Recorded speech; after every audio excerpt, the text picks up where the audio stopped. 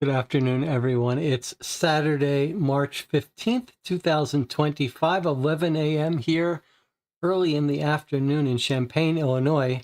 A little early for me to be up, but my clock has rotated around to daytime schedule, so I thought we'd do something unusual this weekend and have a long session this afternoon.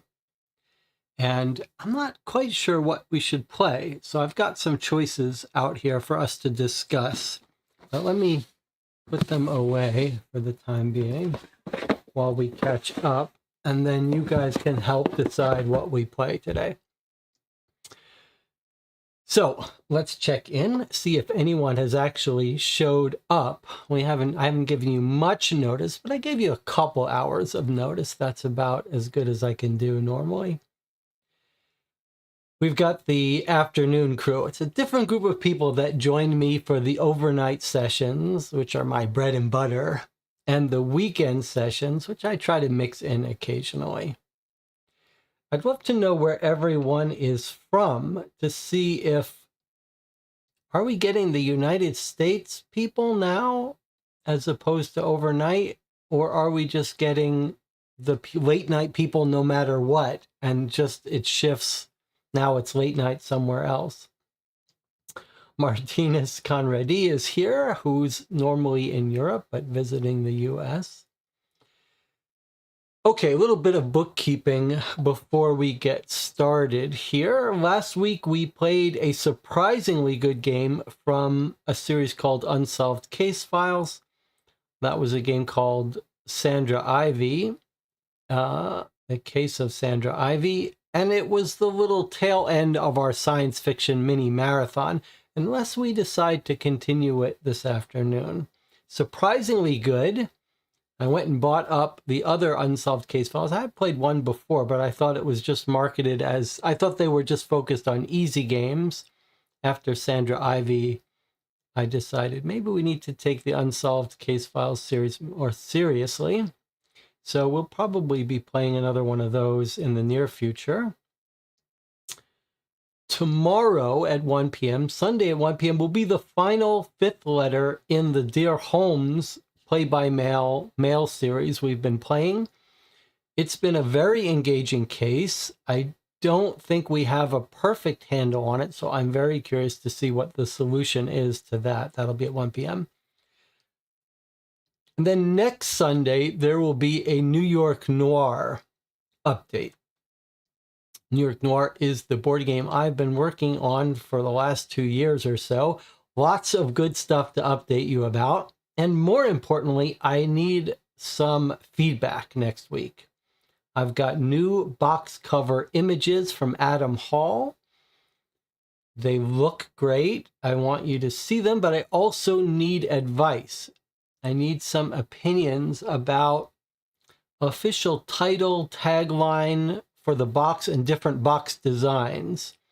So I really do need those of you who are interested in the project, if you can show up next week live to help vote on different designs. And I've got some other stuff to show off that I've been working on. And then this coming week, there will be some more live streams. So if those of you who are interested in joining the late night live streams. All right. So today, I was thinking we would try to do something not unwise. Now, I have learned I like to play, the longer the games, the better. The multi-part games I love. Normally about somewhere between 5 and 6 hours is probably the sweet spot for a session length here. We've played some sessions that have gone into 8 hours. That's about as long as we've ever gone. And I think I have learned that by the time you get to 8 hours, we might start be fatiguing and making mistakes and rushing, and it's better to split a game into sort of 2 5-hour blocks, whatever. But I thought maybe we'd try something unwise this afternoon and try to do like more than 8 hours, split into 2 sessions, but in the same day. So that's kind of what I'm thinking. So what I've got here is I've got a bunch of games that are double, triple length that we would normally do in a session. Now, I cannot guarantee that after the first session, I'm still going to have the energy for it. And probably most of you, this is not going to be convenient because you're going to want to go to sleep. But we're going to play one session and then we'll decide. And if things go to plan, we'll take a couple hours break and then come back for the second session. Now, again, I recognize this is probably inconvenient for everyone. But what is this channel for if not to experiment with stuff? And I do love the idea of marathons. I've always loved, like they do the Twilight Zone 24-hour marathon or Star Trek marathon, whatever. Okay, so here is what I've picked out. I considered some of the 6-part Hunt the Killers, but maybe 6-part is too much. But we could do a double length session today, or maybe even a short triple length. Okay, so let's talk about what I've gotten out for us. The first is a set of 3 games in the series 50 Clues. These I had to order from Sweden. There's the price, kroners, because for some reason this set can't be found in the US. We played through the first set of 3. It was a very dark horror escape room puzzle game with a little bit of story. I quite liked it. Very unusual in how dark it was and adult oriented. Rob looked up a little bit and he said this science fiction set, the third set, maybe the final set in the 50 Clues, looks like, well, first of all, very few people have played it, but it looks like it might be less dark and more difficult, which isn't exactly what I had in mind. You can watch my spoiler-free review, though, of 50 Clues. I quite liked it. Maybe this isn't the best for us. Maybe something that's so puzzle-focused with light narrative might be a little too much to marathon all at once. So probably this would have the bottom of the rankings for me of what we play today, but I did want to get that out so you could choose from it. Okay, now getting into more interesting territory. Escape Tales Low Memory. Now, this one actually could go beyond even 2 6-hour sessions. This might be better off, 3 hours times 3 sessions. That would be 9 hours total recommended. Normally, when I play these games, we multiply by 3. So this should be a 27-hour game for us. So this might not be the right game for us to play all at once. We could try spreading it out over multiple sessions. This is the last of the 3 Escape Tales games that I haven't... I've played the other 2. We loved Children of Wormwood. And I liked The Awakening. This is the last one that I haven't gotten to yet. I've heard it's not as good as the other 2, but I'm very curious to play it. Sort of an old game, several years old, and it's got lots of coverage. So probably this is not for us today, unless we wanted to break it up over multiple actual sessions. But maybe not for us. Okay, now we get to 3 real possibilities. Low Memory was not there first. The Awakening was there first, for sure. Okay, now we're getting into the serious stuff. I have 2 multi-connected cases, boxes for Deadbolt Mystery Society. We've played dozens of Deadbolt Mystery Society boxes on this channel. I'm a huge fan. It's a good mix of puzzle and narrative, and we have 2 sets that I think are on the difficult side. And these are boxes that combine ongoing cases that are connected. So here's a 2-parter, The Collector and Catch Me If You Can. This will be serial killer games, both of these. So this would be a perfect 2-part, and they're probably just loosely connected. They're not like a full, each one is self-contained, but they're connected. Okay. Now, Melissa says, I've played the first Collector. It was good. My son and I have to sit down and play the second half. So in general, when I do these audience choice ones, I let people who want to stick around for the whole thing to veto stuff. So if Melissa said, I am going to be here all day and join for the stream, then we would, on the basis of that, rule this out. But if Melissa's not going to be here for, not even planning to be here for 12 hours, then that won't matter. And now we have a set of 3, I guess. This is a very heavy full box. 4. Toymaker, Seaside Strangler, Wanted, and Copycat. Okay, a set of 4. And Joseph Mayu has played the Copycat Saga before. Better to space out rather than marathon. Some of the puzzles are samey. Okay, well, that's probably true for most of the things here. This is a bad idea to marathon them. Okay, but those are Deadbolt sets. Maybe the 4-parter, there's no chance of us doing that all on one day. Well, we could just play 1 session of it. All right, then we have 2 more sets we could play. The first one here is called Voodoo Dolls from Murder Company. I backed this on Kickstarter. It's about $100. It was delivered a few months ago, so it is fairly new. You can see it's got some deluxe props and stuff. It's in 3 parts, but probably not super long. I feel like we could finish this in 1 day. So this might be a good candidate. Joseph Mayu wants a quick peek inside the box. Answer is no. We'll get a peek when we decide to play it. Okay, so that's one option. It's sort of got a voodoo witchcraft storyline. The other option for us to play is Detective Box Woodlock University. This is a 3-part game that is sold by a company. This is their first and only U.S. translated case. They have other cases. I know it makes some use of the internet. I'm not sure about Murder Co. This is used. It was passed along to me by one of the viewers of this channel, Stacy. It's got a fairly good reputation, at least high production value. I don't know about the rest of it.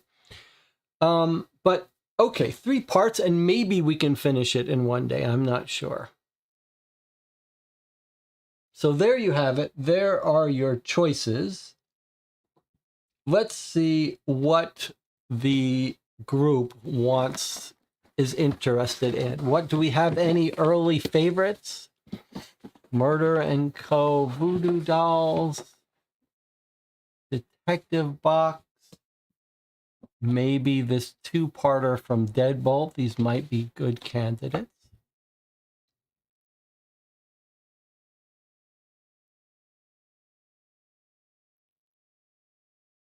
Looks like Detective Box and Voodoo Dolls seems to be what people are centering on. Rob votes 50 clues. I don't think that's a real vote from Rob, but I could be wrong. All right. I guess I'd be okay with either of them. All right, let's take a vote. Woodlock says 8 to 10 hours. Voodoo Doll says 10 hours. Okay, well, they're pretty similar then. Stacy says, I don't think either one of these choices are one-day plays. All right, well, we're not committing to playing it in one day, but we are committing to having a long session today. How about that? Maybe we'll continue tomorrow. All right, we're not committing to doing this all today, but we are committing to having an abnormally long session today. Or we're not committed to anything. No one's got any puppet strings on us. We can do what we want.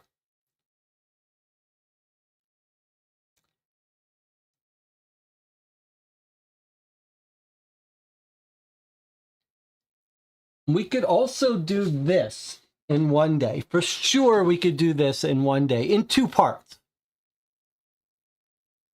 So if that's the most important thing, that we do it all in 2 parts, here's 2 parts. But otherwise, we could just play one of these. And Stacy knows. Stacy, how would you rank the internet use of Detective Box versus Voodoo Dolls? Stacy has played everything.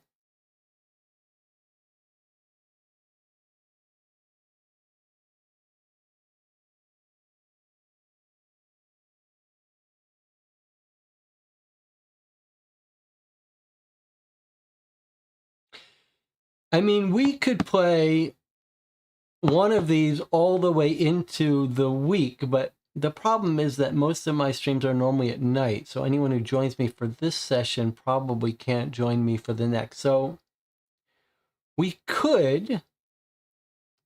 Okay, Stacy says Detective Box is more internet. Haven't played Voodoo Dolls, but have played the other one.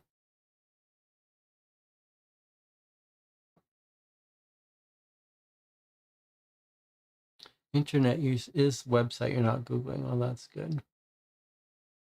I think we should play Voodoo Dolls. I think we should play Voodoo Dolls.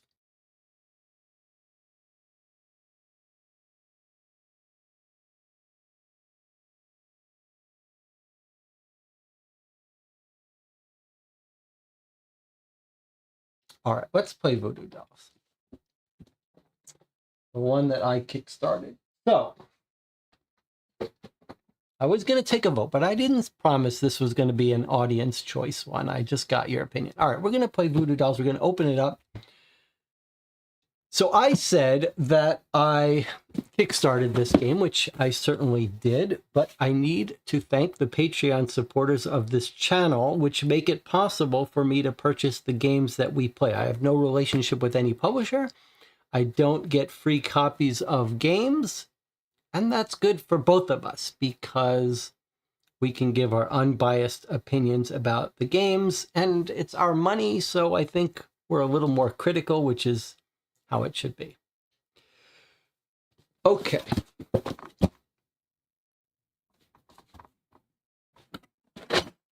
Oh boy. So you never know. Things can go terribly wrong here. But let's open it up.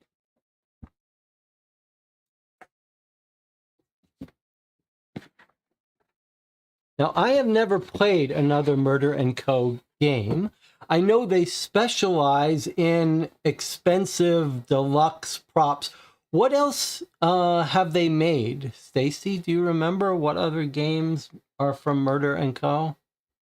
Maybe I do have another game from them, but I may have another game from them that I can't remember.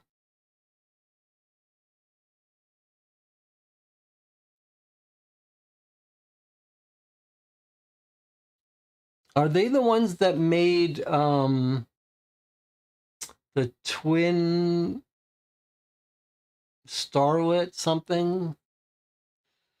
All right, will tell me later. All right, let's see how this works. All right. This just popped out. Oh, I think this was an errata they had printed out. Okay. So when they sent the Kickstarter, they sent an email saying this was missing. This document was missing. So we have a toxicology report. I'm not sure where this should be, but maybe we're going to get told. All right, file 1, and then an unlabeled white envelope. File 2, an unlabeled white envelope. File 3, and an unlabeled white envelope. So it feels like these two go together in part 1. Yeah.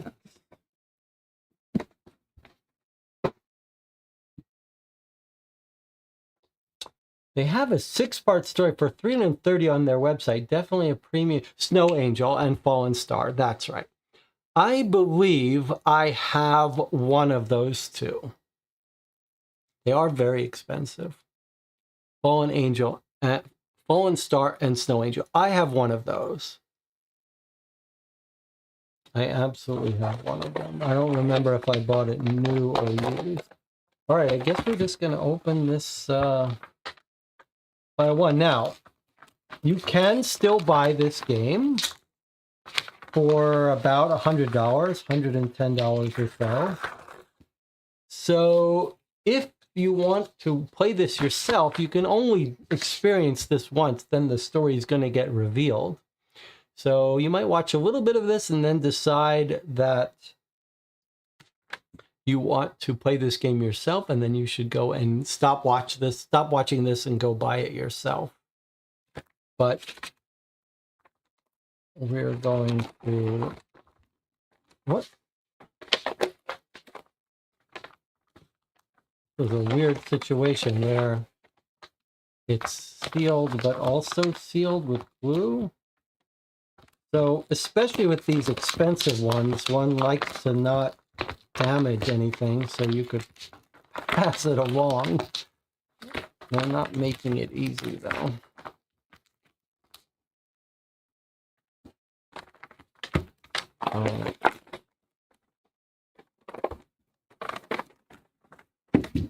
All right, so already we're off to a bad start. This is exactly what I don't want in my games. This is exactly what I don't want in my $300 games.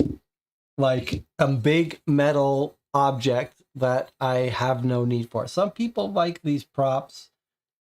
This is where I started hating on Hunt a Killer. And you can see why this does not, like, you know, it's like a couple pounds. It's an alligator or crocodile magnifying glass. I mean, I suppose we might need this. In fact, we ran into a little trouble with the Sandra Ivy game because my camera could only zoom in so far. But the idea of paying for a $103 game because you get this $10 magnifying glass does not appeal to me. Anything written on the edges? All right. All right. So I guess this is the welcome. Let's take a look. Hello, fellow detectives. We're so happy to share this game with you. We are three friends who met when our kids were in school, and we quickly realized we all had one thing in common: a love of mysteries, puzzles, and murders, and magnifying glasses.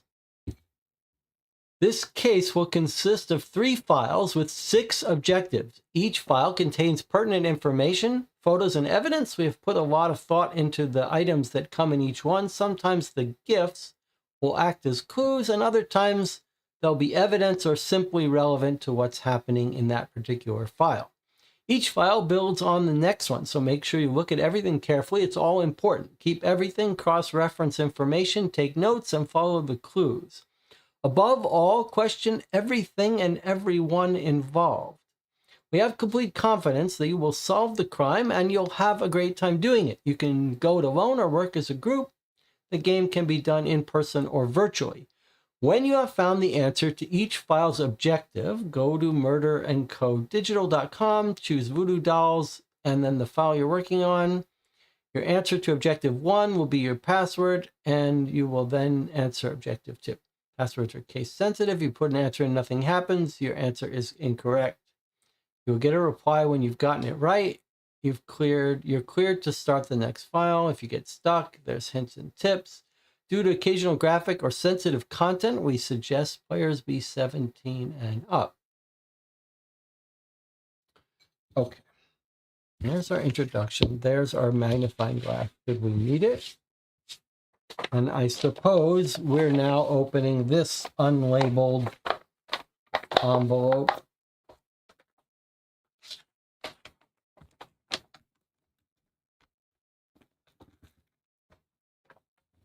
This is like your first test. Are you the person with patience, or are you the type of person that just rips it open?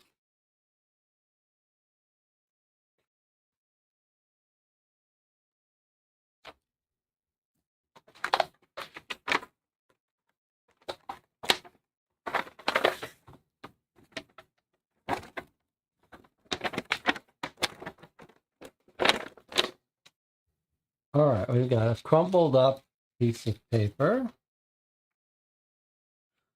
File 1, double objective, time of poisoning, hours, minutes, seconds, AM, PM, and eliminate a suspect. Time of poisoning and eliminate a suspect. Contents of file 1. Okay. That's quite a bit of stuff here. Whoa, here's our victim. Yikes. That looks serious. Barefoot, face down, drowned, it looks like. All right, let's take a look at what we've got here. Let's see if the toxicology report errata came from this.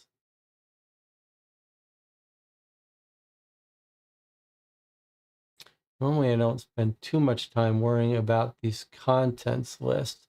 I don't see a toxicology report. Medical examiner Travis Klein. Well, this is from Travis Klein, so okay, that might be this.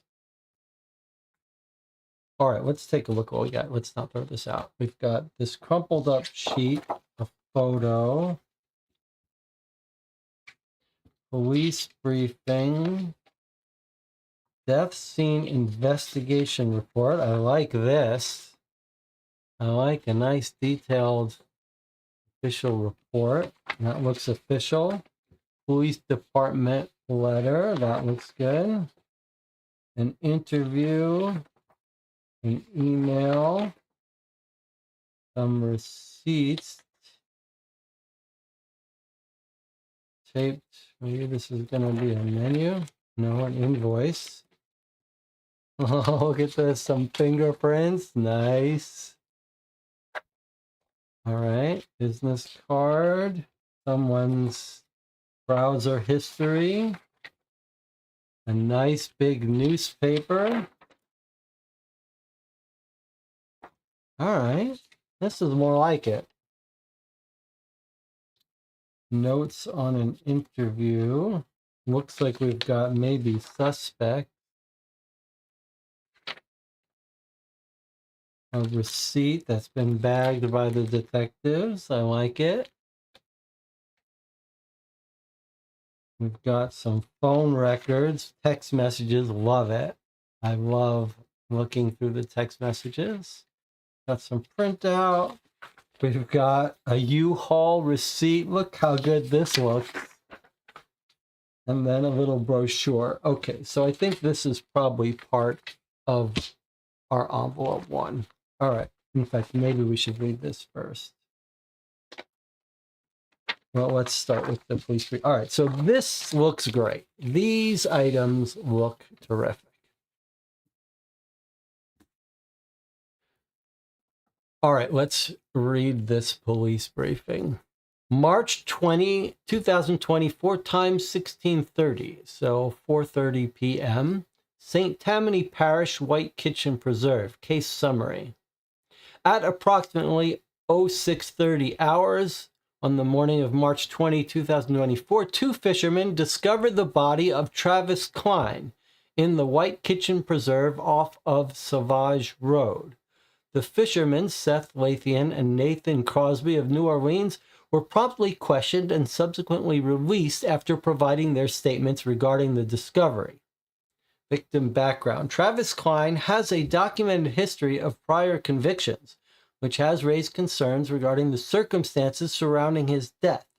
Notably, Mr. Klein had been under house arrest in Orleans Parish for the past 6 months, indicating potential issues related to his compliance with legal restrictions. Transfer of investigation. Due to the nature of Mr. Klein's prior criminal record and the implications of his house arrest, the St. Tammany Police Department is formally transferring the investigation to the New Orleans Police Department, NOPD. This decision is made to ensure that all relevant authorities are involved given the complexities of the case. Investigative leads. Detective Gear and Detective O'Sullivan have been assigned as the lead investigators on this case. They will be responsible for following up on leads, reviewing Mr. Klein's background, and determining any potential motives or suspects related to his death. Next steps. Conduct a thorough examination of the crime scene at the White Kitchen Preserve. Review surveillance footage from the area to identify any potential witnesses or suspects. Investigate Mr. Klein's recent activities leading up to his death, including any known associates or conflicts. Coordinate with Orleans Parish authorities regarding Mr. Klein's house arrest status and compliance. Conclusion. This case is ongoing and updates will be provided as new information becomes available. All personnel are advised to remain vigilant to report any relevant information that may assist in the investigation. End of briefing. Prepared by Harrison Latrege, Chief of Homicide. And we've got a phone number. I wonder if we can call him up and ask for clarification on anything. Okay, so we've got a dead man, Travis Klein, who was under house arrest, meaning he shouldn't have been traveling. We don't know what for, though. Two fishermen found the body, and on March 20, the morning of March 20th, brought in for questioning and let go. So I thought this was a woman, but maybe this is a man. So I wonder if, do we have some items here?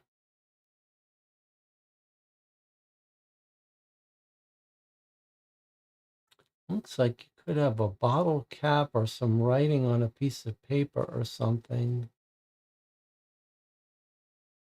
I don't see anything else. It's barefoot, face down. These are the only things that jump out to me. Nothing under the water that I can see at this time. Oh, the shoes are the weird thing. Like, why are you in water in pants? You obviously weren't swimming. Then where are your shoes? Well, I do have a solution to the Buddha Bell says, get out that magnifying glass. All right, let me take a little moment here. All right, well, let's get out the magnifying glass, but I want to show you something. Okay, so there's our magnifying glass. So it does help. It does work. Guess it doesn't really, you can't really see what it is or read any writing. But let me show you something for a second here.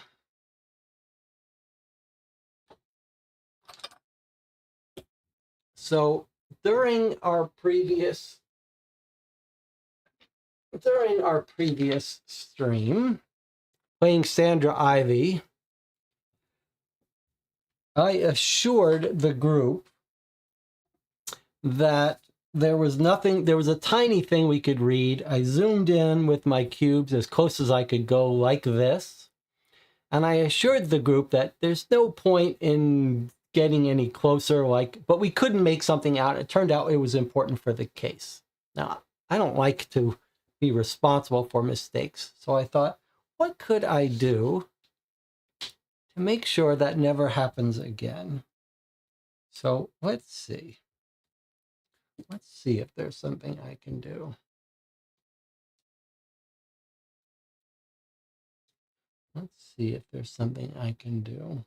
I mean, I haven't tested this yet, so let's see. If I go to this, can I turn on this little microscope? Okay, let's see if we can make this work.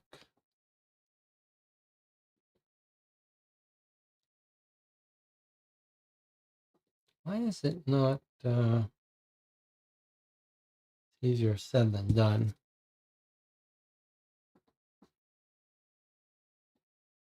And this shouldn't even be, all right, I realize you probably don't want to be spending your time with this. But it would be nice if I could make this work for us. May have to make this, do this during the break.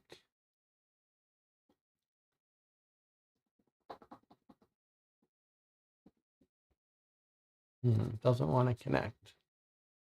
All right, well, we will get this working and we will be able to microscope. Boy, it was a perfect time for it too. If only this would work. Why won't it work? Seems like it should. All right, you don't mind if I spend a moment doing this, I'm sure. All right, give me a second here.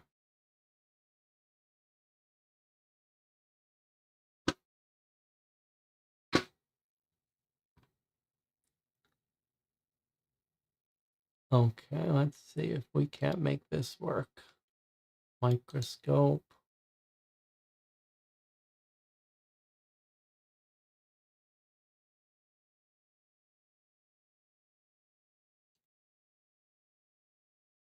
Okay, there we go. That wasn't too hard, was it?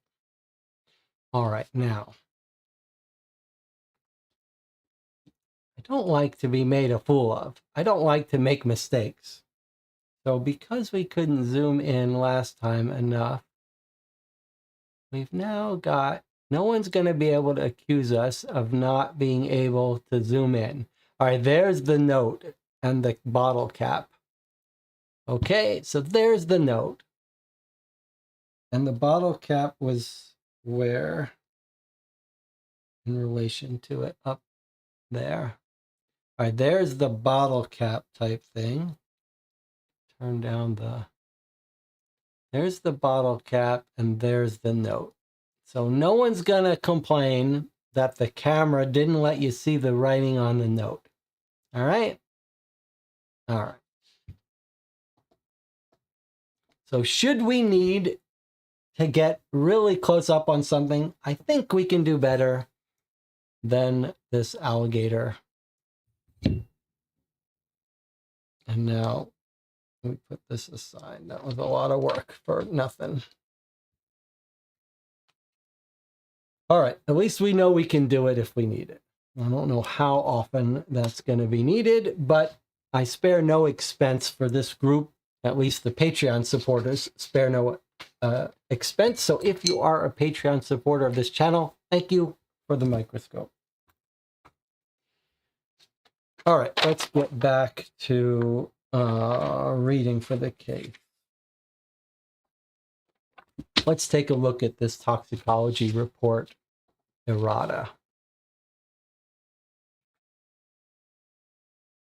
Victim name, Travis Klein, New Orleans Police Department, Special Investigations Unit, toxicology parameter. It says high permeability, toxic level. Doesn't want to zoom in on this for some reason. Why would that be? High permeability, toxic level. High degree of certainty, 95%. Sample, refer the anatomic place of blood collection. Okay, so they took some toxicology scan from the liver and stomach. They took a 45-gram tissue sample, and Dr. Herbert Allen analyzed it. Let's see what he says. Victim ingested poisonous substance non-voluntarily. There's no scarring, some bruising, no needle marks or points of injection. Throat shows signs of choking due to forced swallowing. There is some mouth blistering. Liver samples show toxin entered body and began absorption. Exactly 3 days, 21 hours, 24 minutes, and 10 seconds before the time of test. Really? Really? You can figure that out within 10 seconds? You can figure it out down to 10 seconds? I don't believe it.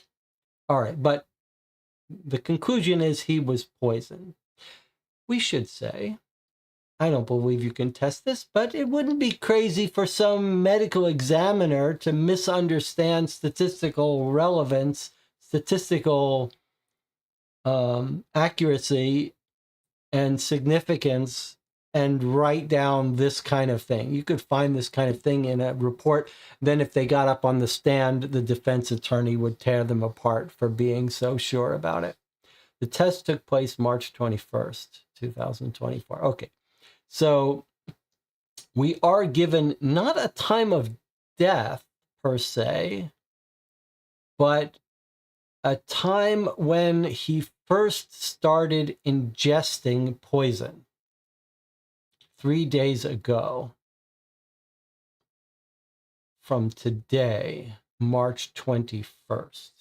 So we could subtract 3 days, 21 hours from this time, which we should, and get the time that the poisoning started. And it seems to suggest that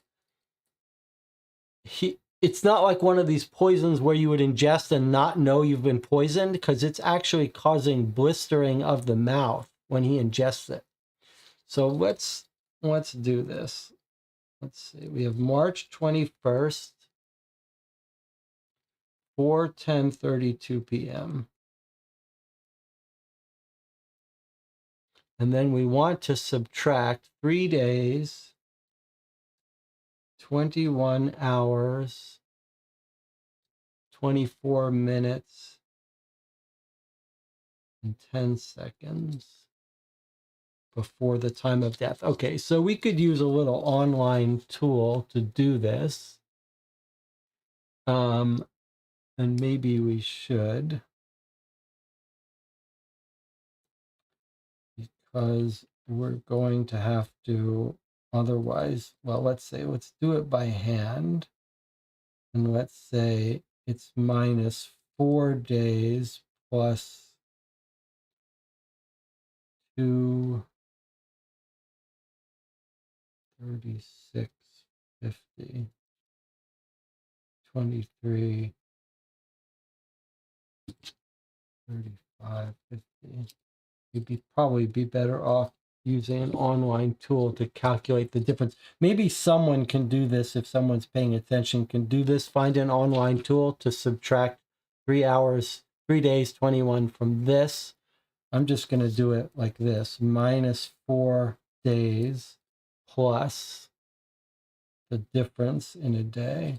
So that would give me 17 and at 6:45:82, which is 6:46:22. That's what I get. But that might be a little sloppy. PM.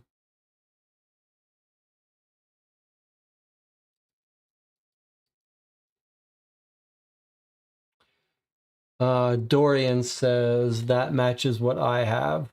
Sunday, March 17th, 2024 at 6:46:22 p.m. Okay. So this is, remember, this is not time of death.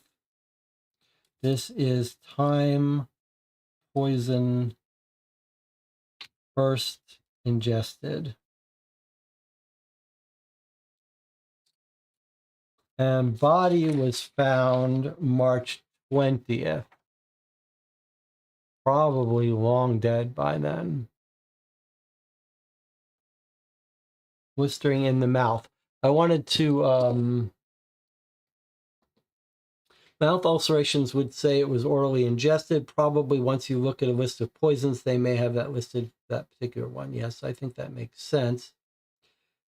One of the interesting things is there's, well, I just wanted to, there's a show that I occasionally watch called Alone, where they drop people off alone in Alaska or something, and they try to see who can survive for the longest. They have to catch their own food. But one of the tricks to eating stuff you find, like let's say you find some leaves or some berries, and you're not sure if they're toxic, well, one of the things they'll do is they'll either put a little on their arm or someplace sensitive, skin sensitive, or sometimes rather than eating it, they'll just put a little, like chewing tobacco, in their mouth for a couple hours and see if it starts to irritate the linings of your mouth, very sensitive stuff. So that's the idea. If you're not sure something's safe to eat, you put a little on a very sensitive area of your skin and see if it reacts. All right, let's see what these rest of the comments here are. Cantharidin, CTD, is a toxic tricyclic monoterpene with the chemical formula 3.6 epoxy 1.2 dimethylclohexane 1.2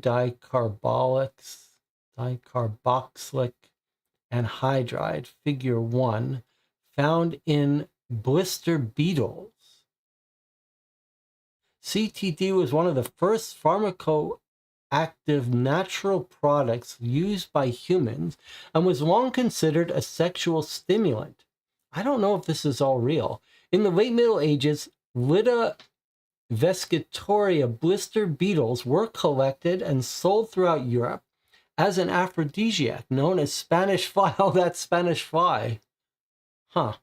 Today, CTD is used on humans to treat both common and molluscum warts, to remove tattoos, and as a counter-irritant, and until recently was used as a sexual stimulant in livestock breeding. Against vertebrates, CTD is a powerful vesicant and highly toxic. What's a vesicant?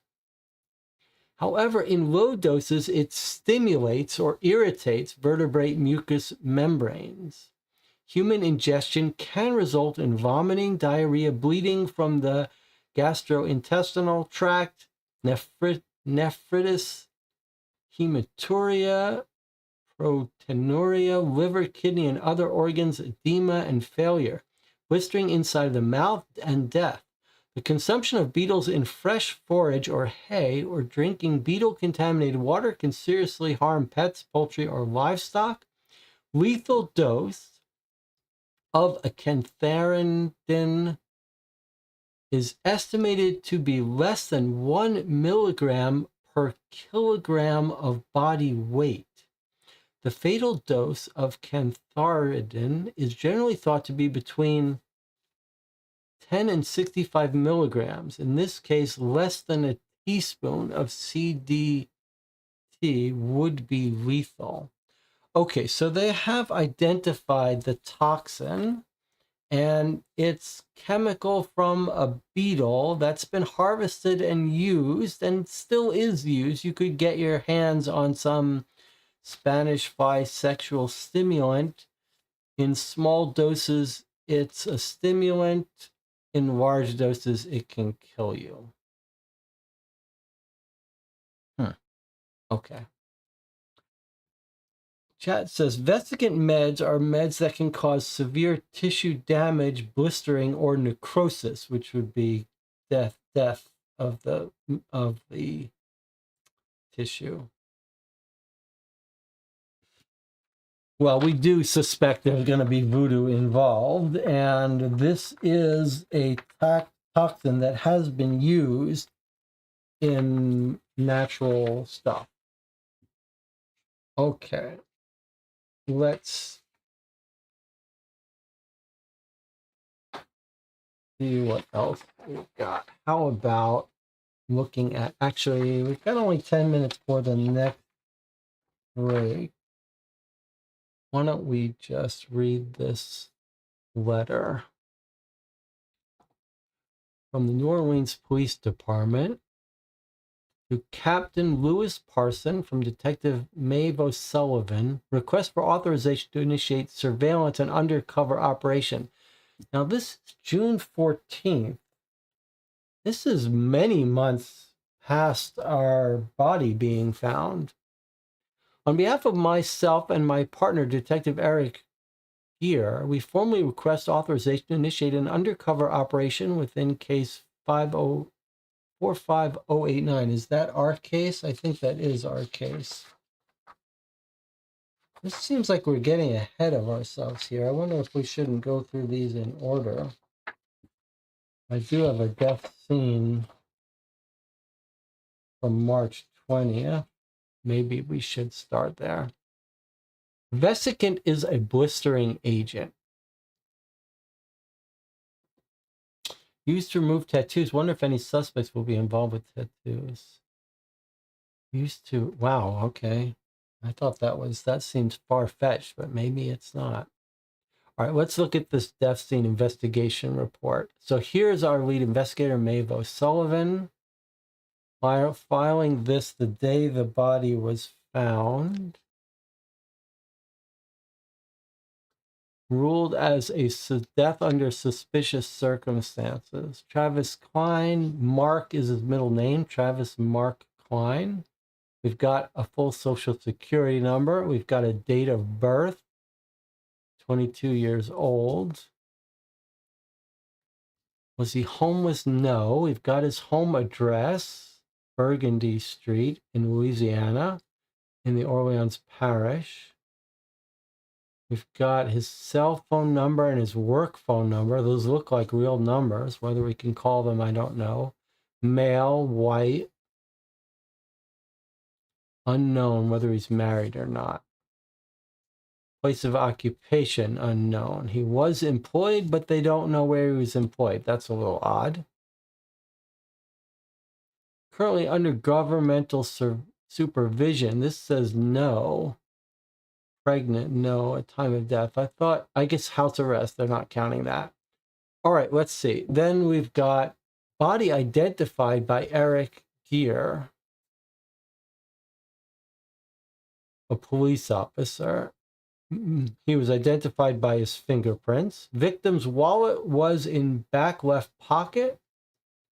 Items carried are a driver's license, DL, and a debit card. And we've got his signature. Or something. I'm not sure what ID form signed. I guess they found ID. They want to make, if you get an ID of someone, you want to make sure they've signed it to put their name to it. Next of kin was notified. They're being in the process of being notified. They're in the process of notifying the parent, who's Paul Mark Klein, and lives at the same address. 5427 Burgundy. Okay, lives at home. He's only 22 years old, so that checks out. All right. Father has same home, has same work phone number. And then we've got some very small text. What does it say? Paul Klein is currently in North Carolina working on construction site at Asheville Nuclear Plant. Okay. Was this death potentially caused by a secondary party? Yes. Non-fatal injuries, 5. That's weird. Visible marks on wrist, possible drowning. Visible marks on his wrist. Then they've got witnesses that found the body. Strangers. Looks like we have a Riley Thibodeau, and that's their address and phone number. And it says, Thibodeau came out early morning to fish with his cousin Dowd, found the body floating near shore. Okay. That is pretty official looking.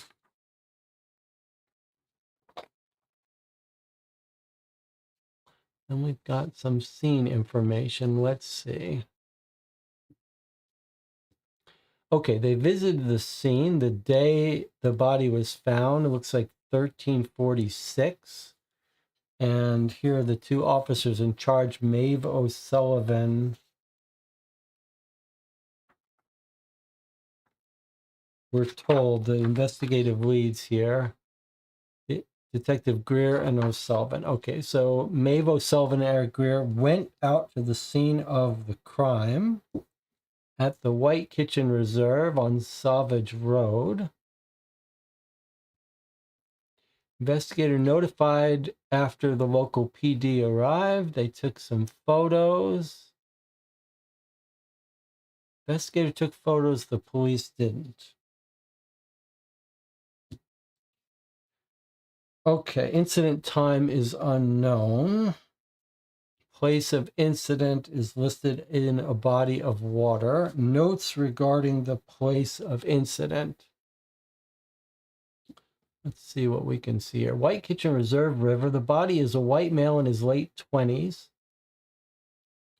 Trying to figure out, I could put this on a full screen for you, but you could read it better, but I'm not sure I can. I guess I can if I move it up a little bit.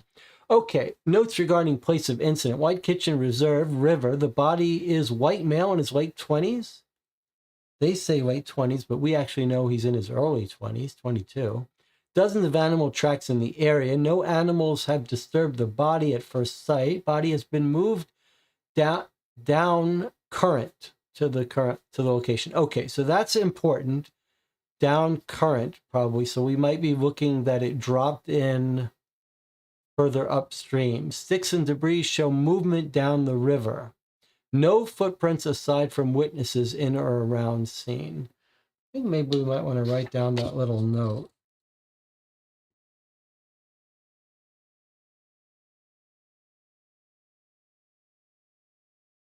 That we might be looking for a location upstream. Describe how injury occurred. Okay, let me see if I can do this so I can read it. Upon initial examination of the body, there isn't any trace evidence, foreign hairs, fibers, or bodily biological fluids present. Preliminary search of the scene shows no life-threatening trauma except for abrasions to both wrists that indicate victim had been tied up. Bruising under the right eye, punched in the right eye. That would suggest a right-handed assailant. The victim appears to have been in the water for less than 24 hours. That's very important to us.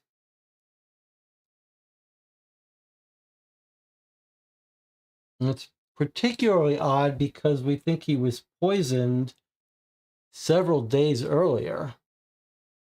Victim was not tied or weighted down. Appears relatively normal on the outside, aside from a few visible blisters at the corner of the mouth with minimal visible signs of decomposition.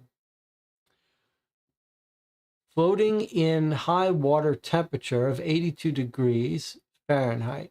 Victim's skin appeared pale with a slight discoloration due to blood which had settled, causing livor mortis, postmortem lividity. Possible drowning will need to be determined by autopsy, which should show frothy fluid in the airwaves if he did drown, lung damage, and fluid in the upper gastrointestinal tract, none of which are conclusive without autopsy and examination.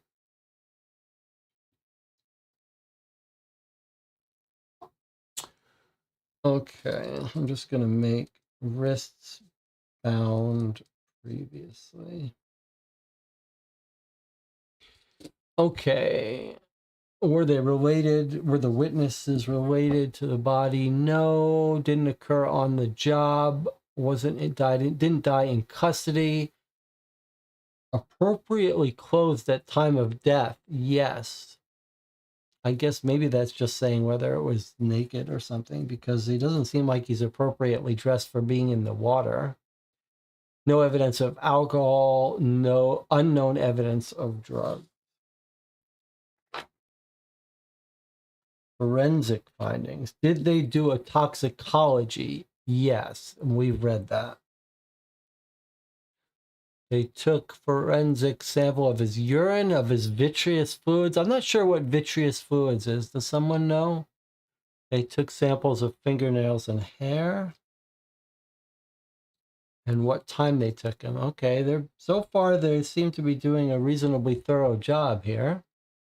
Was alcohol found? No, I don't know how they test for that. Were drugs found? Yes. I guess this is in the results, given the results of the toxicology.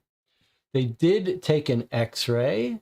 They did a full body x-ray. They did a full autopsy. Findings available prior to completion of death certificate? No. Okay, syndromes recognized at autopsy. Vitreous is fluid from the eye. They took a vitreous sample. That's fluid from the eye. That's interesting. Okay, let's see. What do they see? Unexplained, possibly toxic, unrelated to medications or recreational drugs. Okay, so the only thing they've noted is he's got a toxin that he wouldn't normally have. And here's our visual inspection. We've got blistering under the eye, periorbital hematoma. No, okay. This is the bruise on the, I thought he was bruised on the right eye. Is it?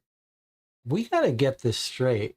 He's got blistering at the corner of his mouth. This seems to be bruising under his left eye. But when they say right eye, did they mean as he's facing us? Certainly seems like it. So his left eye has bruising, or the right side as we face it. Maybe that's always how they do it. They describe it on what side if you're facing. Okay, but that's still a right-handed punch in the face. Probably, if you're facing someone. Okay, and then a bruise under the right eye, blistering, ecchymosis. That's the signs of being bound with the wrist. Maybe that's, I've never heard this term. Maybe it's abrasions to the wrist. And then look what we've got here. abrasions on his knees, as if he's been kneeling on the ground. No abrasions on feet, so it's not like he's been drugged. More like he's been kneeling with his hands tied behind his back. Huh.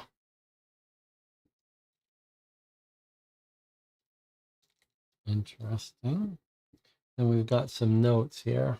Let's see what we can see from our notes.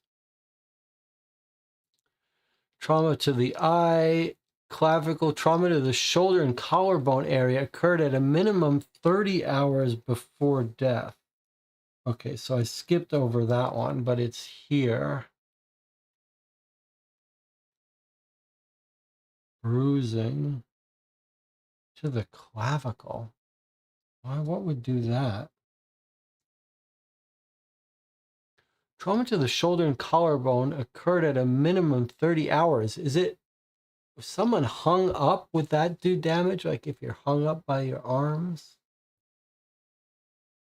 And then we've got both wrists. Victim appeared not to struggle very much against the restraints, administering tox screen to conclude if victim was drugged. Postmortem abrasions can be caused by a number of things, including the body being dragged on a rough surface, insect activity, really, or handling the body during transportation or storage. Extreme blistering inside of mouth could be a result of chemical ingestion or allergic reaction. So the real odd one to me is this wounds by the clavicle. How are they describing them?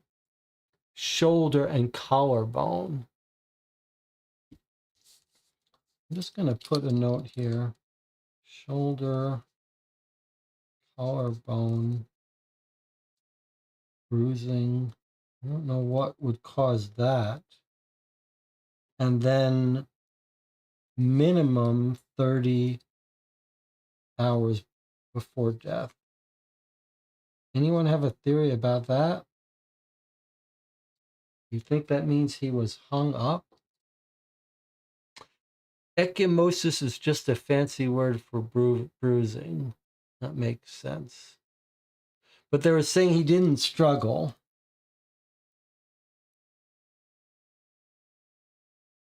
So, in other words, if you look at his wrists, it's so confined to like a strip that someone isn't struggling vigorously against it. Otherwise, it would be more diffuse.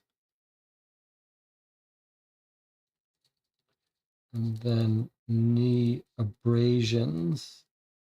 You could be dragged, but you wouldn't be dragged like flat. Otherwise, your feet would get all chewed up. You could drag someone while they're on their knees, though, or I guess if they have shoes on and they're being dragged, that wouldn't show up in the feet. But you would think if they were dragged face down, you'd get abrasions all over the face. So I think this means something else, like kept on their knees. Okay. Some sort of ritual sacrifice or punishment for something. All right, well, that's our first hour in the books. Time for a break. I'll see you all in 8 minutes. Take a break, get up, stretch, refresh your tea or coffee. 8 minutes.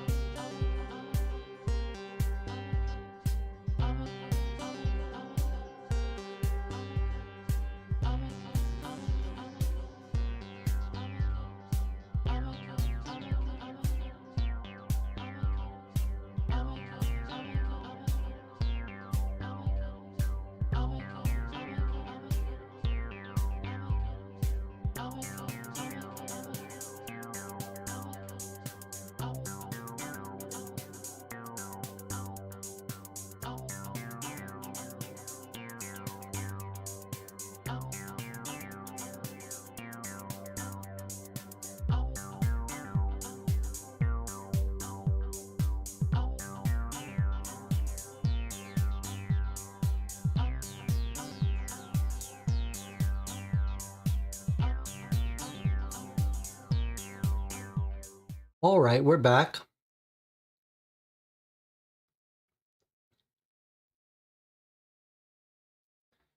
Intriguing details. We've just gone through the investigation report We've gone through the toxicology report.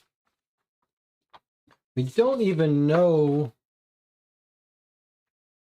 It occurs to me, we went through the toxicology report, but did we got a little summary of what would be fatal. Fatal dose between 10 and 65 milligrams. Actually says per kilogram of body weight. So 10 and 65 milligrams, and but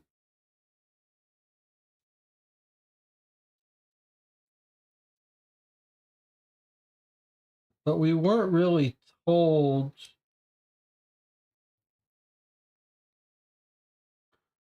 A bit of an oversight, isn't it? Like, we're not told what an estimate of how much he has in him. High permeability toxic level. Okay, so maybe it's just summarizing to us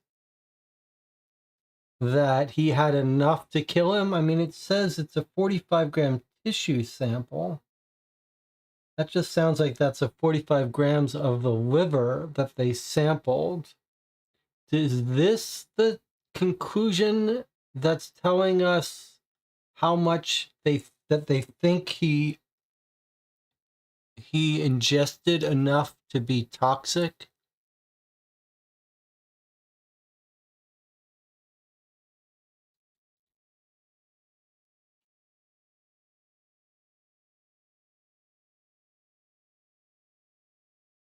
It's just trying to I think it would be nice to confirm that this is what killed him, because elsewhere we're saying maybe he died of drowning, and this wasn't fatal. Or do we not know? Does anyone have a read on this? Whether you think this toxicology report is enough to say that this is what killed him? Or do we not know enough from this report to know how much he took?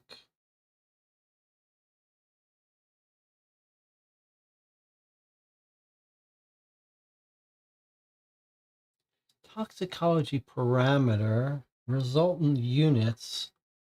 They could have made this form a little clearer. If you're an investigator, you'd really like to have a little summary to know how much was really found. Was it enough to kill him? Toxic, but was that enough? Or maybe we don't know, but I think if I was a police officer and a detective, I'd want some clarification on that form about whether they found enough to explain his death.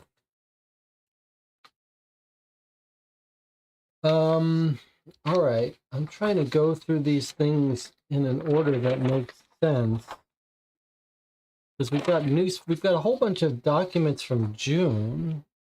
Looks like we should go through these chronologically. June, July.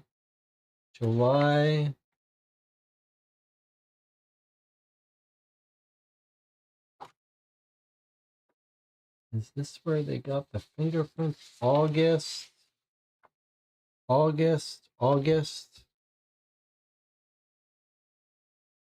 Maybe we should look at this. So what have we got here? Notes to taken by Detective Eric Gear. This is one of our investigators. Has an interview with Nathan Rubel. Who's Nathan Rubel?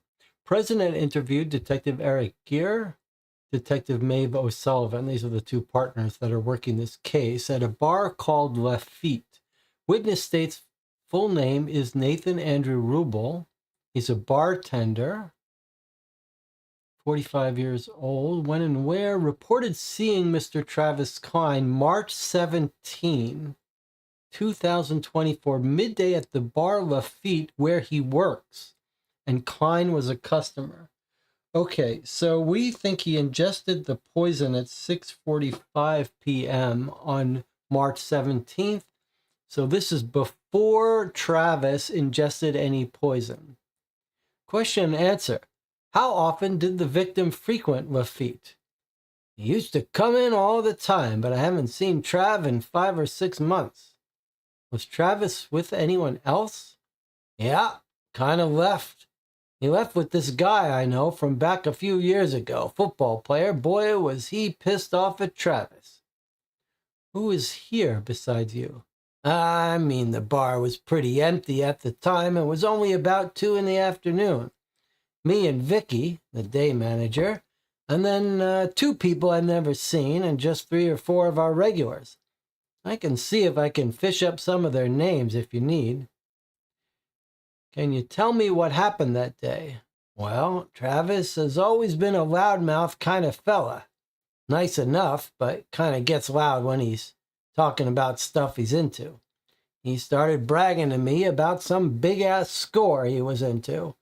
He was pretty drunk at the time. He was talking about the gold they found over there a few years ago in the swamp near Honey Island. He was going to make a whole bunch of money off that or something. And he was going to move to Florida or some stupid shit like that. Okay, a score, huh? 2 people he'd never seen, 3 or 4 regular. Well, like I said, he's a bit of a loudmouth. Honestly, I didn't think nothing of it till that big old boy came in here and pulled Trav off his stool. He yanked him out of here by his collar. What was said? Did you overhear any conversations during the incident? Not too much. Travis was hollering and making a big old fuss. Fella said to him something like, "You've been talking about things that you shouldn't, and you need to get on home now." He was talking real low, so I didn't hear much more than that. How did you react to the situation in the moment? I mean, I didn't do anything about it. Might sound chicken or something to you, but I ain't never been better off getting in the middle of anything that ain't about me or my kin. I just go about my business. Never mind getting all shook up over someone else's stupid, you know? Going back to the man you said Travis left with, do you know his name? It'd be really easy to find out. He's the wide receiver that played for the Saints, about a decade ago. The one that was let go for beating up his lady friend. You know the guy? What's his name? It's Davis. Yeah, that's right. Davis. That's the guy. You remember anything else about that afternoon regarding Mr. Klein? No, but if something comes to mind, I'll call you up. Okay, so he gets hauled out by this football player who has a history of domestic violence. The football player says to him something like, "You got to get home. You should go home now. You're talking about stuff that you shouldn't be. Talking about things you shouldn't. You need to get home." All right, so it doesn't look like this guy's pulling him off to beat him up or to kill him. He's pulling him off, telling him to get home because you're talking your mouth when you shouldn't be. And what was he talking about? He was talking about gold they found over a few years ago in the swamp near Honey Island. He had a score. We know he's involved in criminal stuff. That's pretty cool. All right, so if we're working on our timeline, we would say he was seen drunk at the bar March 17. And we were given a time too, right? He says the bar was empty at the time. It was only about 2 in the afternoon, 2 p.m. And then 2 strangers, some regulars, and the football player, Davis. Well, I am intrigued. I am intrigued.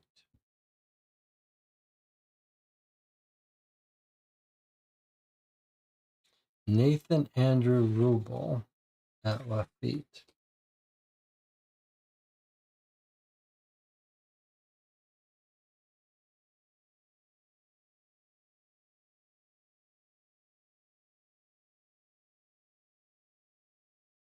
Okay.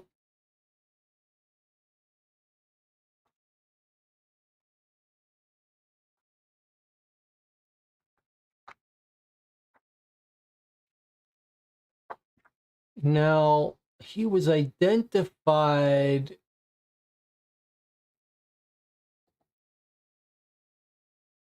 No, this is the football player's fingerprints they pulled. Davis, Marcus Warren Davis. They pulled his fingerprints from the New Orleans Saints football organization. This was when he was arrested for assault and battery. I guess he's the last person seen with the victim on the day when he might have been murdered, so they want his fingerprints to see if they can match them.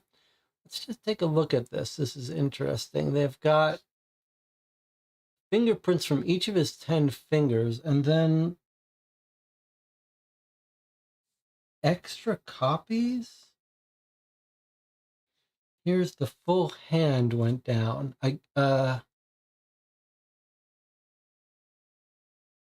Right four fingers taken simultaneously, left four fingers taken simultaneously, but there's 5 prints here. Right thumb. It should have been like this. So there should only be 4 fingerprints here. I don't know why. This is very odd. Look, this one really is this one here. And this one is this one here. So I think they've been sloppy in this. And this is clearly the left thumb. Yeah, this is really weird. Someone is messing up the fingerprint system here at this police station or the makers of the game. Oh, and look at what we've got in the back, a little fingerprint analysis detail about how to identify fingerprints, what to look for. All right, well, but given that this is so wrong, I'm not sure, but if we can match a specific fingerprint. All right, let's see what else we got here. August. I'm trying to arrange these in some chronological order. August, August, August.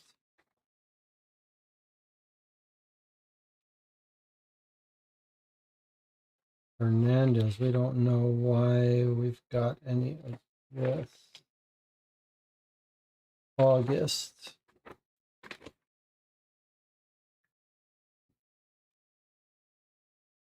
August. All right. Well, I guess this case goes cold for a bit. This does look like this document set is in chronological order. So here we're jumping ahead to June.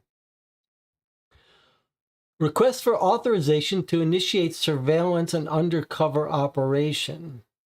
On behalf of myself and my partner, Detective Eric Gear, we formally request authorization to initiate an undercover operation within case, that's the case of Travis. During the course of our investigation into the death of Travis Klein, we've come across an individual who we think could be his killer. As you know from earlier reports, Marcus Davis is an active suspect in this case. We've learned that he could also possibly be involved in a much larger, bigger operation with a nefarious group of individuals that call themselves the Voodoo Dolls. We're sure we can bring them all down if we use Davis as an in for Gear. Davis as an in for Gear. As mentioned in my report, Klein had at one point mentioned to his friends that he was part of this gang. We surmise that that is why he was killed, because he was talking openly about the goings-on of this group and needed to be silenced. So the case has gone mostly cold in the April and May, and now in June it's heating up again. I'll act as a handler. Let me put those fingerprints over there. I'll act as handler, and unconventionally, Gear will infiltrate the group as himself. He will get in contact with Marcus Davis because he's already personally acquainted with him from high school. Eric will run into him at his place of business where he goes in to apply for a job. When he goes in to apply for a job, his cover is that he's back in town broke and looking for fast money, hence going to a car dealership to try and become a dealer. We know Davis does not know that Eric is law enforcement, as he has been away from Louisiana for over a decade. If it comes up, we have a believable narrative that he was dismissed from service as a police officer in Colorado due to suspicions of corruption. We're very aware this could create multiple repercussions, still think it's the best way for Detective Gear to gain trust and get on the inside of the Dolls gang. We are aware protocol is to investigate Klein's homicide first, and all gang activity should be turned over to NOLA Gang Intelligence Unit, which we will. But for now, we would very much hope we can keep that information to ourselves until the close of the operation. I appreciate all the implications of such a request. We have full knowledge of just how extremely dangerous they are. Time is certainly of the essence. Our anticipated duration of the operation is as soon as we can begin to the end of August. The risk of civil liability or risk to department image reputation is low, and we do not propose the violation of any suspect's legal rights. The risk to Detective Gear is substantial, and he's greatly aware, yet is still willing to put himself on the line. I look forward to your swift response and again value your discretion and opinion. So these two partners, Maeve and Eric, have put into their captain that Gear is going to go undercover since he happens to know Marcus Davis, the last person to see our victim alive at the bar. And they think that our victim and Marcus were part of this Voodoo Dolls gang group that's involved in illegal activities. So Detective Eric Gear is going to go undercover and try to join up with them. Does sound pretty dangerous.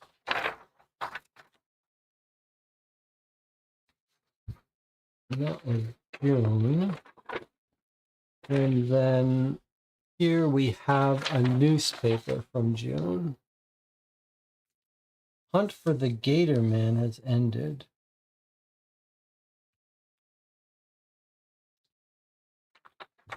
Well, let's see. We've got a serial killer granted parole. Missing gold found. Okay, that'll be interesting to read about. All right, let's read our paper.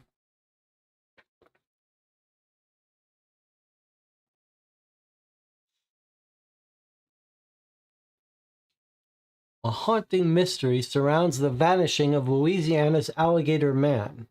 White Kitchen, Louisiana. Edwin Landry, the owner of the renowned Alligator Man, went missing under puzzling circumstances. The disappearance, which occurred on June 1st, has left the local community and authorities searching for answers while raising questions about the fate of the beloved family man.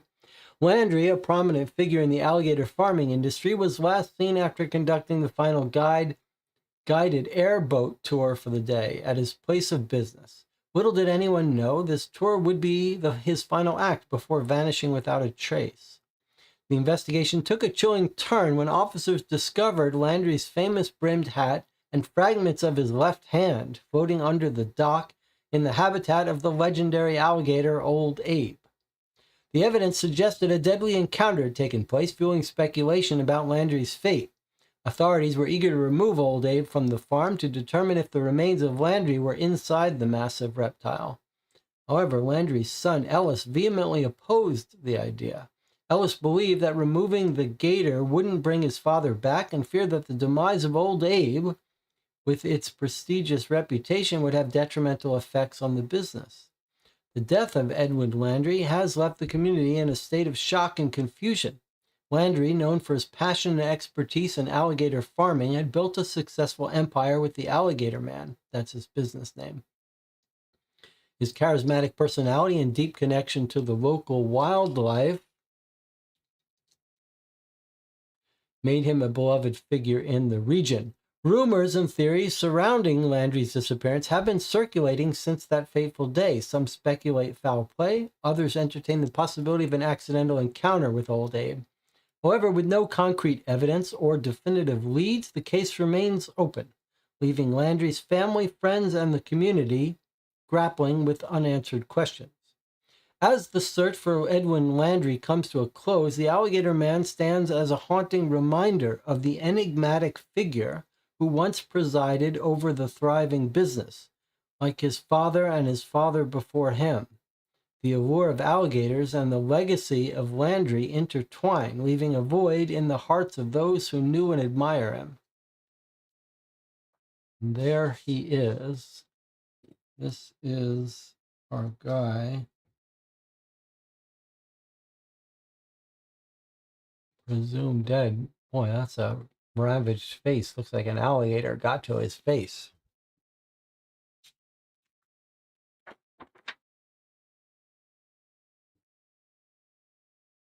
Continued, Ellis Landry has stated that he will keep his father's memory alive by continuing his family's work. He stated, "My father was a tough old bastard. He wouldn't want us to cry over him. He'd rather die with these old gators than lying down in bed." Memorial services will be held next Sunday at the White Kitchen Baptist Church on Pay-to-File Road.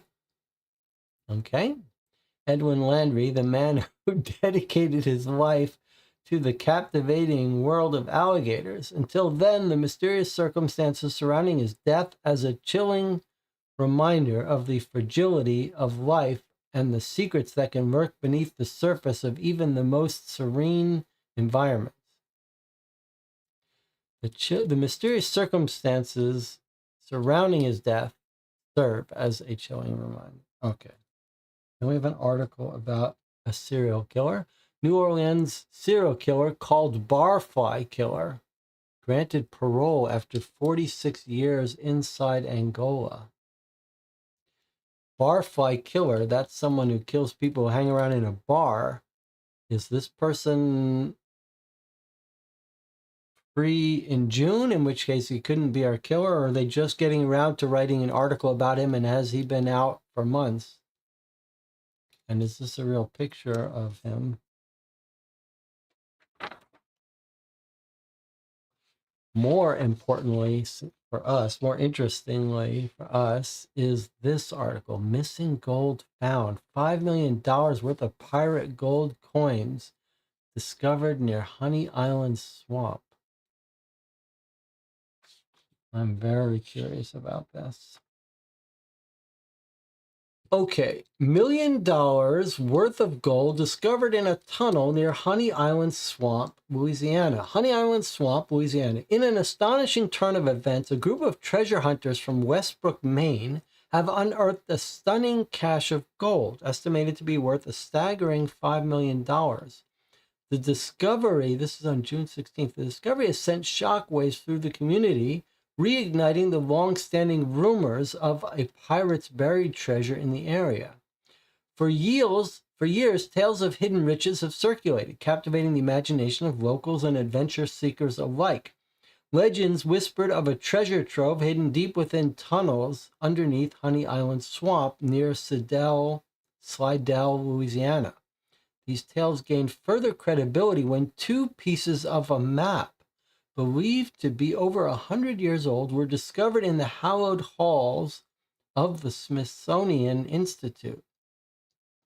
The Westbrook treasure hunters, armed with these ancient bits of parchment, embarked on a tireless research journey, meticulously piecing together the clues left behind by the enigmatic pirate. Their unwavering dedication and meticulous efforts finally paid off when they uncovered the elusive tunnel entrance that led to the former residence of the Black Caesar's daughter, local voodoo queen, Lovely LeBlanc. As news of their astonishing find spread like wildfire, hundreds of treasure hunting enthusiasts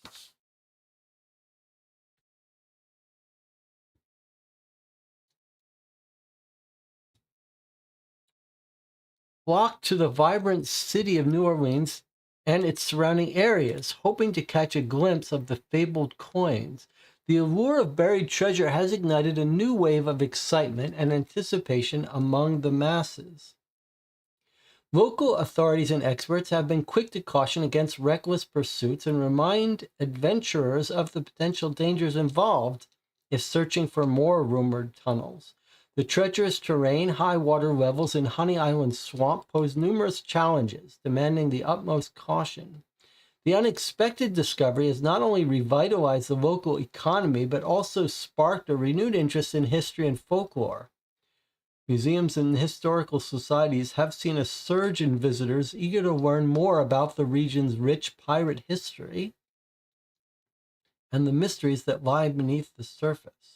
While the Westbrook treasure hunters bask in their newfound fortune, the search for the remaining treasure continues, with both seasoned explorers and amateur enthusiasts joining forces in pursuit of their dreams. Only time will tell if the legends of more million-dollar treasures will finally be realized, or if they will remain forever buried in the annals of history.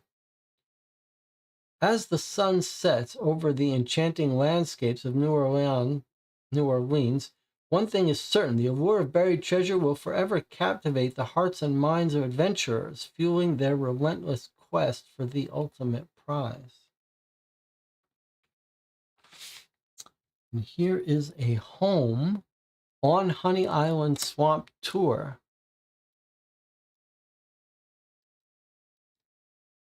Okay. And here's an article about Davis. The NFL has reinstated 5 players who were suspended for the 2014 season for violating the NFL's policy on aggressive behavior off the field. Washington Chiefs defensive end Dan Tucker and 4 free agents from different teams, defensive end Grant Hurley, wide receiver Marcus Davis, that's our guy, safety Alan Hutch, and defensive end Marvin Brown were reinstated. Defensive back Grant Hurley, who was also suspended last year for at least the 2011 season, wasn't reinstated Thursday. His situation remains under review. ESPN's Adam Katz reported Thursday. Both Davis and Ross were there with the New Orleans Saints at the time of their suspensions, and both were released by the teams in 2011. Davis was later arrested and then released on charges of assault and battery. Davis later signed with the Philadelphia Eagles, who hold his rights upon his reinstatement after his girlfriend of 2 years, Kimber Waltz, dropped the aggravated assault charges. Hutch was with the Detroit Lions at the time of his suspension, and both players were released by the team. And we've got some ads here. So get on down to Don Girdry, Country Village Manufactured Homes, butt kicking low prices, big savings on all homes, in stock and special orders, financing available. And then we have the Pig Poke coupons for syrup and Aunt Jemima pancake mix. Save 15 cents on the syrup and $15 on this? How much could this cost? How are you saving $15 on this? How many do you have to buy? Something about that doesn't seem right.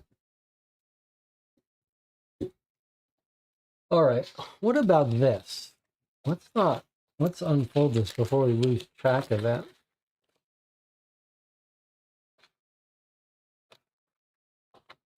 We're not told where this is from. What the heck?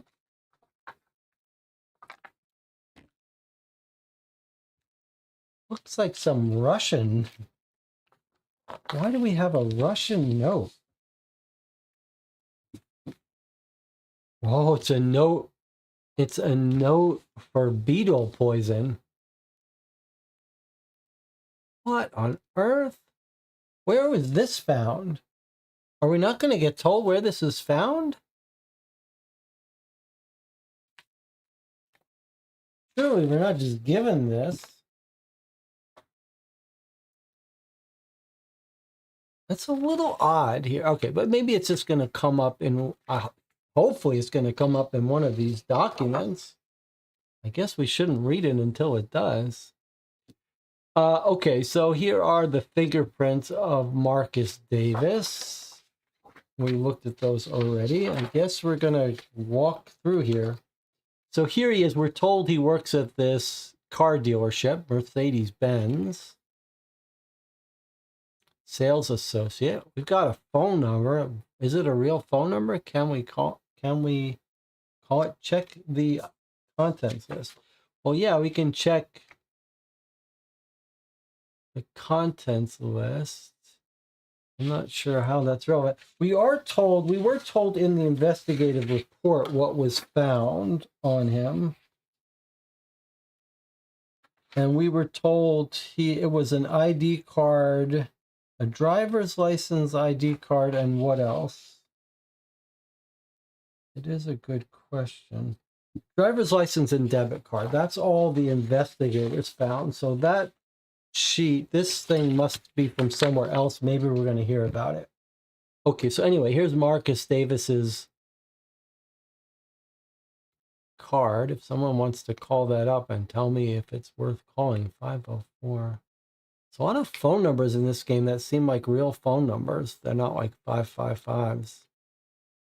All right, so we've got the address of this dealership he works at.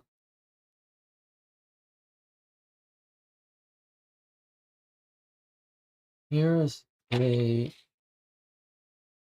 July. Let's see. What do we have here?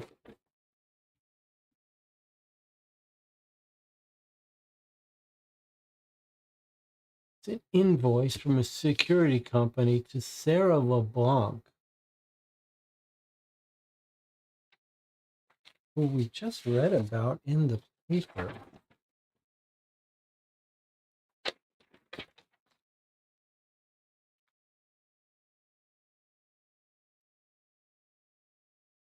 Where did we just read about LeBlanc? I know we just read about it. Someone remind me. It's not the wife. Girlfriend Kimber Waltz. Let's just make a note here.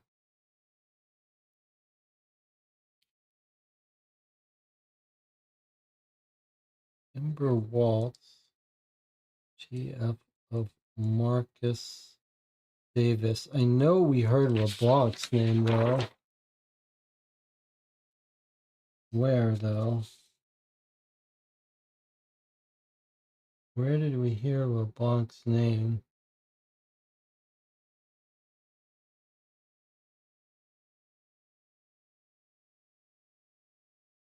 I'm sure we heard that name.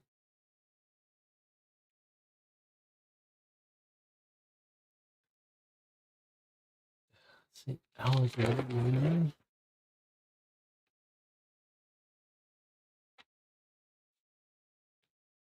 Treasure Hunters. Ah, there it was. The Voodoo Queen, Lovely LeBlanc.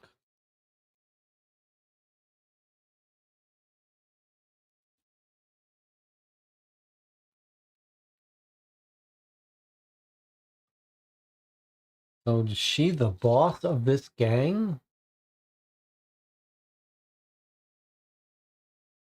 Is she the boss of the Voodoo Dolls? All right, so now that we know she could be running the gang, here's Sarah LeBlanc, which could be her real name or relative. Invoice on March 17th, the day our guy got poisoned and disappeared. Battery-powered wireless door, window, and floor pressure alarm. So it alerts them when someone is walking on their property and will alert them by phone and SMS, as well as sound off these alarms. Professional monitoring. Jay Hernandez.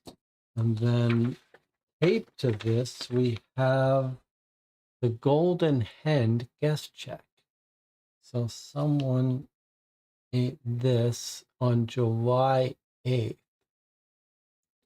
Catfish nuggets, fried pickles, classic combo, corn fritters, a bucket meal, a large Coke, and a large sweet tea. All right, so 2 people at least. Server is James A. Why is this relevant to us? We don't know. Whoa, there's something on the back. Un beau dossier, 5, 11, 13, 1, 2, 3. These are numbers. 1, 2, 3, 4, 5. 5 is 5. These are French. Orleans, lots of French speakers. I think these are numbers. 1 was in New Orleans, 324. 1, 2, 3. So number 1 is beau. I don't know what sorcière means. I think that's 5. These might be 11 and 12. We're definitely going to need confirmation of someone who knows French. But numbered list back of food receipt, which is from July 8th. I think this is a numbered list, and I think 1 is beau, and it's saying beau was in New Orleans on 324. Why that's relevant? Okay, so confirmation sync is 5. The chat thinks that maybe, and is agreeing that ons is 11. That's what I said. I said trays was 12, but I'm told it's 13. So 1, and then maybe sorcier is source. 5, 11, 13.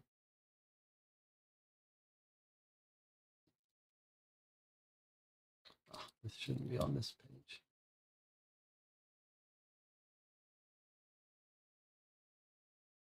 Okay, so from this list,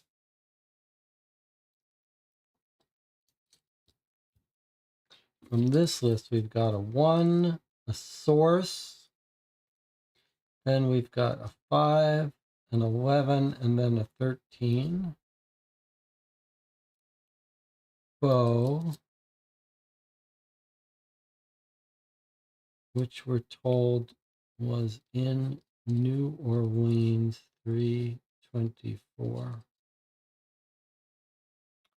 Landry. Now, Landry, we know that name. And then LeBlanc, we know that name. So Landry is the alligator guy. Could be the son or the father. And then 13 is LeBlanc, which is the voodoo person. Hebert. Do we know that name? It seems like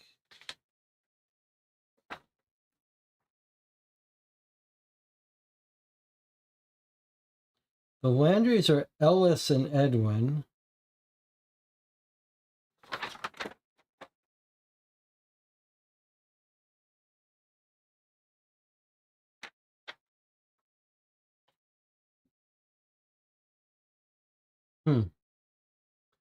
And the source was Hernandez. I feel like we might have heard that name before. But we definitely know LeBlanc, and we definitely know Landry's name. It seems to me we may have heard the names Hernandez, and I'm less convinced of Hebert. Was it in the paper, though?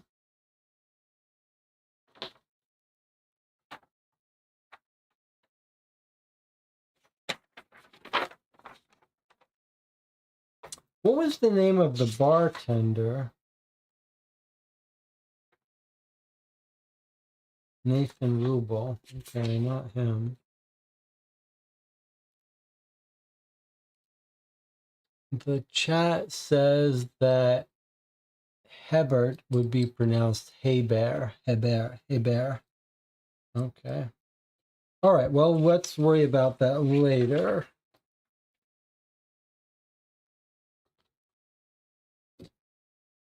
So this is Sarah LeBlanc. So Sarah LeBlanc, who's going to be this voodoo doll person, voodoo gang member. It looks like she's ordered this beetle poison from Russia, is what she's done, from Bulgaria. Mapped. What month is mapped? That's going to be March. So March 1st, she looks like she got delivery of the beetle, blister beetle, 3 kilograms of it for $900. Shipping cost $170. And then what has she got? VAT taxes, $250. And then I don't know what this extra charge is. Total cost to her was $1,720 from Bulgaria to get blister beetle. 3 kilograms of it. That is a lot of blister beetle. That is a lot of blister beetle. Why is this not Russian? It's Bulgarian. Do they speak Russian? Is it? It's. I guess it's just a Cyrillic alphabet. I didn't realize Bulgaria is using this weird alphabet. Can someone confirm mapped is March? I'm pretty sure it is. All right, I guess we're going to hear more about how they found that, but here we are in August. Mapped is March in Russian, so we don't know why we've got Bulgaria in March. This is very confusing that we've got these documents without any idea where they came from. Maybe this interview will help us. All right, we got a big long interview here to read. I'm a little like, it's not unusual in a cold case game to get documents that you're not sure yet where they come from, but usually it gets revealed fairly early. It's weird that we've got so many documents that we don't know where they came from. All right, so here's an August 8th. Remember, they said that the investigation they're proposing was going to run until or through August. Interview with August Dantry, August 8th, 2024. Time 16:37, 4:30 p.m. Maeve O'Sullivan, one of our partners. Interviewee, Campground Ranger August Dantry, Campground Office. Thank you for meeting with me, Roger Dantry. I have a couple of questions about a group of campers. Let's start with who checked in on August 7th. I'm going to show you a couple photos as well. Do you recognize any of these people? Sure I do. Those are the same group of young people that had Site 202. Nice group of kids in their 20s, maybe young 30s. They checked in around 3:30 p.m. Couple in the van dragged in later. But most of them were there by that time. I know they had 3 cars registered and 1 motorcycle. Was there anything unusual about their check-in or their behavior? Oh, normally wouldn't allow that many vehicles in one camping space, but the young lady who reserved it was really nice. She explained she needed to leave early for work the next day, so I gave her a pass this time. That was the only unusual thing. outside the fact that they were only here overnight. Most people check in for at least 3 days, so much to do here if it's a real vacation for most folk. I guess we just have to assume that the way this game works is we're getting random documents that are spaced out in time. Like there's a whole investigation going on. We're not being given everything. We're just being given little snippets. Nelson says Cyrillian alphabet was in fact invented in Bulgaria. I did not know that. All right, let's go back. Get back to this interview. We don't know why these people are of interest. We don't know what Maeve is doing there. He says, they seem like a real nice group of kids. Just out having some fun, you know. Did you notice any specific activities they were engaged in during their stay? Not really. They were just hanging out, having a good time. Didn't see anything out of the ordinary. Well, what about the morning of August 8th? Did you see any of them? Yeah.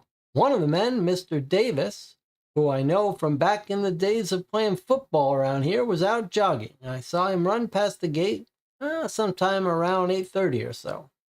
Oh, which way was he running? Did Davis seem under duress? Also, you mentioned you have a working camera at the campground. Can you access the footage from this morning? Mr. Davis, he was running towards the trail just west of the gate. He seemed to be running for exercise, nothing else. I can pull up the footage from camera 2. It's the only working camera we have left here at the campground. It's going to take a few days to send my footage we have from it out to you. All that stuff comes through Mississippi Parks and Rec. Note, gave Dantry my card with email to send footage from camera 2. Maybe we're going to get that in a subsequent episode. Dantry says, I'll get right on it. If you need anything else, just let me know. I'd like to have a look at the site. Anyone checked in? It's reserved for this evening, but the people who reserved it haven't shown up yet. You're welcome to go see it if you want. Campsite notes, time 1658, campsite 202. Distance from front gate to campsite from car mile counter 3.25 miles. Tire prints from motorcycle near fire pit. There are identical prints that indicate cars moving multiple times. Fire still with embers under log. One crumpled receipt in the ash. Foam cup from Stop and Go.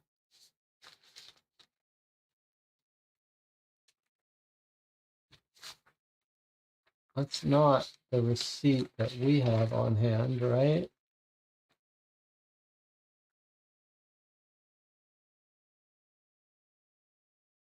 The receipt we have, no. Okay, so what is she talking about? Crumpled receipt in the ashes. Foam cup from Stop and Go. Large drag marks from tent sites. Could be tents drug across the ground to the vehicles. Shoe prints.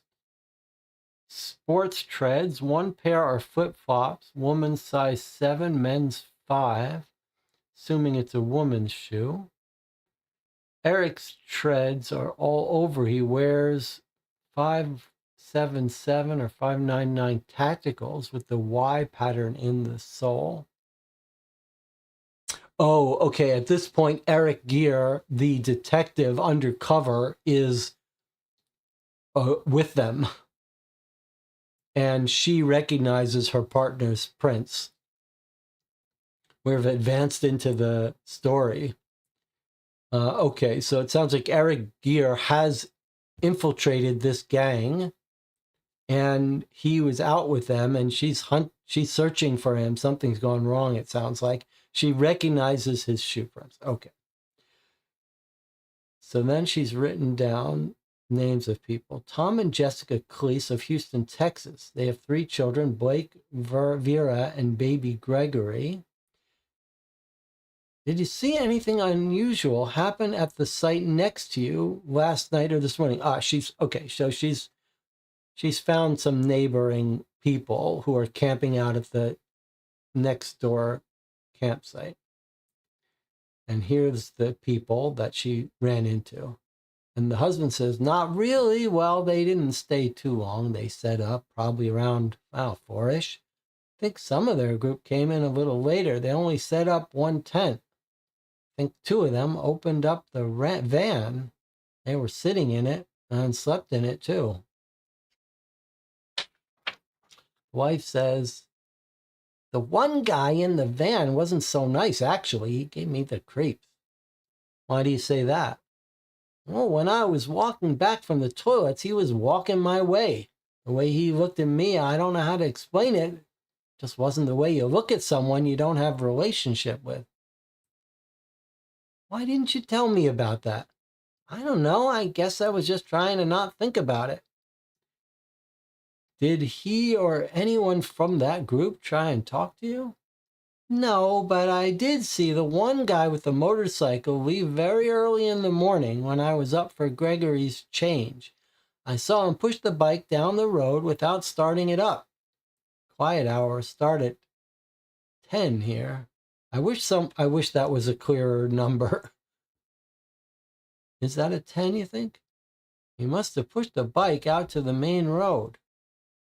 Did you happen to see the time he left? I didn't, but it was after midnight because Tom and I turned in at 10:30, and I know that I had been asleep for a while. Did anyone else come or go from the site? A van pulled out after we had breakfast, came back pretty soon after. Two ladies came back with coffee and a bag from the gas station that's just up the road. Stop and go. Oh, and the guy on the motorcycle showed back up soon after.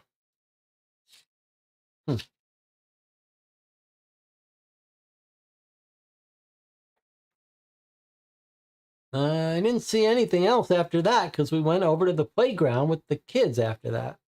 Note, I left Tom and Jessica with my card. And then here she is following up August 8th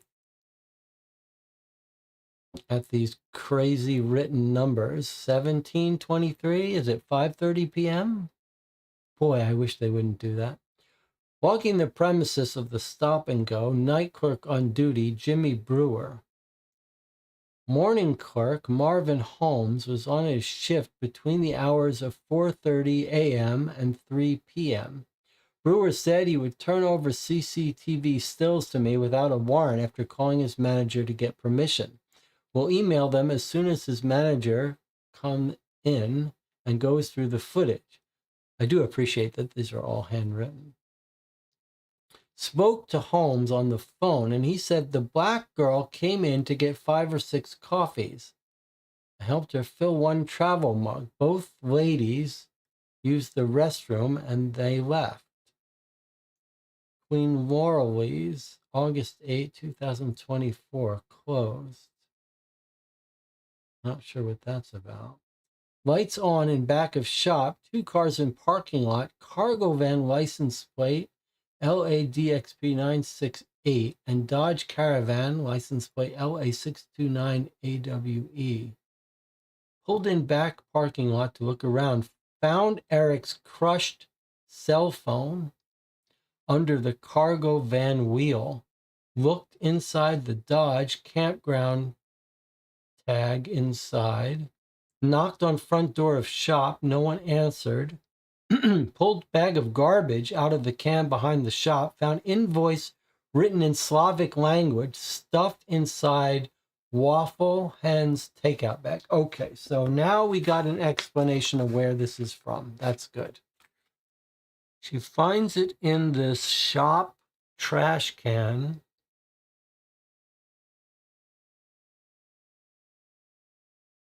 At Queen Laurel's, which we're not sure what it is. But she also finds the vans that were at the campground, and Eric, her partner, undercover detective, his cell phone has been smashed and it's under the tire wheel. And it's stuffed inside the Waffle Hans takeout bag. Is that what this is? No, this is the golden hen. Wow, I think her partner might be in trouble here.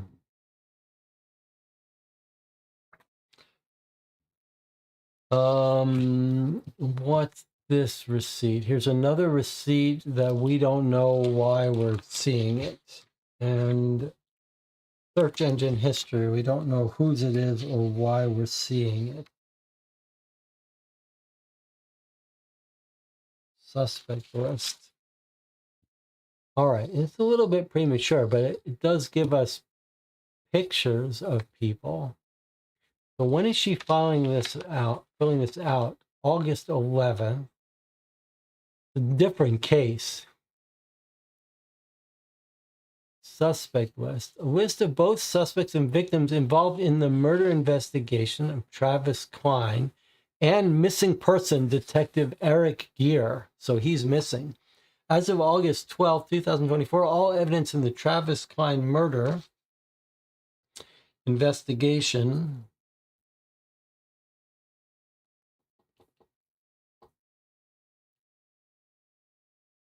will merge with the investigation into Detective Eric Gear. So here's our guy who went undercover to try to break up the Voodoo Dolls gang in connection to Travis Klein. Here's Travis Klein, our original victim, who they think is a member of the Voodoo Dolls. So here's our original victim found dead in the water. And now our detective Eric Gear has gone missing. Here's Sarah LeBlanc, local shop owner, tour guide, and suspected of fraud of mother's life insurance policy. We don't know anything about that. Here's Hebert, who was on our list, wanted by the FBI on multiple charges. Marvin Holmes is a stop-and-go employee where we know this gang visited during their camp out. Here's our football player, Marcus Davis, a high school friend of Detective Eric here, suspected to be part of the Voodoo Dolls gang. Here's Ellis Landry, the son of the alligator guy who's gone missing, who inherited the business, suspected of the murder of his father several years ago. So I guess what we're led to believe here is that the father disappeared years ago and now they found his body. So they've wrapped it up. That's why there was an article about it, but I guess they always suspected the son. And Beck Bean, we don't know anything about. But it sounds a little bit like Bo from our list. Is it possible that list said Bean and not Bo?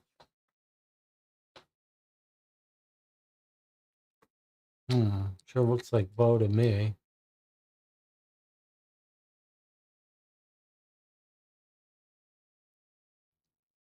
Oh, but here's Hernandez's name. That's our other Hernandez. So if this guy is Bo, Beck Bean, if they call him Bo, then all of our people on this list are here. Who's Jacob Hernandez? Local tech whiz. Small business owner, served a short stint of time as a youth for hacking. And Sandra LeBlanc, she's the person that we found ordering security system. We're not 100% sure if Sarah LeBlanc is the voodoo queen, Lovely LeBlanc. That's going to be the mother of Sarah, isn't it? Oh, the whole newspaper is from 2014. You're absolutely right. Okay, thank you. I totally missed that. This is a 10-year-old paper. Okay. This is a 10-year-old paper. Very good catch. Okay. So, in that time, Sarah suspected a fraud on the mother, Lovely LeBlanc, the voodoo person. And Ellis Landry, who was the son of the Gator Man, is now suspected in the murder of the father. Let's just make sure I'm not misreading this, that this is from our 2024. Yes. Okay. So for some reason on this, that all of these people are come up in our list here.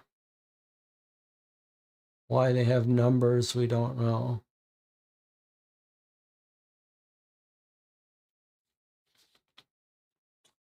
We think Bo might be Black Bean, but he's the first time we're hearing it. Thank you for that clarification about the newspaper.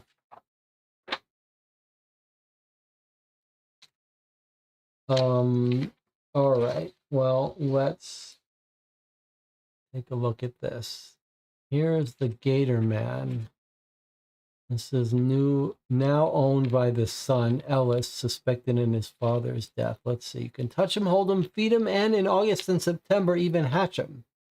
Boat trips, cafe and gift shop. Here's the address of it. The largest gator farm in the world, established in 1949, Jim the Gator Man Landry was a hardworking family man. Jim paved the stepping stones to bring us where we are today, the #1 gator farm in the USA. When Jim passed, Edwin learned that farming gators was a very profitable business that allowed him to continue his favorite hobby of entomology. After Edwin passed in 2014, his son Ellis took over and made Jim's Gator Farm the top tourist attraction in Louisiana. Come see for yourself and learn a lot more about Jim the Gator Man Landry. Family man and American hero. This is about the father. There's Abe, the oldest gator in Louisiana. He's 89 years old. Hi, I'm Abe. Y'all come meet me at the Gator Man. Boat tours. Now, what's this? Boats leave the dock 9:45 a.m., 12 p.m., 2 p.m., 4 p.m., and 6 p.m. You'll be here at least 12 to 15 to 30 minutes before, plenty of time to check in. All tours are 1 hour 45. Packed with excitement, give us a call. This is the great Granddaddy Lester, Grandpa Jim, and Edwin Landry, all gone but still with us in spirit.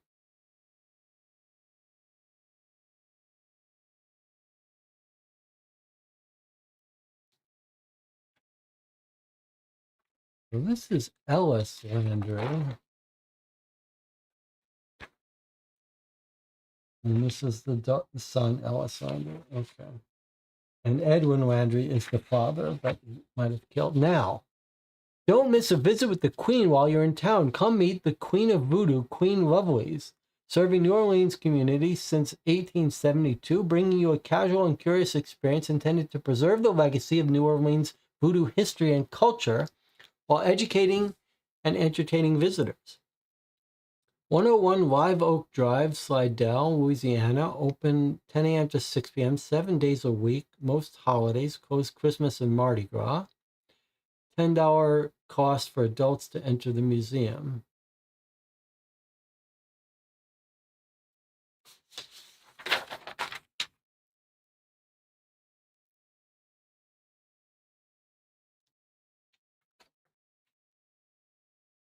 Queen Lovelace. That's this place. We've been proud patrons of the Golden Hen for 35 years. That is where this is from. It's a great place to meet and eat. Stop on in for a traditional po' boy sandwich on French bread, always a Louisiana staple. Some of everyone's favorite things here are the Peacemaker chicken sandwich, yellowfin tuna, build your own spicy chicken burger, located in White Kitchen, Louisiana.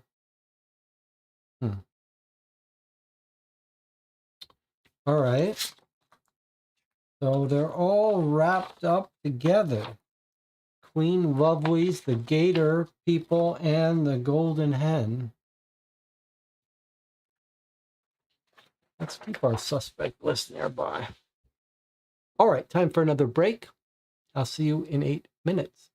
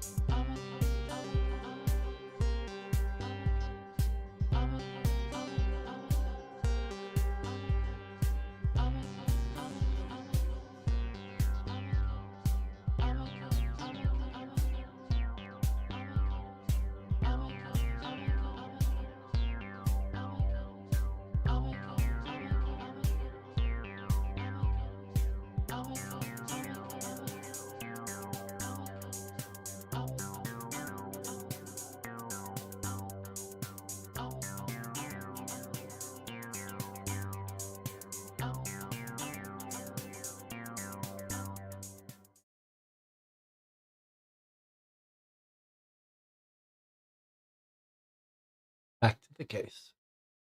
All right, we've got a bunch of suspects now. Let me just remind you what we were told our mission is for this first episode of 3.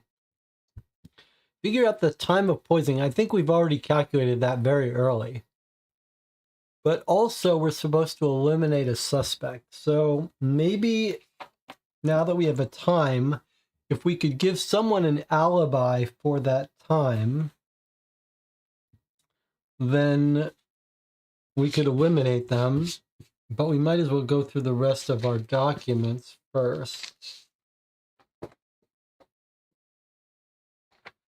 All right. It's still, I find it a little disconcerting going through some of these documents without being told on what basis. Like somewhere in this cold case, the detective has gone missing.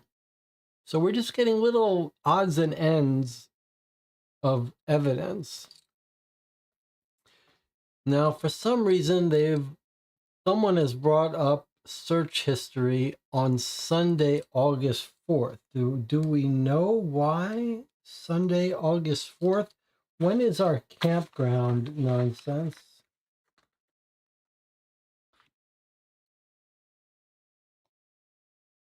Maeve goes on August 8th. And then she's asking about August 7th. Okay, but somehow here is the history for the 4th and the 5th. Whose history is this? We don't know.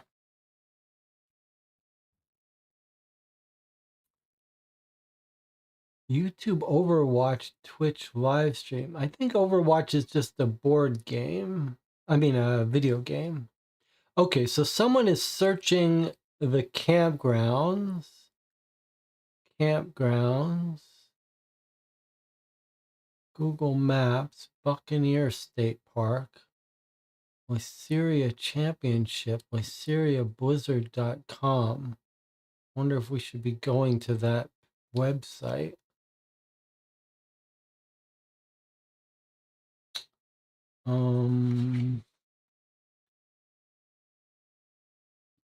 Camping gear.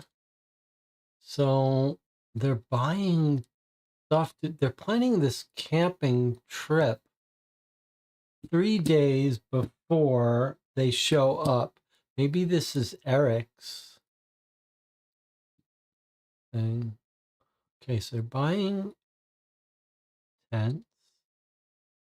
Okay, they bought the tent, a straight wall orange tent. Someone logged into Facebook and searched for Eric Gear, the undercover detective, and then searched for his family contacts.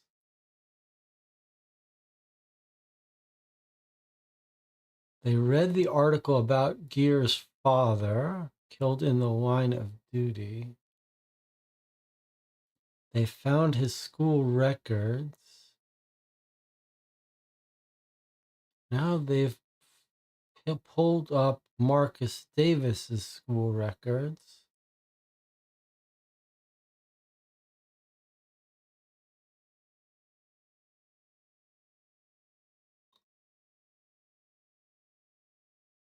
Now they've gone to this championship payment.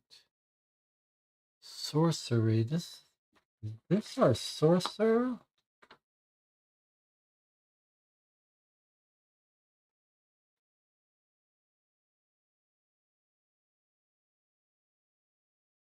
We might want to visit this webpage to see if it's real, but is it telling us about someone's...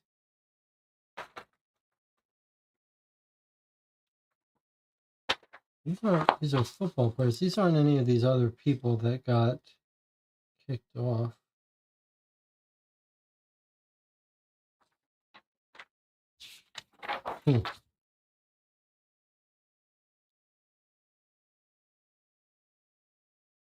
This makes me think this might be like sign up and payment. Like this might be the name of this person.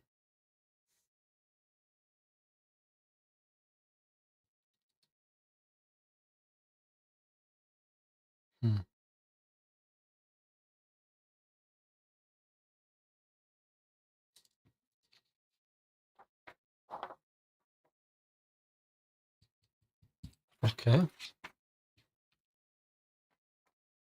So our detective has gone missing, so we kicked into overgear. Let's see what we find here. Let me see. Here's Lyceria tournament results. Streaming on EPLY 9th to 10th of August.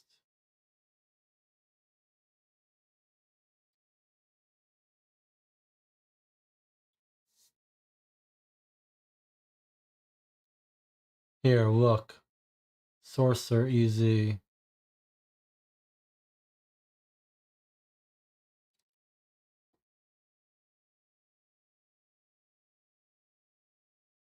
Sorcerer EZ. Lyceria Call of Duty Warfare Championships. Okay. Okay. This is our game player, I think. And this is his records. He's searching up Eric Gear, he's searching up Marcus, and he's going and purchasing an entry into the Lyceria Championship, which is a Call of Duty Warfare Championship, a video game. And here he is playing in this tournament. At 1 p.m., the winner, which was Sorcerer, 3 p.m., he played against Ingane. The winner of this game, played against each other. The winner of that, which was Sorcerer, moves on and plays at 7 p.m., and he won. And then semifinalist played against this guy, made it down to round 2 of 3. Not sure how to read this, but it looks like from 8 to 10 he played Snowflakes won. Okay. So this guy Sorcerer is playing from 1 p.m. all the way down till 11 p.m. on the night of from 9th 10th August, I guess, into midnight. So okay. So it looks like August 9th, this guy's alibied this whole time. Of course, August 9th, we don't know why we should care about that, but he didn't win the final. He's not the champion, but he's the runner-up. And I think that sounds like this confirms this is his search history. He seems like he's the guy organizing the camping trip. He's the guy buying the gear and the tents. And then he's paying for this entry. Okay. I think that's going to turn out to be Jacob Hernandez. But I couldn't swear on it. Looks like a gamer. All right, let's look at the cell phone logs. One of my favorite things to look at. All right, so these are logs of our detective's cell phone, which were found smashed under the van.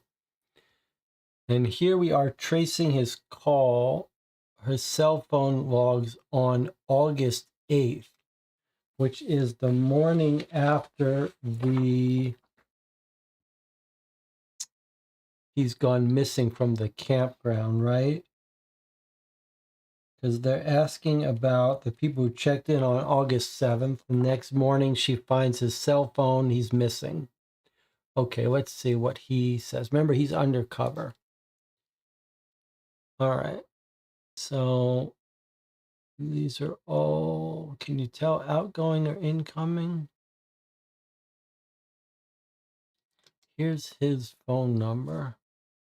You leaving for the night? Nah, back in a bit. This is him leaving in his motorcycle, maybe, right? You leaving for the night. We have a timeline? Yes, it's early in the morning. There you go. It's just past midnight in the morning of the 8th, the night he's at the campground. The witness says he rolled his motorcycle a little bit, didn't want to start it during the late morning quiet hours. So Eric is the guy driving the motorcycle, which makes sense. He's trying to look like a tough guy. So he gets a text message from this number. You leaving for the night? He replies back, nah, back in a bit. I really don't like how we can't see where they're coming and going.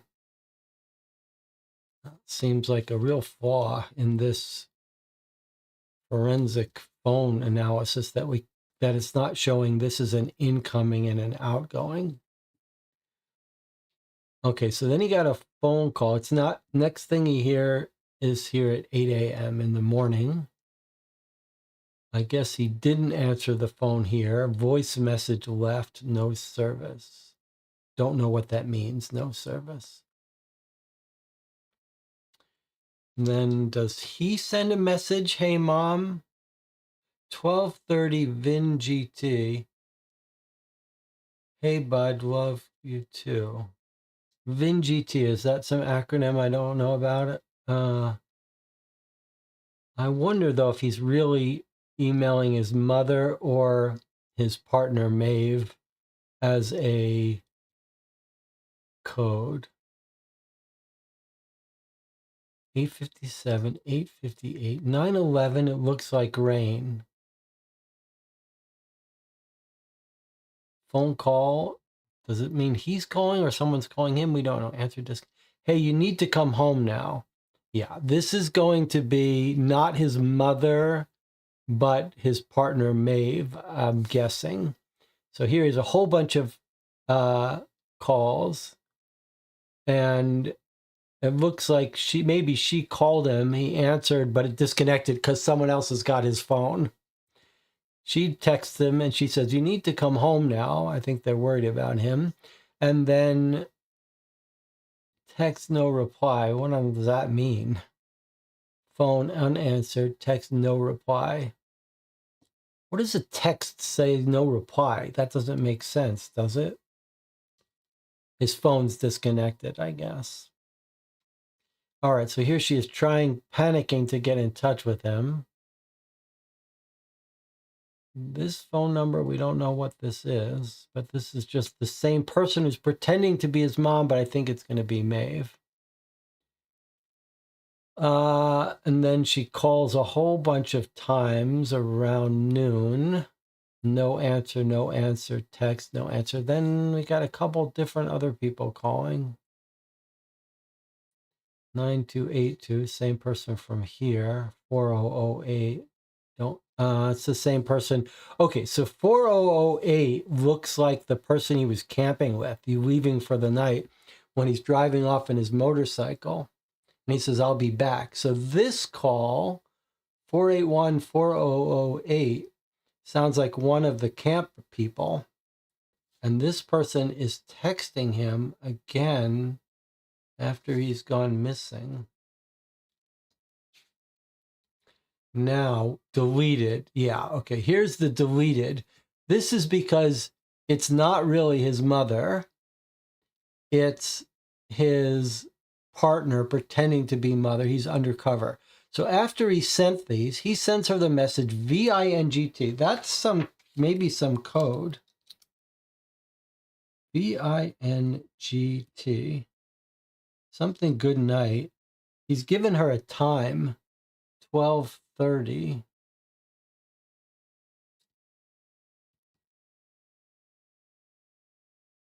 I think this is him giving his partner information. Don't know what VINGT means. Maybe a license plate?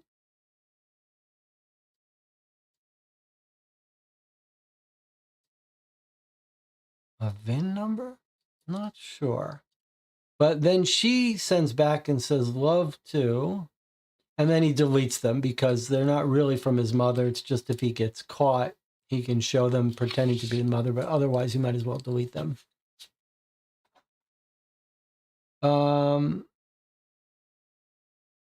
Okay, Chad has some theory. Let's hear.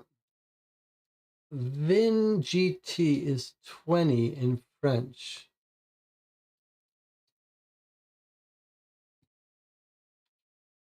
Well, 30,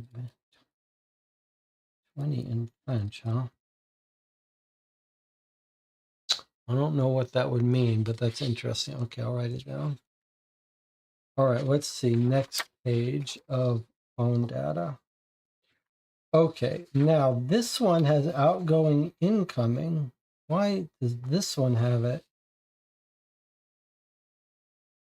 It's the same phone, same date, same phone number, wireless. 12:30, 12:13. It's the same calls. I see. We should read them like this. Connected. Okay. Looks like they're connected. Just a double page printout. Let's see if we can't do this. Is that right? It's 9282, 9282. Okay, they're continuing rows. So here we go. Someone must message. Oh, maybe this isn't incoming. Nah, back in bed. Okay, so he's not on the motorcycle. He's messaging the guy leaving on the motorcycle who belongs to this phone number. He sends to the guy on the motorcycle, "You leaving for the night?" That person who has this phone number messages him back, "Nah, back in a bit." And then he calls out and someone answers at 6009. We don't know what phone number that is. Then he calls out and leaves a voice message to 9282. We don't know what that is either. Then he messages his partner or his mom saying, "Hey, mom." That number messages back that says, "Hey, bud, love too." Then he gets a message from the mother or his partner saying, "It looks like rain."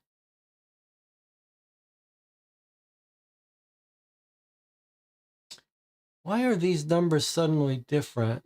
I feel like that's a mistake. 363-7208, 363-7208. Why do we suddenly have a 504699? That doesn't seem right. These are clearly the same. Wait. And we've got durations. There's the 958, but it's recorded here as 959. 915. Oh, that's really confusing me a little bit.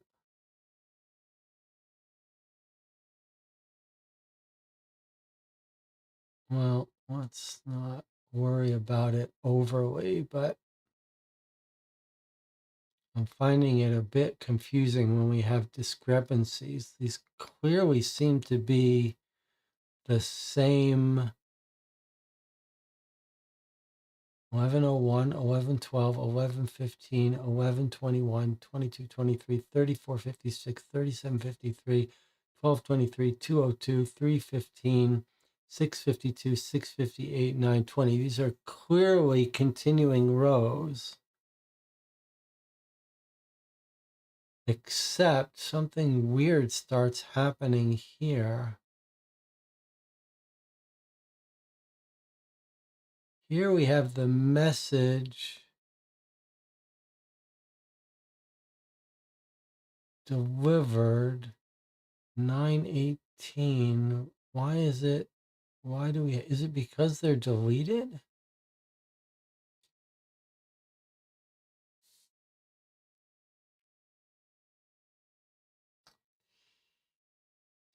Twelve thirteen, 12:13, 12:14, 12:14, 8:15, 8:10. Why is that? That seems like it's a 3:38, 8:15, 8:10.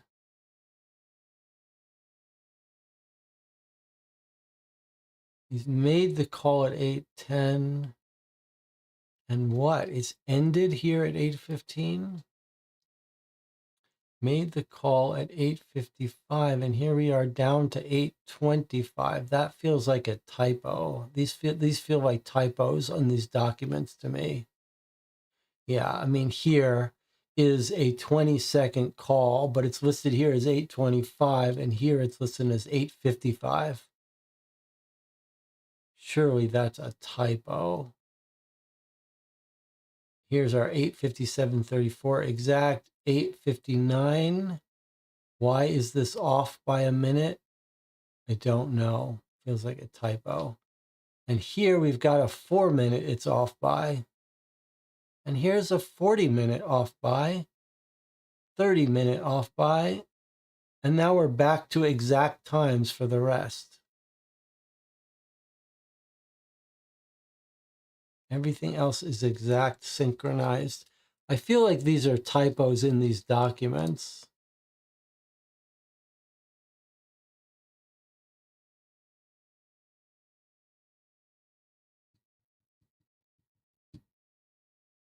I feel like those are typos in those documents, but I do think now it's not him on the motorcycle leaving.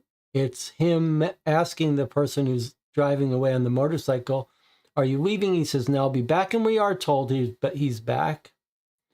And maybe these other phone numbers are going to be helpful to us at some point. Now, at this point, you need to come home now. It looks like rain. I don't know what that's probably some code word. So who is saying, is it him or his partner / mother saying it looks like rain? She says, incoming here at 8:59, love to. And then she sends a message after that saying it looks like rain. And by 9:18, she's like, something's wrong. You need to come home. He's missing by 9:18 in the morning. 9 o'clock, they're exchanging messages. By 9:18, trouble. So something's going wrong early in the morning. Trouble. Okay, the chat is not clear about whether they think they're mistakes or not. I think just the very nature of this two-part document is very confusing. It does say continued. Okay, well, we'll worry about that later. We do have phone numbers. We may have phone numbers of various people in various places that we could match up with this, right? Because we have Marcus. I remember when we went through some of these documents, we were seeing phone numbers. Yeah, for example, here's Marcus Davis's phone number. Does he show up here? Yep, there he is. He's this phone number.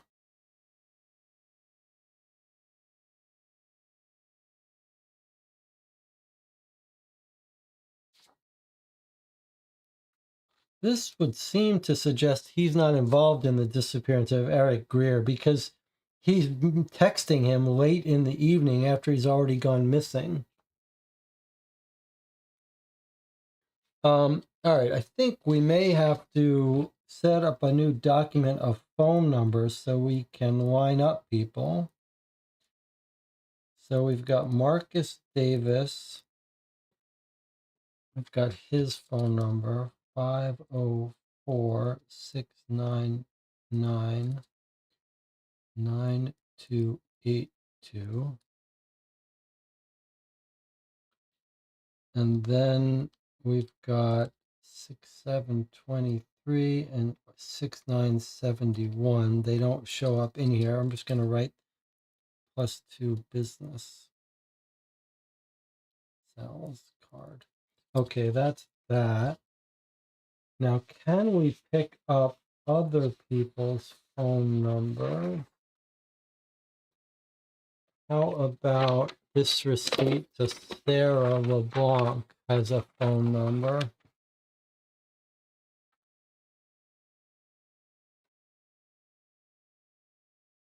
Nine 853596009.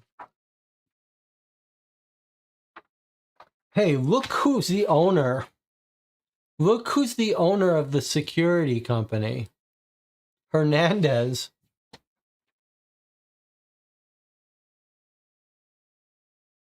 Hernandez is the one who sold her the security. That is very fishy. Okay, what about the Gator man? Does he have a phone number?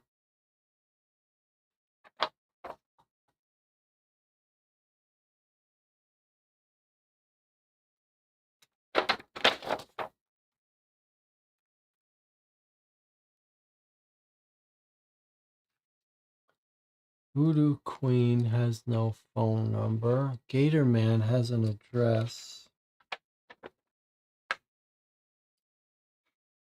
I don't see any phone number here. Kind of surprising, you'd think it would. It says give us a call, but there's no phone number. How are we supposed to give you a call if you're not providing your phone number?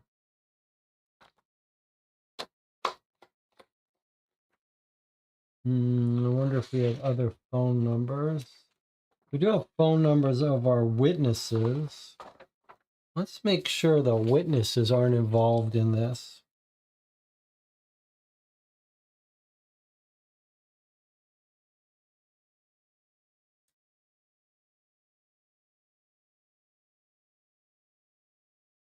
Six, 795739889. And what about the father of our dead person?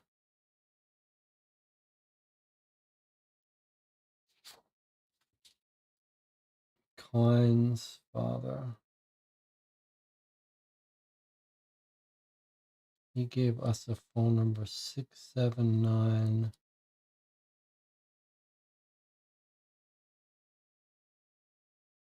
296 2101. And then Klein, the deceased, surely his phone number is not important. 927 9183.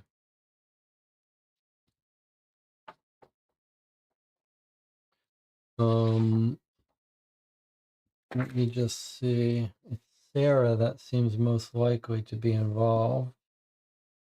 3596009.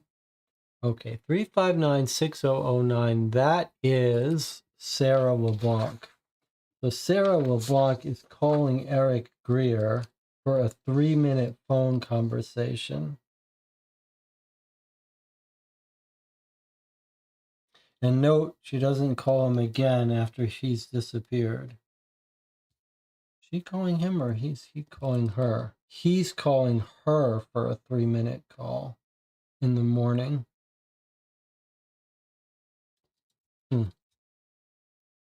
So what phone number don't we know? We know the 728 is going to be the partner, probably, who he's saying is mother.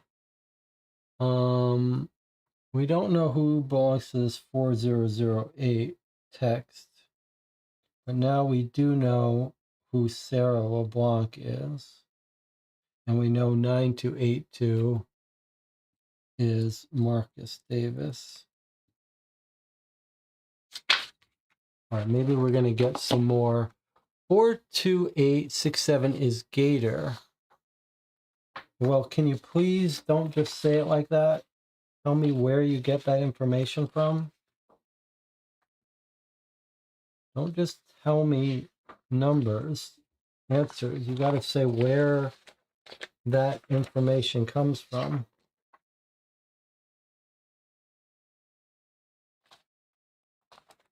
Was it on the brochure? Okay, I don't like that. I don't know what you... Look. Imagine you're me and I read this and I see, oh, it's just from a phone keypad, just a guess. How is that to make, how am I supposed to make sense of that comment? I don't know what you're talking about. You're saying 42867 is the letters Gator on a dial pad. Okay. Okay. Please don't try to aggravate me. let's I get enough aggravation on my own. Okay. Here's Eric Gear on July 1st. So this is before, a month before he's gone missing.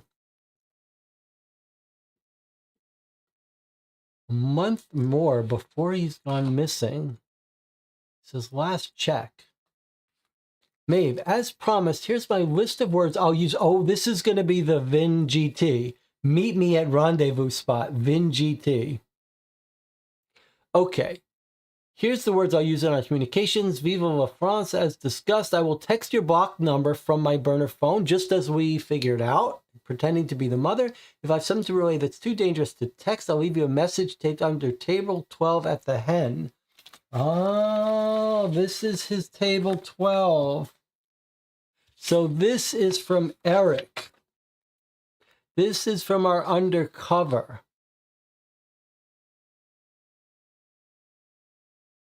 Okay. I'll send you a text with a time of day followed by Vin to give you the heads up when I'll be leaving the note. So he's 12:30 Vin GT is him saying that at 12:30 he's going to leave this note under the table, which is exactly what he did. In the text, I'll refer to you as a family member. If I refer to you as a family member, all is well. So he did say, he said mom, so that means all is well. Any mention of the weather means there's something significant happening. Okay, so that maps to the cell phone that says it looks like rain.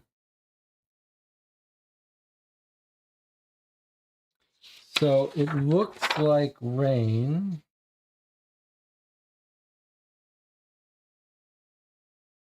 It looks like rain.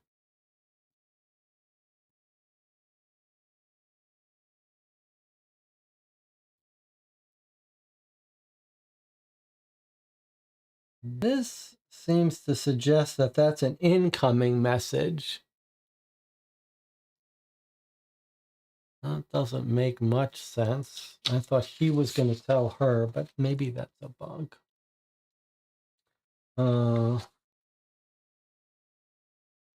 Looks like rain 911. Maybe that one is missing from this second sheet.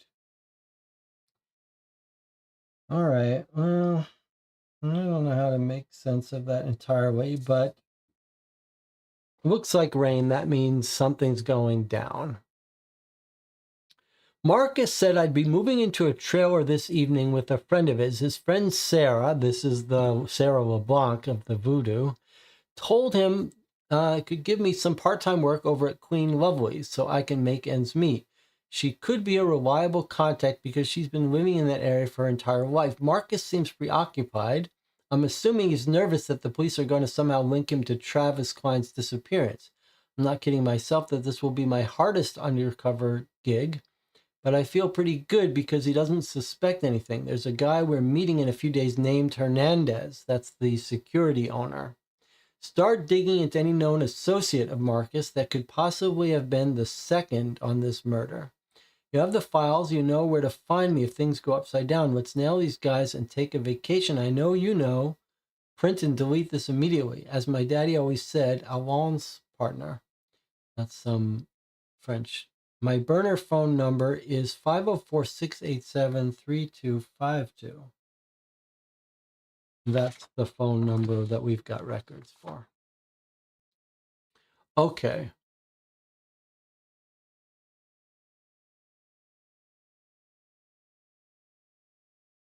So Trente means help emergency. Vin GT, which is what he wrote her, meet me at rendezvous spot. But he doesn't really mean meet me at rendezvous spot. He says I'll say, this says meet me at rendezvous, but here he says I'll text that when I'll be leaving the note, which he did leave. Now, here,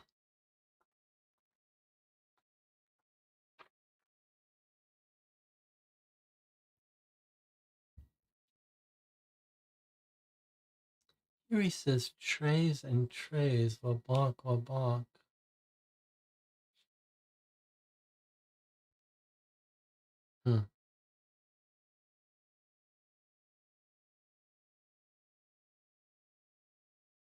I think maybe you can see he's got numbers to refer to people and things. He says DIX, he's burned. So I think maybe he was giving her more keywords, like this is how I'm going to refer to these people.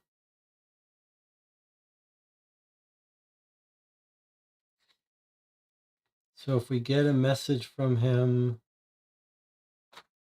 we'll know how to interpret it. But he didn't really write anything other than 1230 VINGT. Then he disappears. So the question is whether he's telling her information with this or if he's just telling her, hey, here are new code words I'm going to use. Because this part, Trays LeBlanc, suggests that he's just giving her more code words.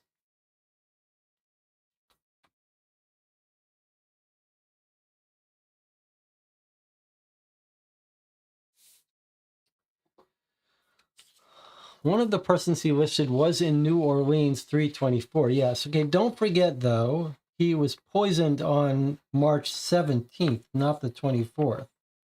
So I don't know. And he hasn't told us that anyone else wasn't in New Orleans at that time. So I don't know how we can really, it's not that useful to us at this point. Let's keep going. What's this? This is the U-Haul rental. We know a van is seen at the campground. Betty Sheridan and Doug Sheridan. Betty and Doug Sheridan. License plate LADXP. Where's our campground investigation?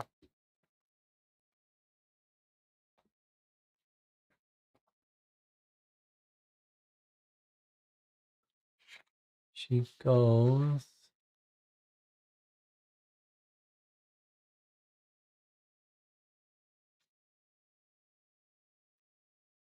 She meets Tom and Jessica Klein,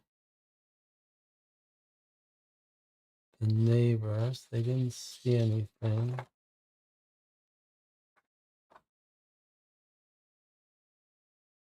They tell him about the motorcycle. The van pulled out, came back pretty soon. She went and got coffee. They meet the night clerk, Jimmy Brewer.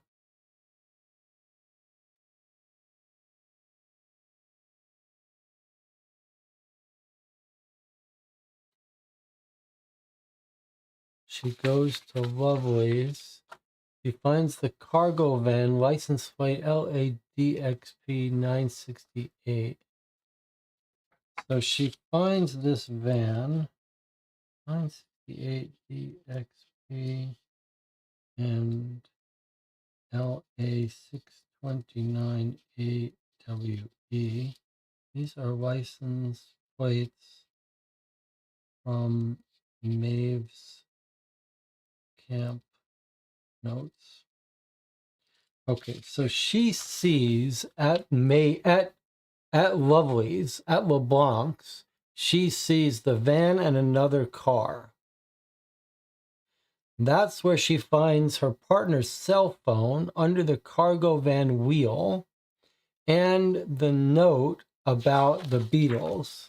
And here is the receipt for when that van was rented. And it's rented by Betty and Doug Sheridan. Now, what is this guy? Nice group of kids in their 20s, checked in. The couple in the van dragged in later. So here is the couple in the van, Betty and Doug. What are they? How are they involved in all this?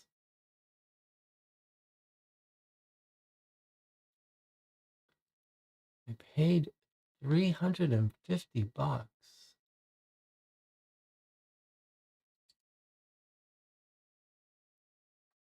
They live in Gauss Boulevard. They haven't left a phone number. I agree to be fully responsible. They've signed it.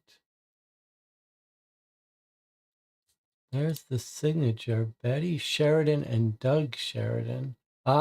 Phone number. Is that their phone number or iHall's phone number? 697. Is that their phone number or the iHall phone number? 697-9282. Where's our record? Is there anyone calling with that number?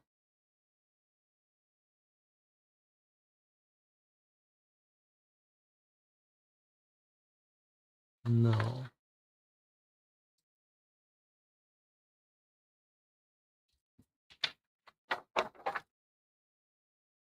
Wow, who are the Sheridans? This couple.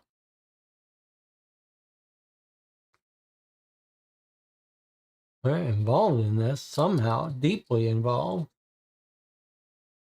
Betty and Doug Sheridan. They're not on our suspect list.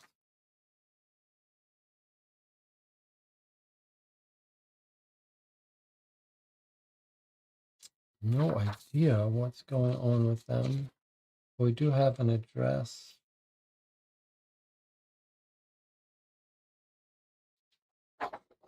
I would take this as the owner of the rental place's phone number.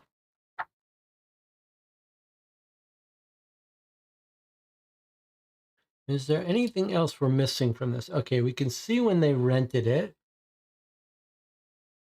They rented it 8/6, so a day before the camp trip, and they're returning it a couple days after. What are they hauling? We don't know.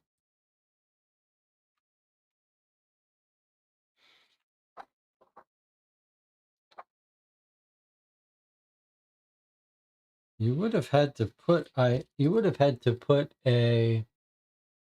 ID, surely. Look, we've also got a credit card number, Visa. I think that means they're using your real name, but all right, let's just put that aside for now. We've got two more pieces of evidence here. Bella's Beauty Supply. The day, why is it in this plastic? Okay, August 5th, so a couple days before the camping trip. MasterCard 1273. That's not the same card that paid for the van.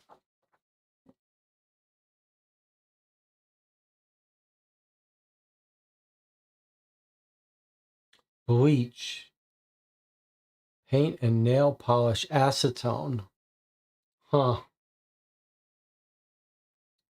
Someone's bought bleach and acetone. Jane Topon.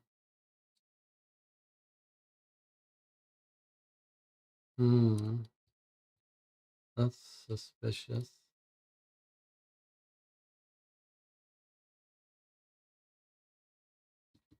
We don't know where this has come from.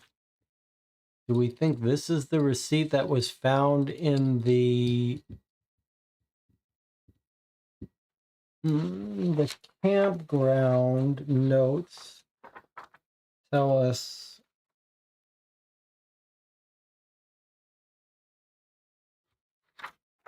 motorcycle in the fire pit. We get told about some receipt that was found in the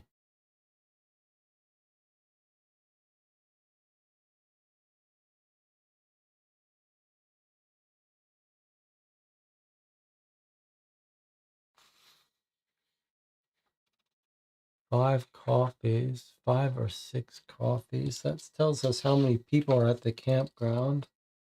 5 or 6 coffees. We need to reread these camp notes again. They seem dense with information. I would like to see. I would like to find what she says she finds in the trash, in the ashes. She goes to the campsite. She says she sees the prints, fire, one crumbled receipt, and then a foam cup from Stop and Go. Drag marks. So I wonder if they haven't killed gear in this tent, is what I think.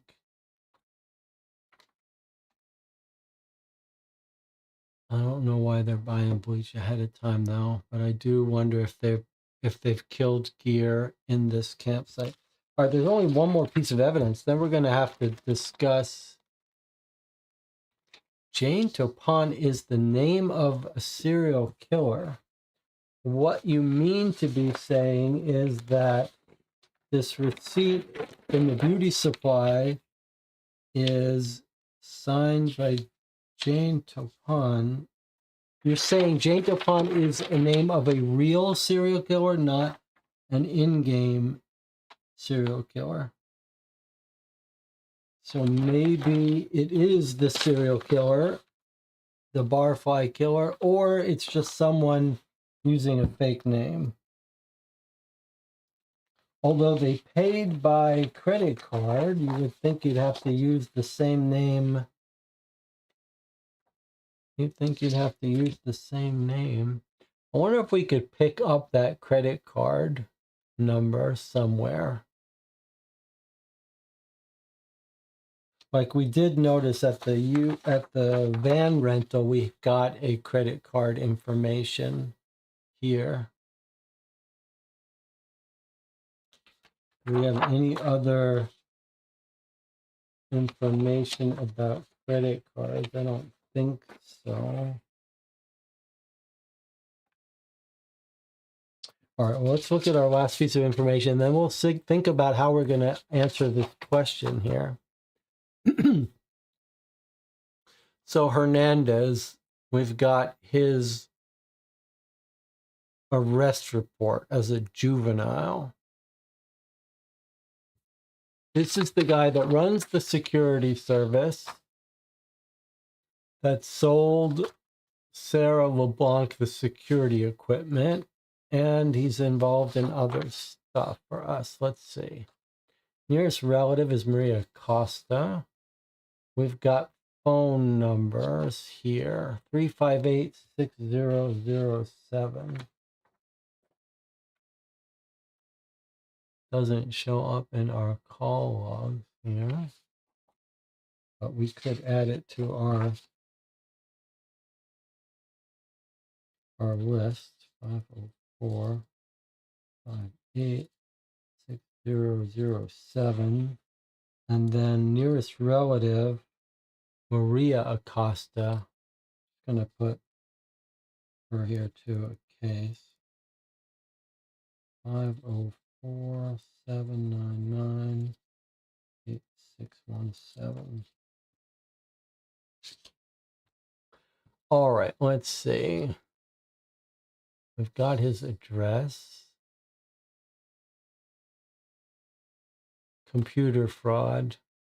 That's just consistent with what it says here. Served short stint of time for hacking. And then we've got his fingerprints.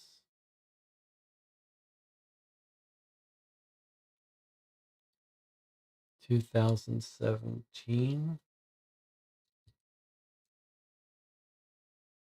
All right, well, this is of no use to us now, but if we got fingerprints, perhaps.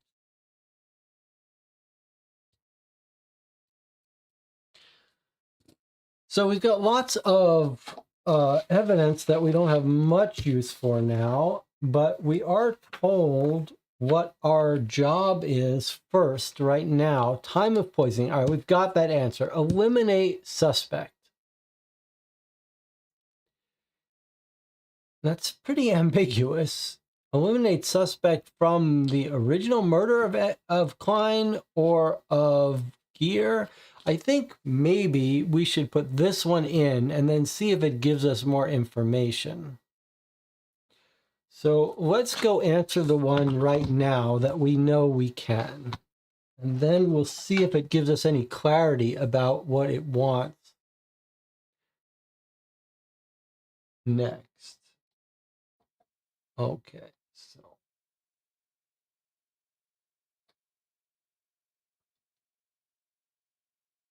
Good. Okay.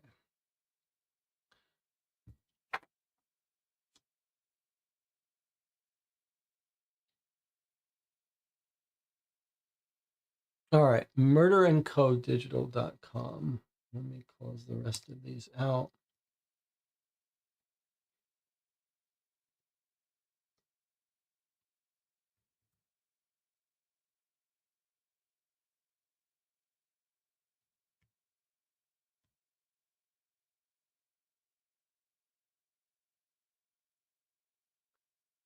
All right, let's see if I can put it in a little bit better. Murderandcodigital.com.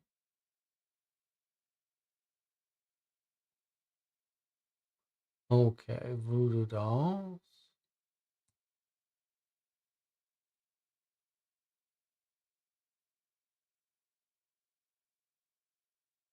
There's Eric here. Okay, we're on file 1. Okay, and it said password is our answer. It says use the format hour, minutes, seconds, AM, PM. Okay, so this was something we saw very early.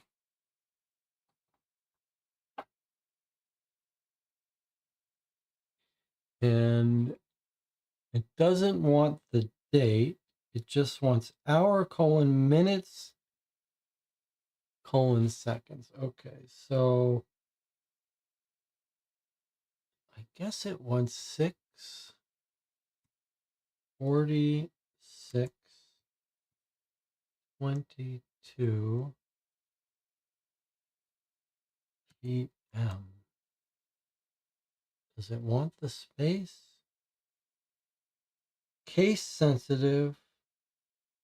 Use spaces where needed. Okay, let's see. Okay, didn't like that.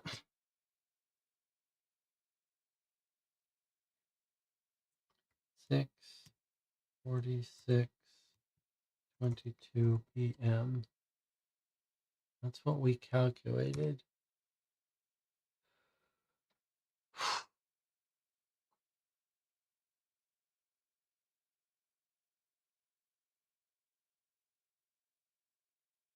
This is 06:46:22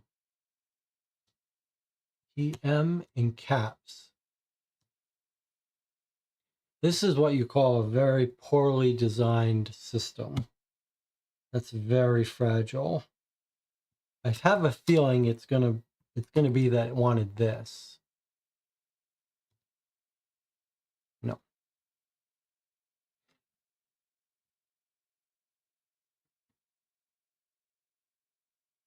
This is an example of someone who, rather than write some simple JavaScript to parse an answer and give feedback,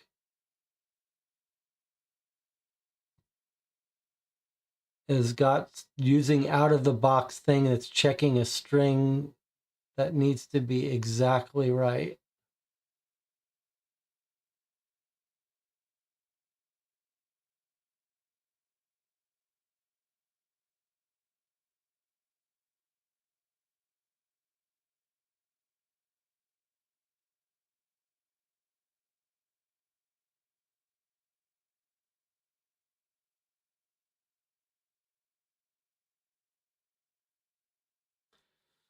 Trying to make sense of this awkwardly worded thing too. File 1 says double objective.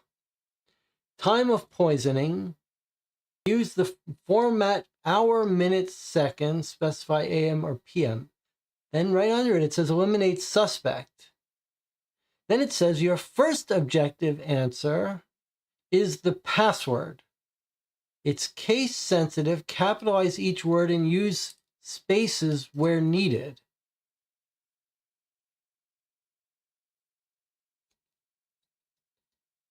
So this is already confusing. I just assume that it wants our first objective answer, time of poisoning. But now it's even confusing whether it somehow wants me to combine these into a password. No, surely not. This is pretty unfortunate. I'm pretty unfortunately done. Let's see if this sheds any light. When you have found the answer to each file's objectives, then the file, your answer to objective 1 will be your password. And then you will answer objective 2. So at least we know we're just supposed to answer objective 1. If nothing happens, it's incorrect. Okay. All right. Marco says something that doesn't make any sense to me. So you'll have to rephrase that if you want it to make sense. But why don't we take a break? Let's not get frustrated and ahead of ourselves. We're going to take a break. If you've got a theory about why this password isn't working, you can write it in the chat. Try to write a nice full explanation, a nice full sentence that will get through to me. I'll see you in 8 minutes.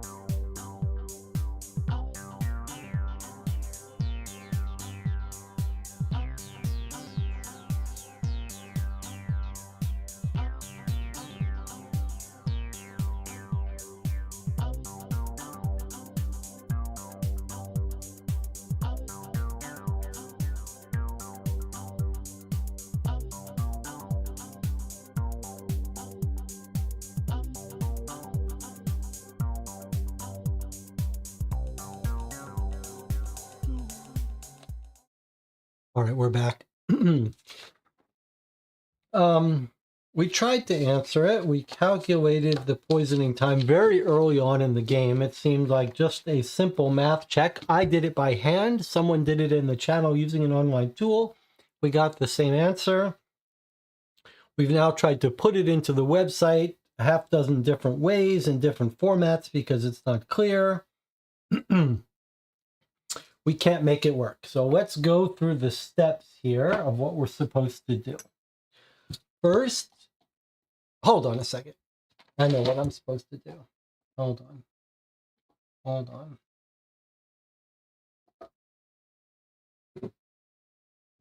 Okay. All right. Now, let's go through the steps of what we're supposed to do. First, we vent. All right, this is a terrible design for answering a puzzle. You cannot have a game where you give no feedback and when there's a million different ways to misunderstand about, like, specify AM or PM. What we're supposed to intuit how you want the AM or PM. Does it matter if it's lowercase or uppercase? I don't want to have to try 100 things to figure out if it's in the right format for you. And then to give no feedback. And also it makes no sense. Why are we calling this password, etc.? Okay, so we vented. Now, this is all from a video Rob sent me about how Daniel Negreanu, a poker player, explaining to one of these two famous chess playing sisters who have a YouTube channel, how he calms down. Okay, then he says, what am I feeling now? Feeling frustration and anger. What physical sensations am I experiencing right now? Like, I feel overheated when that happens. Close your eyes, 3 deep breaths.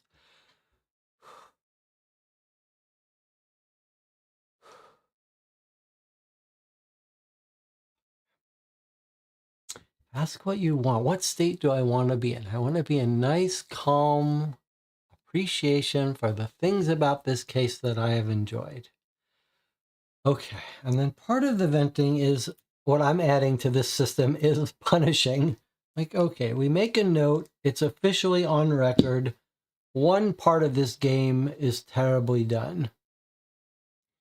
All right, it's not the end of the world. It doesn't mean we got it right. It doesn't mean we didn't make a mistake. It just means that it's inexcusable how that was handled. And now I feel fine.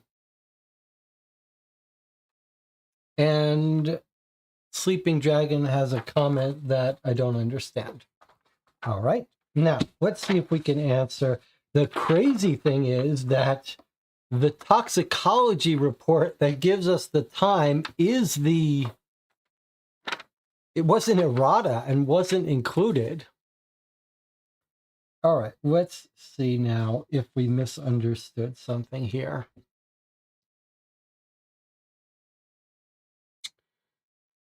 So, show signs of choking due to forced swallowing.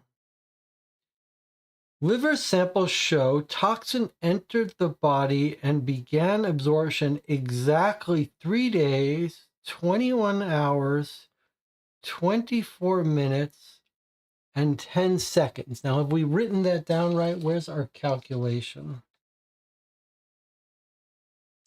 3 days, 21 hours, 24 minutes, 10 seconds. Before the time of the test.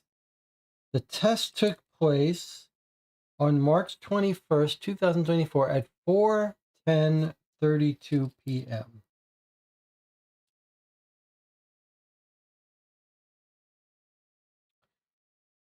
So I did this manually and someone did it online.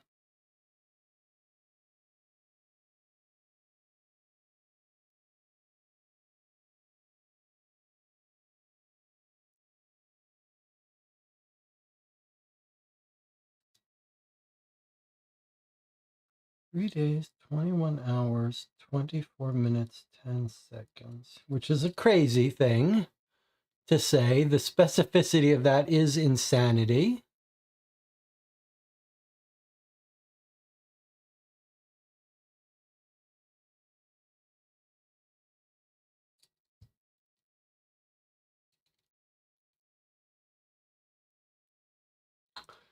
Okay. The chat says the correct time still doesn't work. I don't know what that could possibly mean.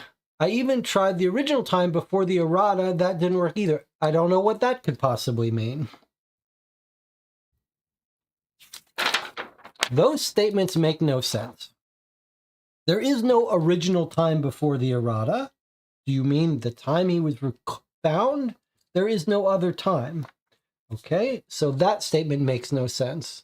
The correct time still doesn't work. That doesn't make sense. What are you trying to say? What is the correct time? I mean, I know you're saying that you can't make it work, but you're saying things that don't make sense. So the easiest thing we could have gotten wrong is to perform this calculation wrong.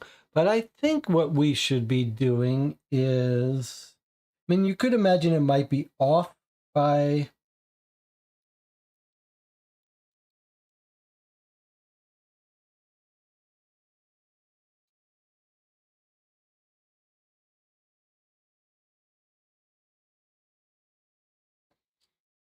time of the test is 4:10:32 p.m. So we just went backwards from that 3 days, 21 hours, 24 minutes, 10 seconds for the time of test.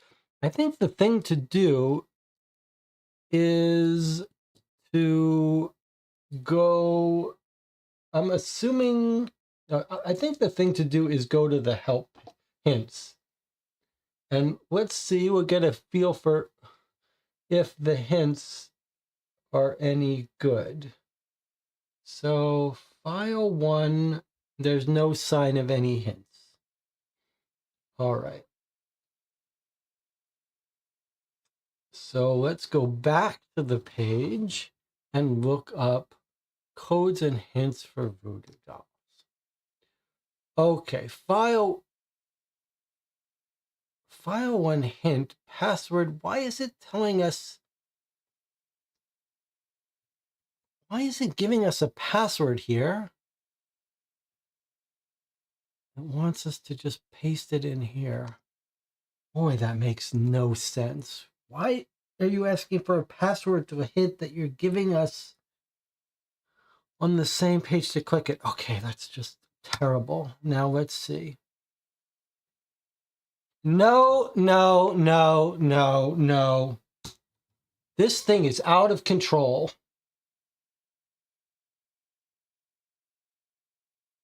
What the fuck, guys? Okay, so that's a bullet here on a terrible hint page. That is absolutely unacceptable. We didn't see an answer, but everything about that hint page seemed to suggest that it was about to give us information we didn't want. Objective 2. What on earth are they thinking?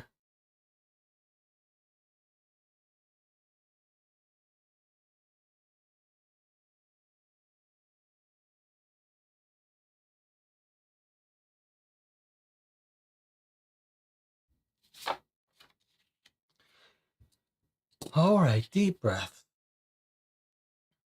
Where's my list?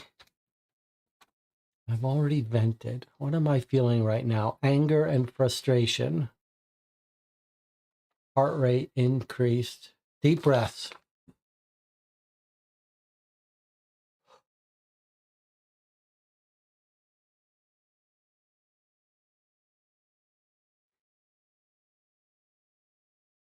Okay. All right, that's the second bullet. All right, let's recalculate. Even though could it just be an off by one thing? No, if they said it was conducted, if it takes 1 second, then we would subtract 1. All right, let me recalculate this.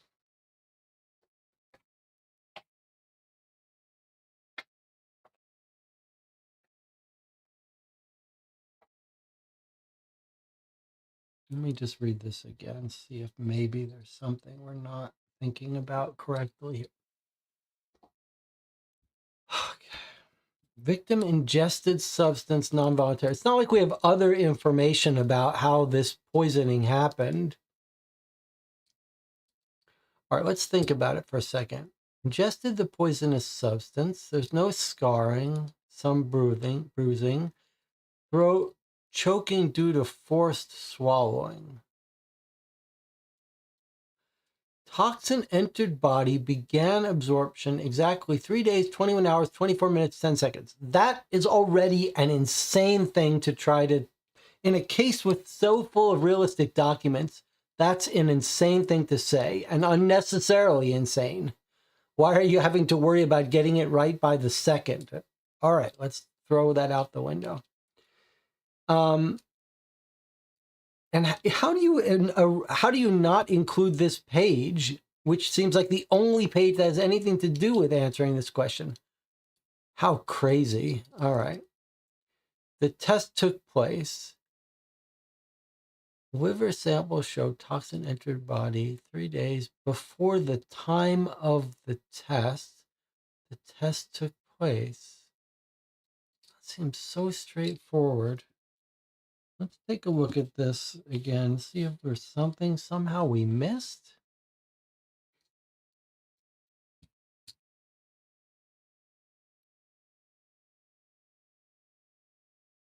There's nothing here about any of this.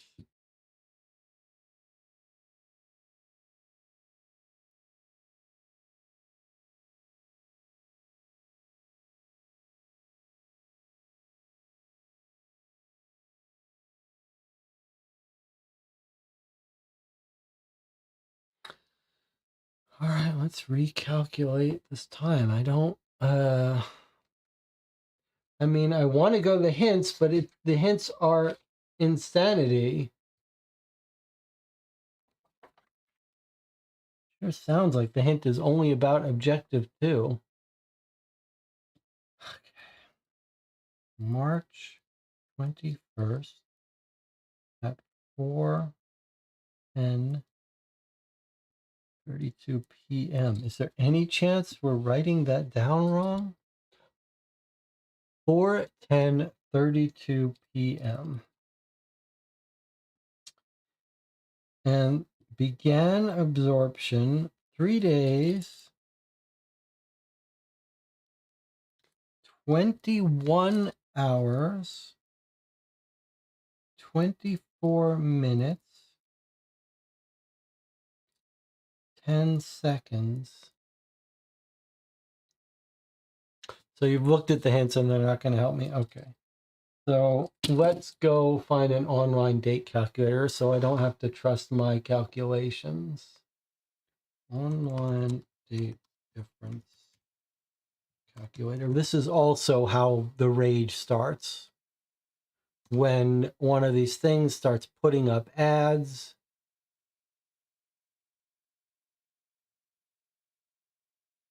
we know date and time. I mean, I already calculated this manually, but date, time. Maybe Google would just do it if I put it in.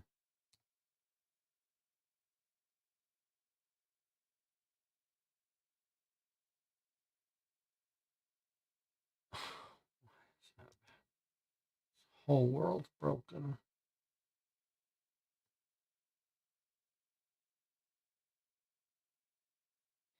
Okay, March 21st,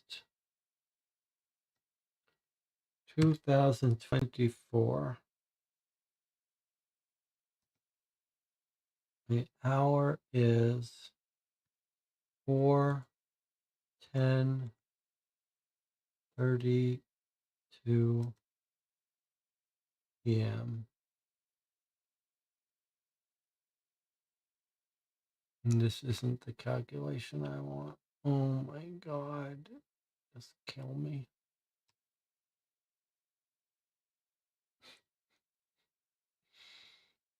Just kill me.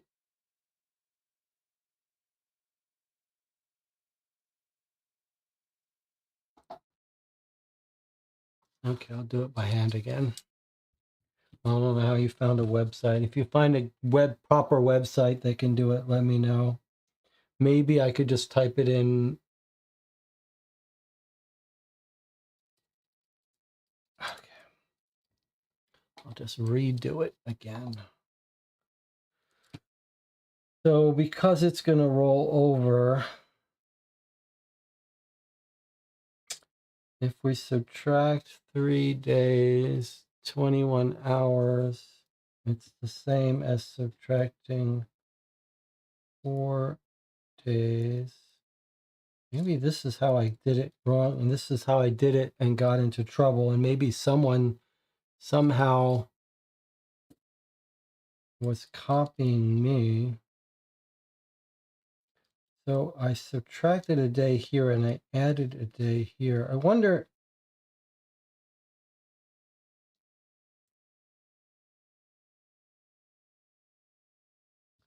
if that's what happened. I wonder. I can't. I can't trust that now.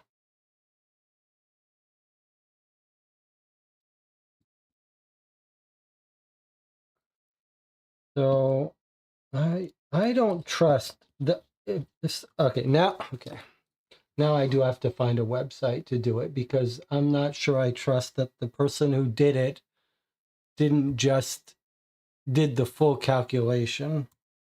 Found a website. You'll have to tell me. 21st at 4:10:32 p.m. plus minus 3 days, 21 hours, 24 minutes,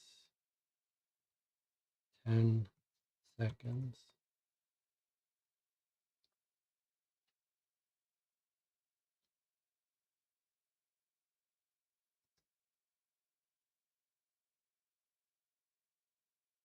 Oh my God. I'm gonna March 17th at 6:46:22. All right, well, that is the full calculation that we did. So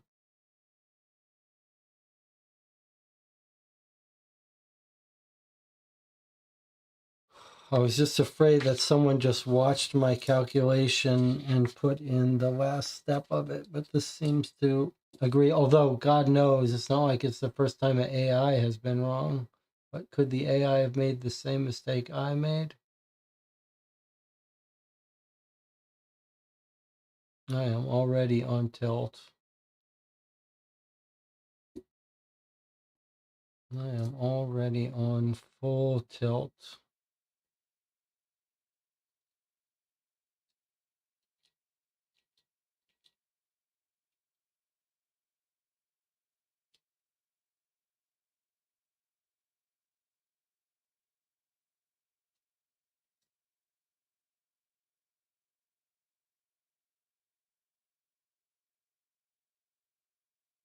This is basically exactly what we did.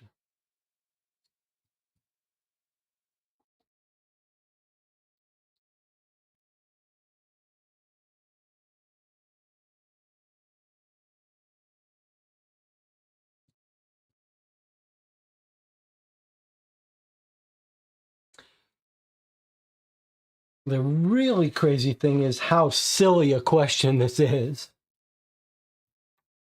That the unlock is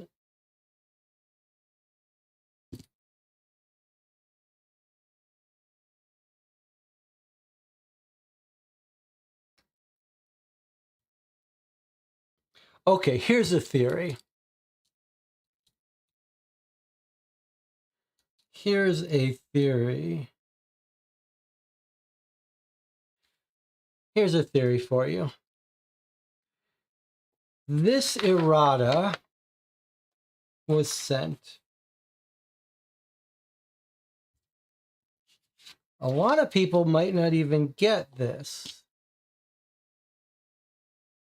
When we go to this website, it says your first objective answer is the password. Is it possible that what's gone wrong is that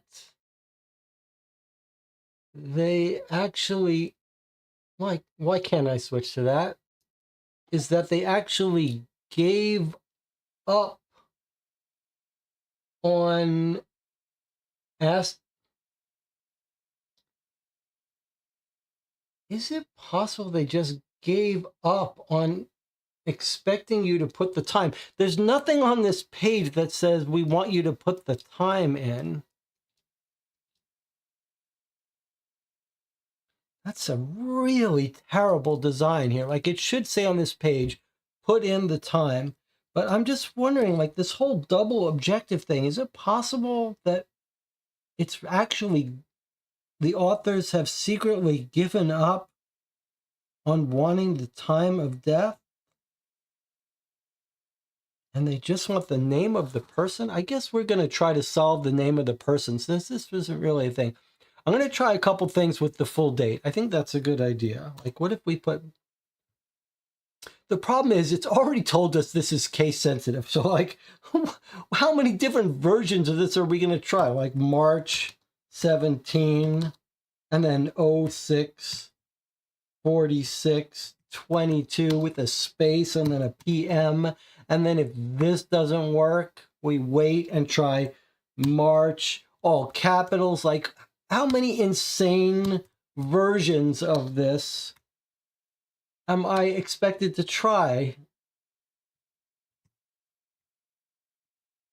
This is just a PM with no space. This is just insanity. It's just insanity.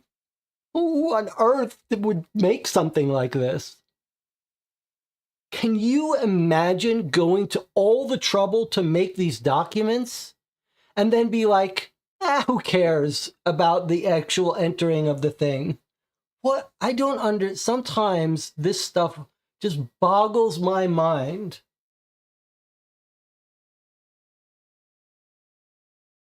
Some of these things just boggles my mind. Like, it makes you reevaluate the way the world works.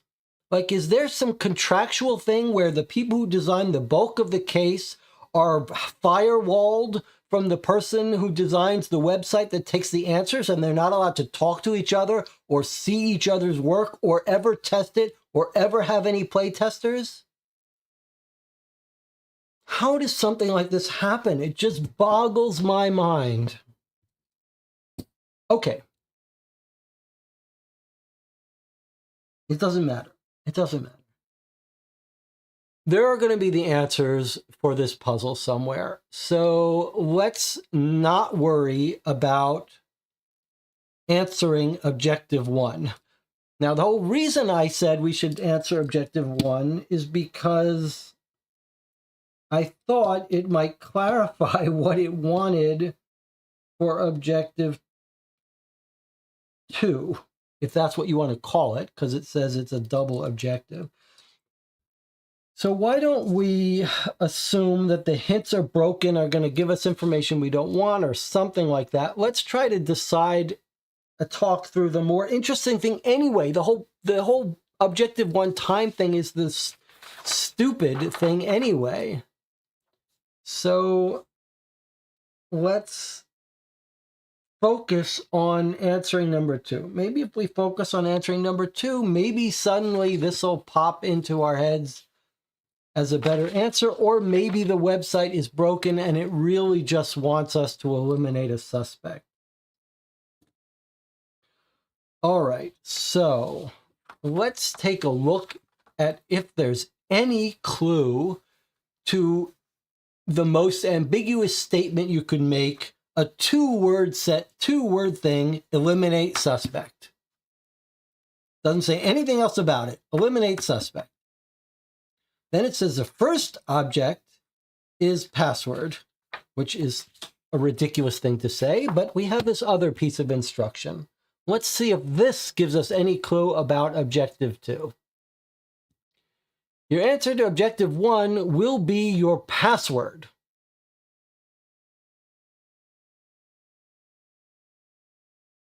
Why are you talking about password?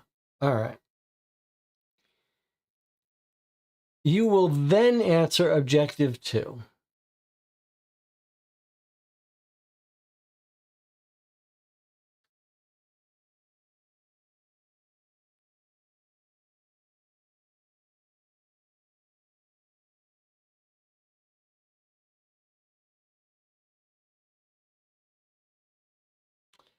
When you found the answer to its objective, go and then the file. Your answer to objective 1 will be your password.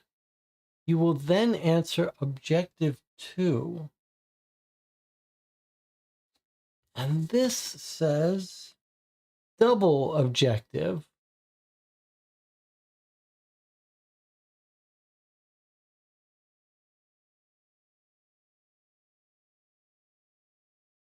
Your first objective answer is the password. Dear God, is this terribly written? Is this not saying that is it not saying that it wants us to put in the time as the answer? Is the double objective the first objective? What insanity is this?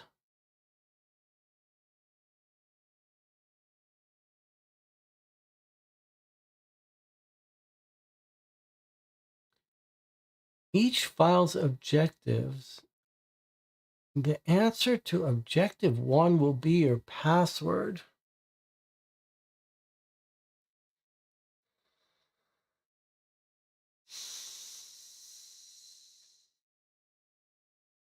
Okay.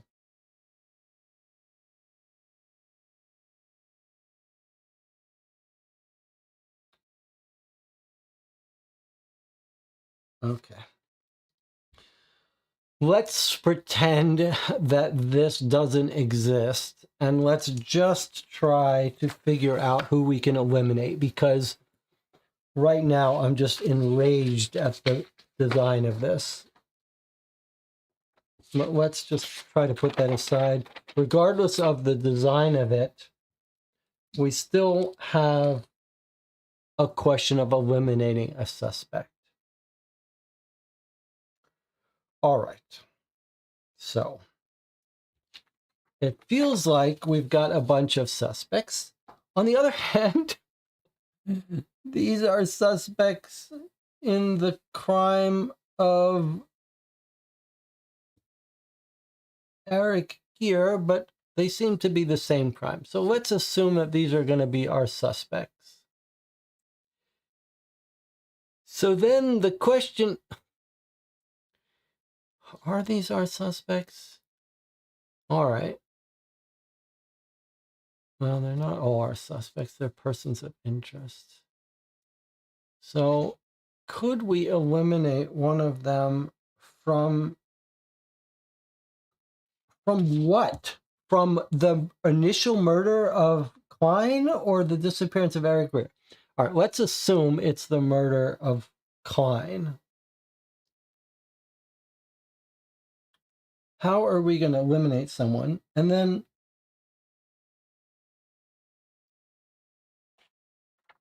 the thing is that this murder happened in March. I suppose if you wanted to try to be logical about it, if this, even though this doesn't seem like it's correct or it doesn't want it to be correct, if it's March 17th at 6:46, the question is, can we alibi someone at that time? I mean, could we alibi the Gator guy because of his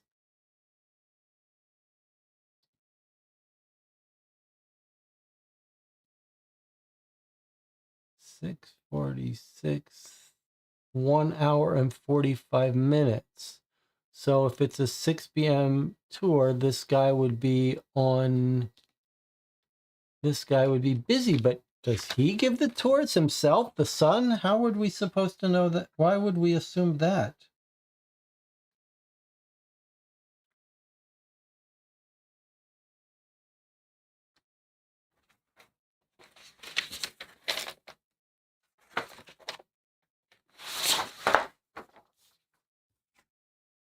Let's read this again.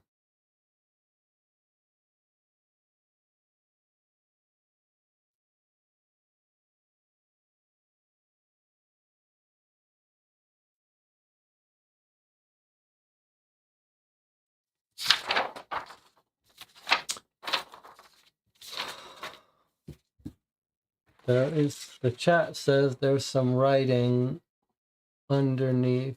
The writing just gives instructions.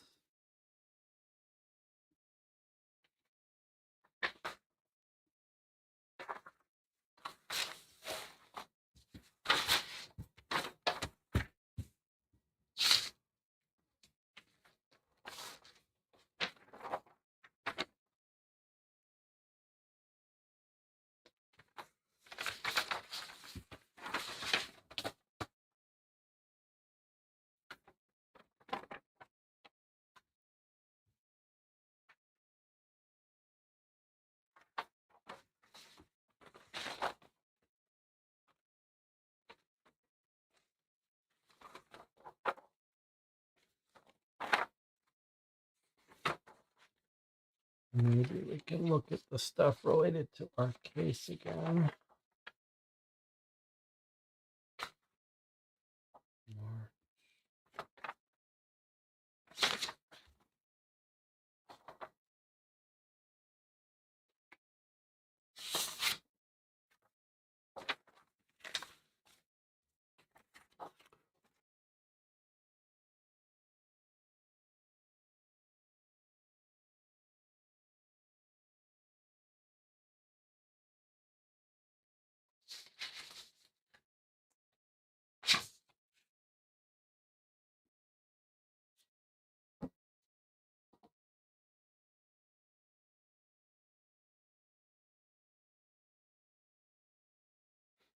Your first objective answer is the password. Why are you doing it like that? I don't understand. Why are you writing this like this? Is it trying to tell us that the password is a totally different thing before we get to the time of poisoning? Why are you writing it like that? And then when you go to the website, it just says password. So we're assuming that what it means is that our first objective is time of poisoning, and that when the stupid website says password, that's what we put in. But is it trying to say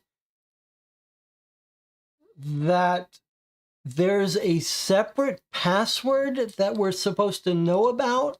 That's the answer that we put in here, and then we're going to get asked about the time? Or do I assume that this whole game is broken and it's never even asking for the time? Because when we go to the hints,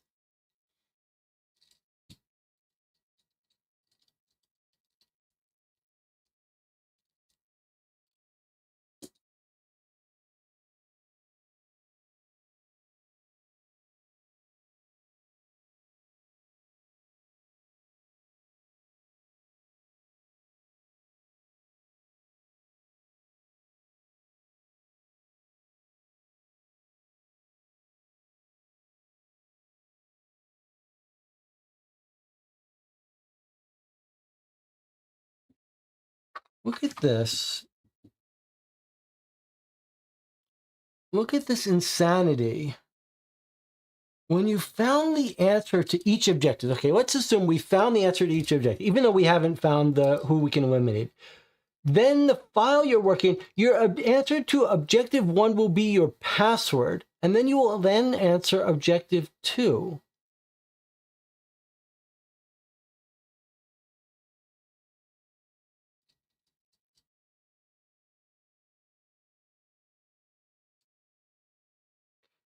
Everyone's agreeing with what it's saying. Well, I mean, everything you're saying is what we've assumed to be true.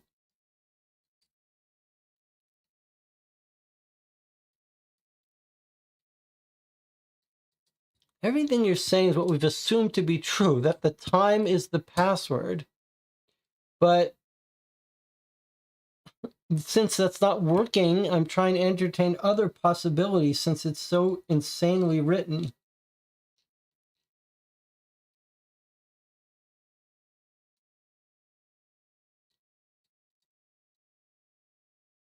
All right, let's, Dorian is saying he thinks the website might be broken.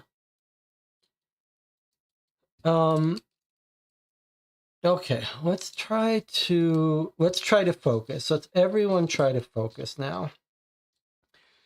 We're going to go back and go through those hints and answers in a minute, which is just going to tell us the answers. So before we do that,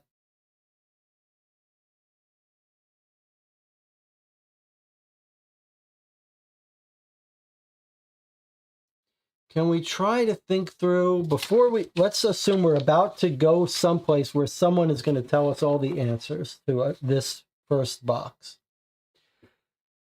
So let's try to figure out how we would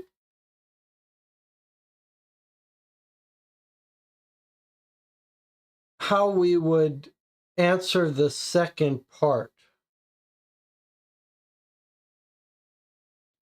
Let's just put aside this first part for a second, time of poisoning. Let's just think about this second part. Okay, now, it may be that after we put in the first part, it's going to tell us what the fuck it means by eliminate suspect, whether they're talking about the first case or the second case. Let's just consider the world of both possibilities and try to figure out how we would answer this. Before we go get told the answers, let's not rob ourselves of this part.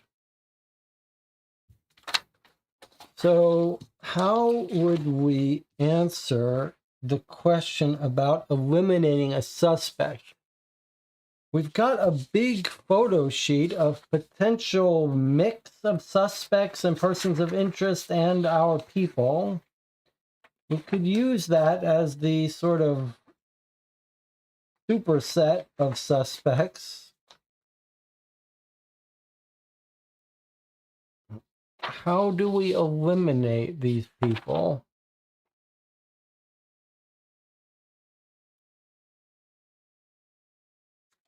The bartender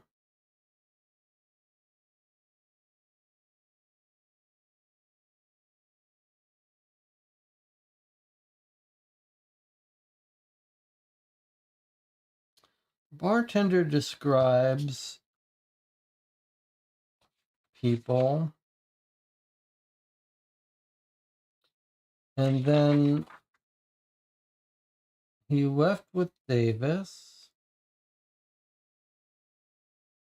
He gives us a time here.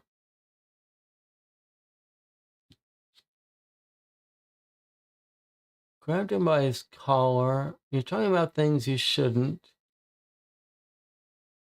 Who took him out? We're told it's Davis.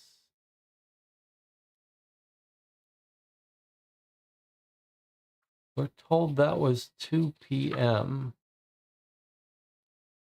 When? What date?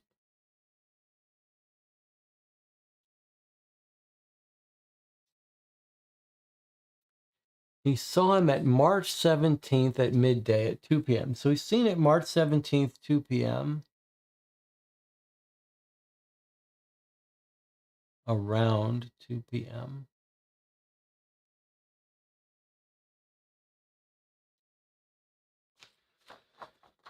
So if we're trying to eliminate a potential killer of that guy, is there anyone we can rule out because they were in prison or someplace else? What about Hernandez? This is his juvenile record, so this is of no use.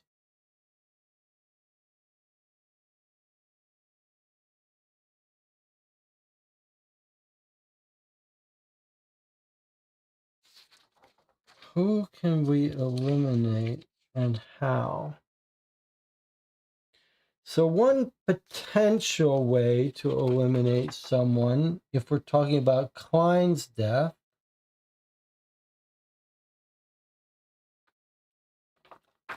Lovely's is open till 6 p.m. So she would have been free to kill him. The Golden Hen doesn't say anything, but the tours of the boat tours are 6 p.m. if there is enough daylight for the 6 p.m. tour. And if there isn't, then it's not an alibi. And we also don't know if this guy, Ellis, gives the tours himself. Unless, of course, the newspaper from 2014 says he does. Even if it did, I don't see how that would help us. Okay, what about the security installation? That happened near our murder. Could that give someone an alibi?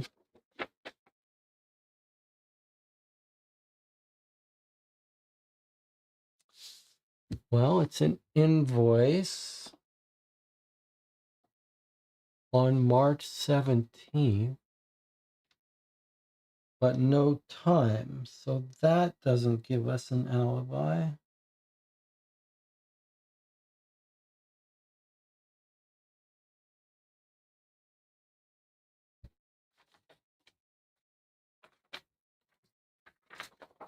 Let's read this again. But for all we know, we should be trying to find an alibi for Eric Gear. Wallet in left pocket. Drowning.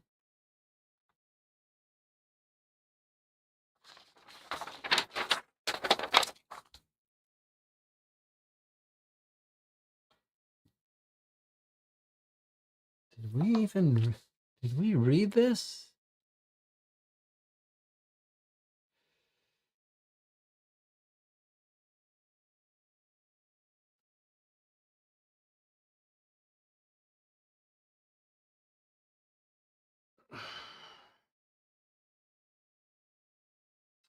All right, let's look at the chat.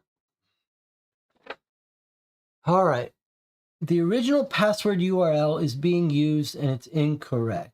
It remembers the... So you're saying that the URL we went to on the website here is wrong. And that's explaining why it's not accepting the password. Let's see. This is 2024-12-20 file 1. We were using the wrong section of the website to answer, you think? Well, okay. If we back up, come play with us, Voodoo Dolls the game. So you have said we're using the wrong section of the website. So I'm trying to make sense of that.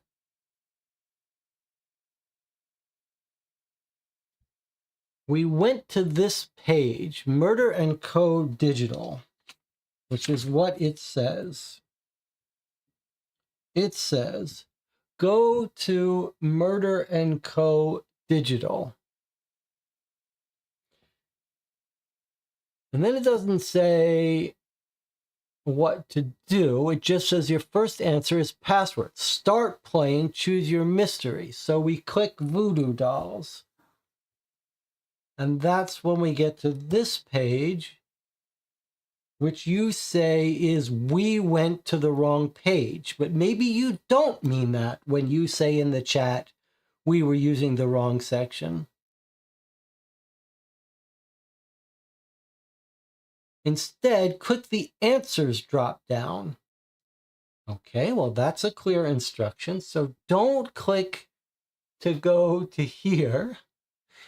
Click to go to answers.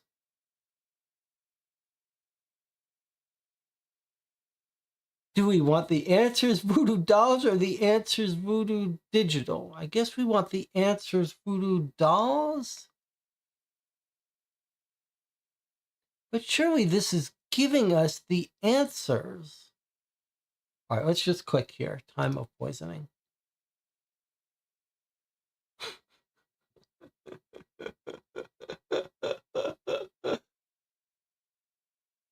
There's no way this is designed this badly. There's no way this is designed this badly. This is where we should be. What's the URL here? God. So now here we're back again. All right, let me just try the human way. 6. I know it's yours. We think it might be 06, but let me just try this.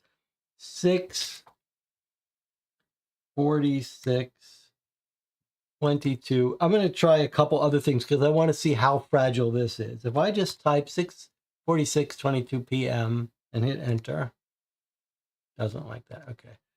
06, 46, 22. Now if I type PM in caps here, wait, I wanted to see if it's brain dead enough to not accept anything other than the exact match. 06, which doesn't seem like you should type it if you're going to say PM, but okay. Now let's try PM in lowercase. No. Okay. All right. 06, 46, 22, PM caps. Unbelievable. Unbelievable.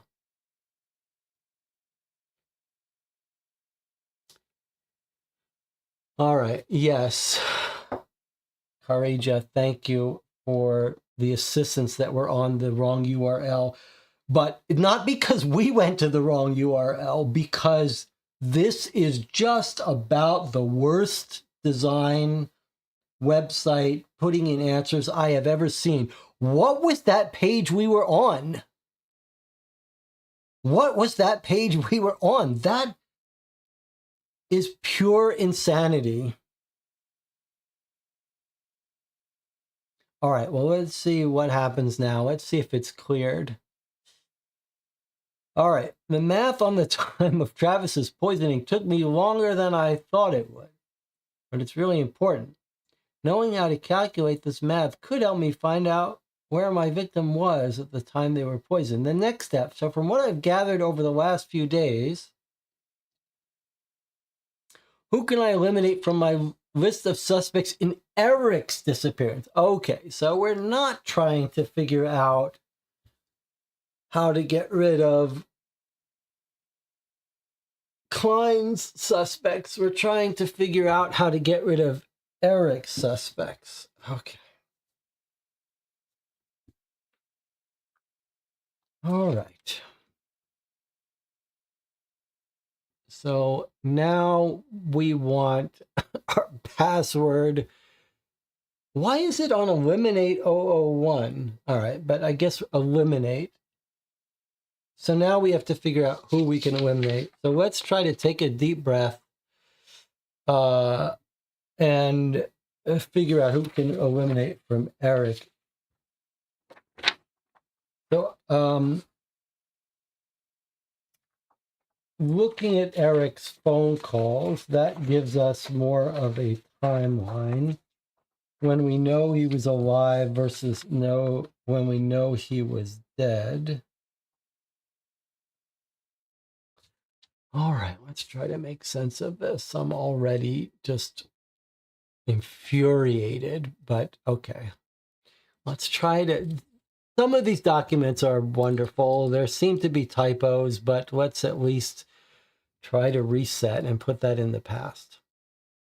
Although I'd like to fill this full thing up with bullets from an extended magazine from that. All right, let's see. We know he's alive here. Now, I think this is him saying it looks like rain, but according to this, it's not. So we know he's alive when he sends this VINGT message, 8:57. Alive 8:57 a.m. on 8/8/24. Okay. Now, we're trying to eliminate a suspect. We don't even know our guy is dead. So maybe we're supposed to eliminate a suspect from his disappearance. We think maybe dead. By here, he's not answering. So probably he's gone missing here, but we don't know. He could just be not answering his phone. But here, this answer disconnect seems like, yeah, it seems like our girl called him and he hung up on her, meaning probably someone else had the possession of the phone at 9:16. That's my guess. Although if he was in the presence of bad guys and he didn't want to pretend, wanted to pretend no one was there. But I think he might be missing, we don't know, about dead, possibly by 9:16:10 in this little window. Now, who do we have that we can place to rule them out? That's the question. Let's think about that for a second. We do know some guy leaves. This person with this phone number leaves. Now, in our witness statement, do we have a time when people left the campground?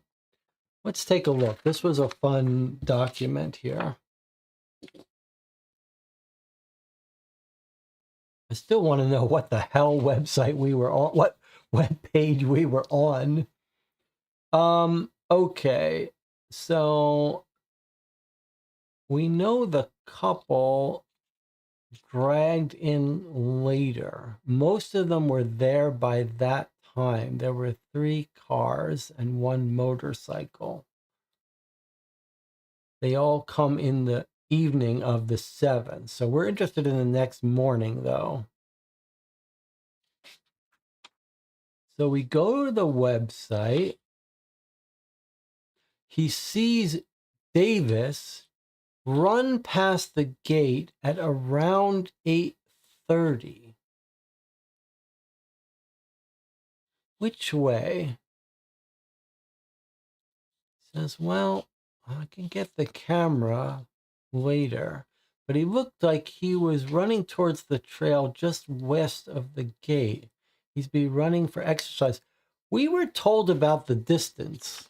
Where are we told? Is it going to be here? Yes. Distance 3.25 miles. Okay, so think about that. If he's out there jogging at 8:30, how long would it take him to jog 3 miles?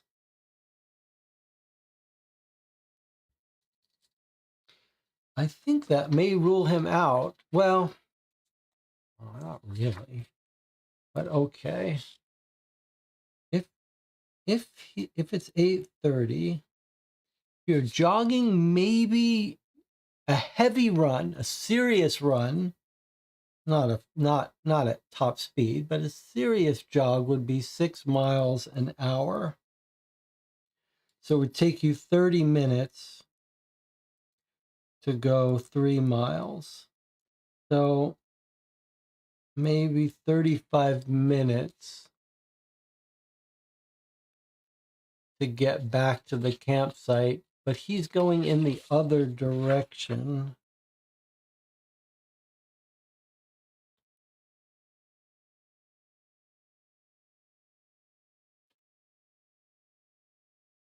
He was running towards the trail west of the gate. So, I mean, he could get back by 9 if he turned right around. He could get back by 9 a.m. And we have him alive at 8:57, missing by 9:16. So I would say that's not really an alibi. Let's hear what these people say. So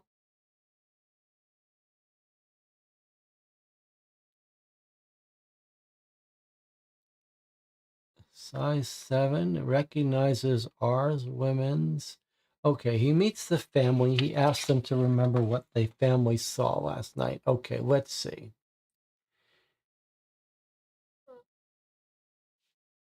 The one guy in the van wasn't so nice. We don't care about this, but this is what we care about, because we care about when the motorcycle guy gets back. Because if the motorcycle guy doesn't get back till 10 a.m., then he's the one who might have the alibi. Okay, so he leaves at night.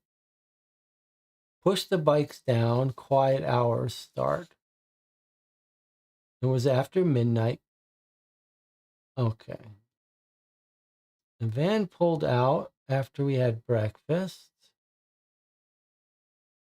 The van pulled out after we had breakfast. The two ladies came back with coffee and a bag from the gas station that's just up the road. Stop and go. The guy on the motorcycle showed back up soon after. Okay, motorcycle guys after the stop and go people. So now we need to see if we can't find the stop and go.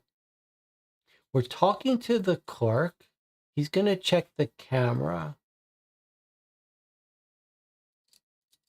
She comes back 5 or 6. They use the restroom. Was on his shift between the hours of 4:30 a.m. and 3 p.m.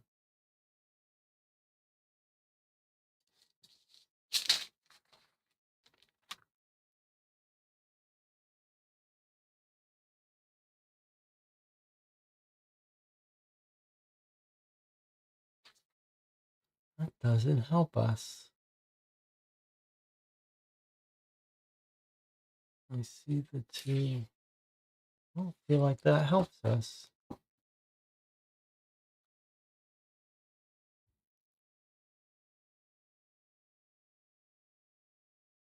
And what would help us?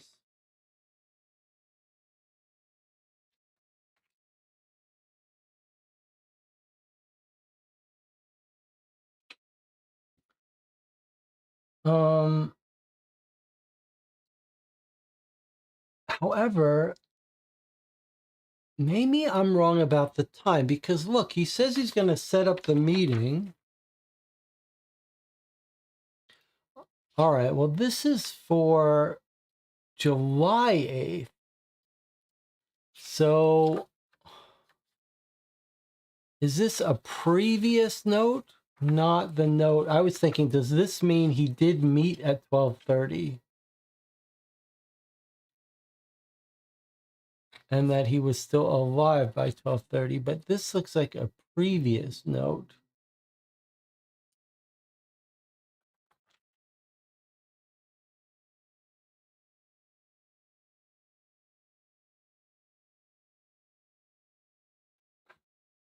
What about this?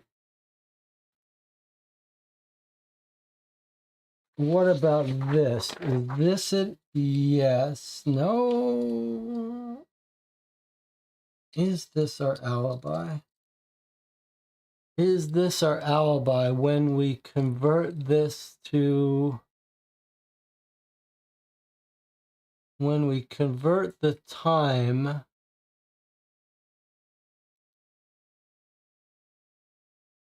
Does this guy have his alibi?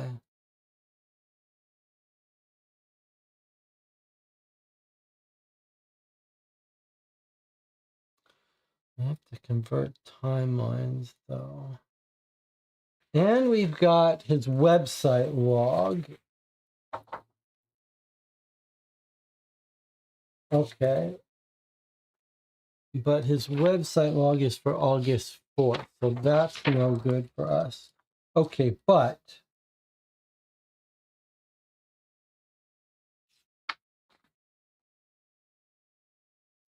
I guess what we want to know is if 1 p.m. Central Standard Time on August 9th,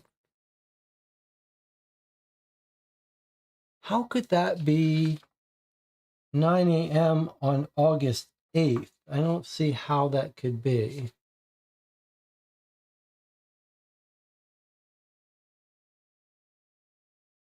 Surely it can't, right?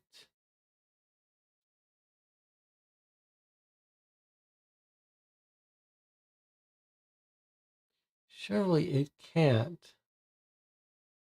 Feels like it wants to be, but it can't. If this was August 8th, yes.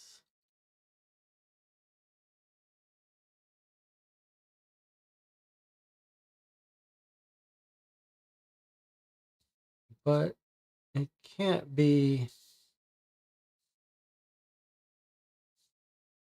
This is scheduled for August 9th. That's a full day after this.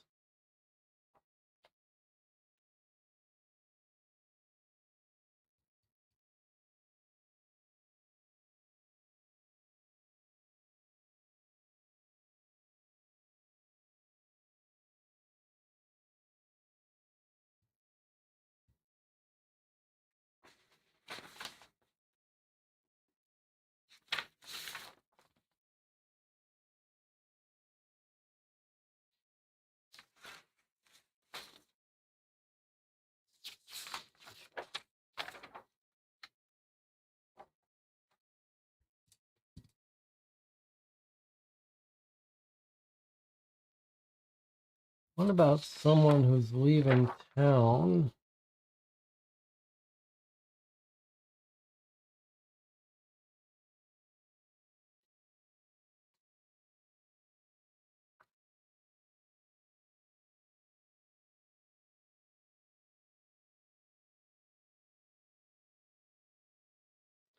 Do we have better timing of when our girls came back on the morning?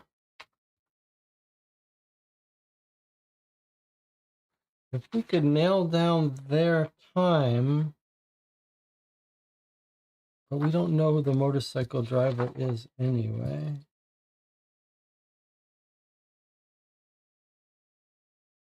How about whoever's calling him? Like, should we rule out this number, 699-9282, for trying to call him? Same thing about 699-9282. That's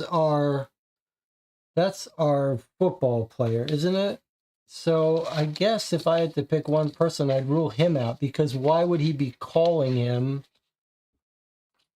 if he was involved in his disappearance? Is that what the game intends? So yeah, 699-9282 is Marcus Davis, the football player, and here he is trying to get in touch with our victim.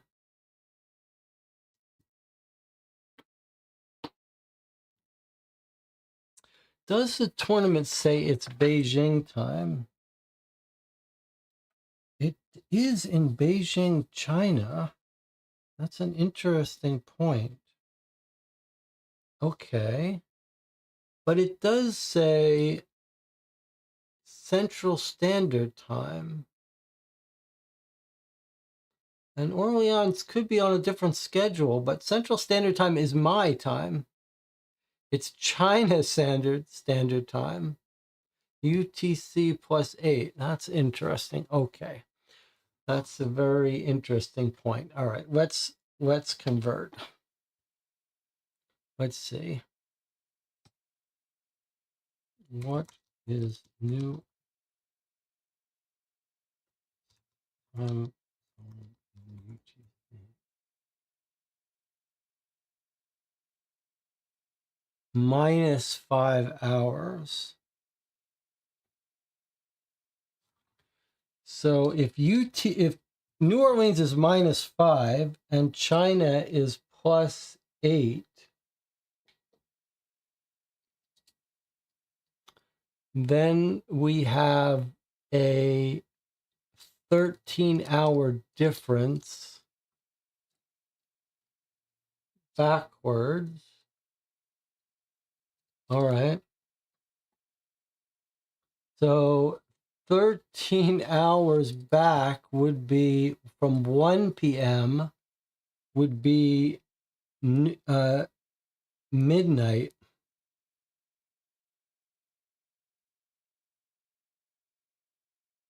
Midnight on the 8th.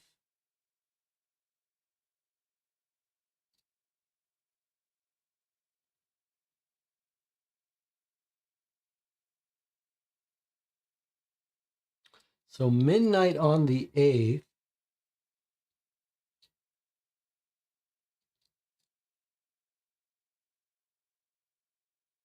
is 1 p.m. China.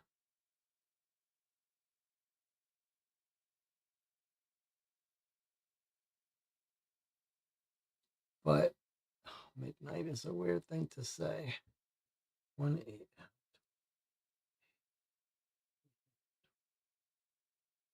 Midnight.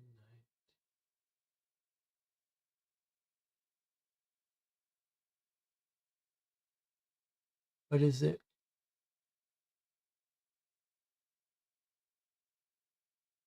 Oh, it's a little tricky. Let's not do 12 a.m. Let's do 1-8 on the 8th.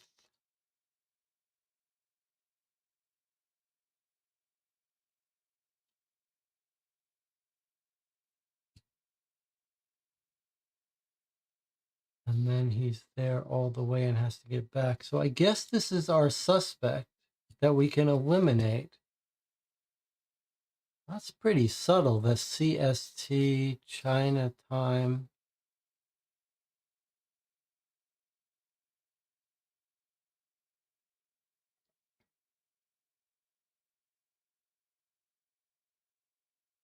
All right, well, I think that's it then. I think this is our elimination, but it's our elimination for this guy, Sorcerer, who this is his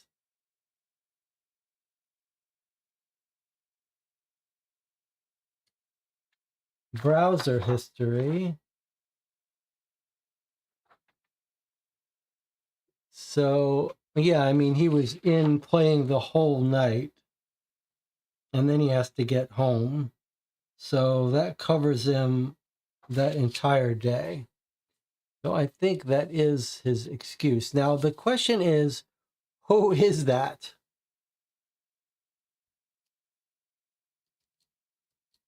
Who is that?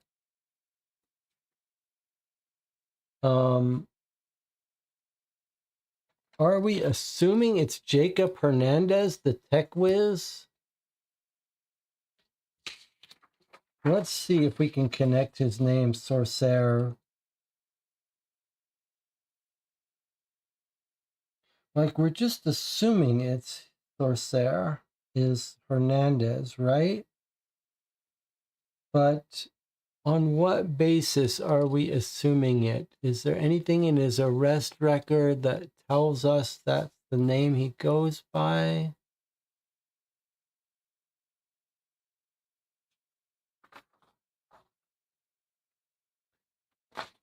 We know on the list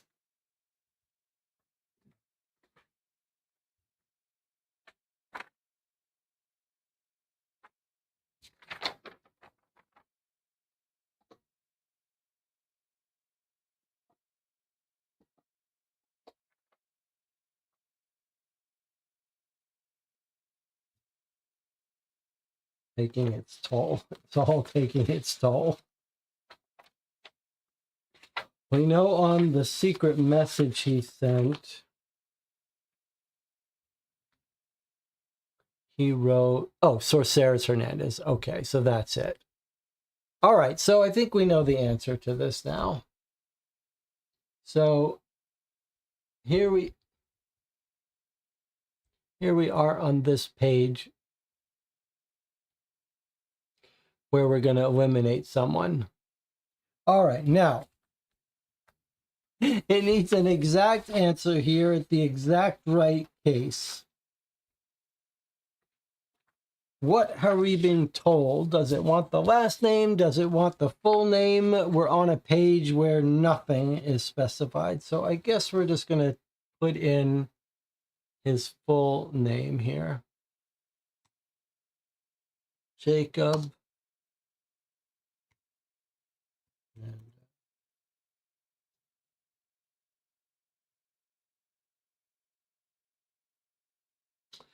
The internet history search that Eric left for me at the Golden Hen. Oh, is that where that thing came from? This is supposed to be, we're supposed to know that this got left for her? Along with the gaming results I found based on that lead was more important than I first thought. The time zone for Beijing threw me off. I thought Jacob had been in the gaming tournament the day after Eric went missing. It wasn't until I realized the difference in time and day that I figured out Jacob wasn't anywhere near Eric at the time he had been poisoned. Jacob is now off my short list of suspects. I'm opening file 2 now to continue my search. Okay, well, good work to those of you in the chat who spotted that it was Central Standard Time, not CST. Probably, even if we hadn't spotted that, I should have known that UTC +8 was not Central Standard Time, and we could have put that in anywhere to compare Orleans and this, and then New Orleans and this, and we would have known about the big gap. But all right, I mean, we basically saw this. We knew it was going to be an alibi, but this little leap about being in China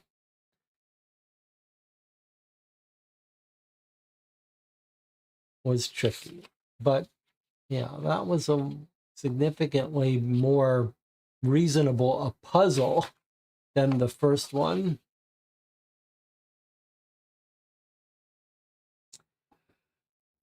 Okay. Boy, it was going so well for most of that playthrough till the wheels came off the wagon and the train came off the tracks. Until they fixed their website, I would never recommend a game by this company. That's just unacceptable. I still don't even know what was that page we were on that was asking for a password. Like, what is that page? The page that you should be clicking when it says you want to play it. Do we think, I wonder if that's like I wonder if that's to access the digital files, like the digital version of the game. It still has that generic password page, but what they really want there is your registered sign-up password with their digital files.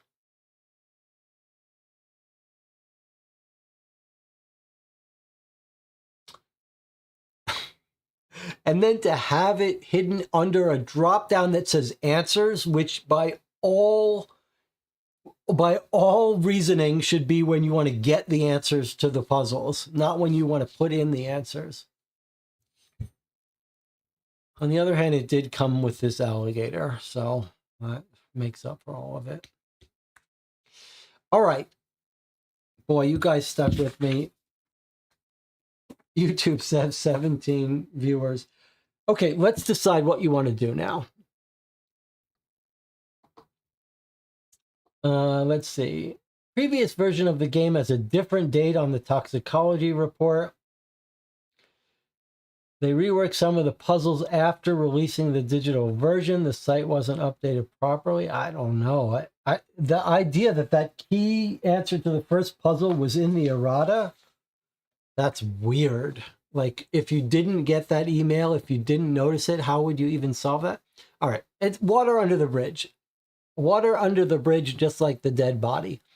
Now, let's do the important thing. What should we do about episode 2? Here are the choices I'm going to give you. It's now 4 p.m. Saturday, March 15th. Now, my proposal for the start of the day, that we would play an extra long day. So we have some choices. We could just call it quits and say it's time to go see the heart specialist and be done with this game for today. I guess part of that depends on your hours. Or we can sign off, end this stream. It's 4 p.m. and meet up again in 1 or 2 hours and play the next session. Then we could even, 5 hours after that, play the third and final session at midnight or so, or depending how fast the second session goes. I don't know. But let's not worry about that. The question I have for you now, for those of you who have, you guys are going to decide. You've stuck with this for this long. You should decide, if you don't want to play any more of this, if you're not going to join for the next session, no matter when it's scheduled, then don't chime in, don't vote. But if you do want to play session 2, you should let me know. Here are your choices. We can break for an hour or two and then play the next session. That would be at 5 or 6 p.m. Central Standard Time. Or we could break and meet up later in the evening. Or we could break and play tomorrow afternoon. Or we could break and play next week on Saturday at this same time. So let's hear. For those of you who want to join the next session, and it doesn't matter if you've been chatting in the chat, if you've been watching this whole thing. Okay, Joseph says, I'm good coming back at 6 p.m. AG says, let's come back at 6 p.m. Penguin says, I'd rather play tomorrow. If we play tomorrow, it can't be at 1 p.m. because 1 p.m. is the Sherlock Holmes at 1 p.m. So that's a little bit tricky.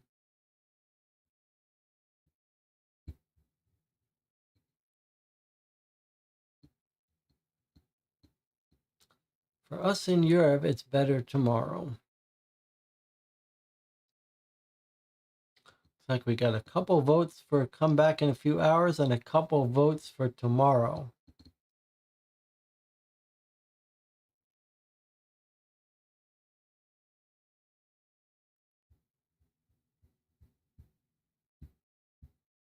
For me, better tomorrow.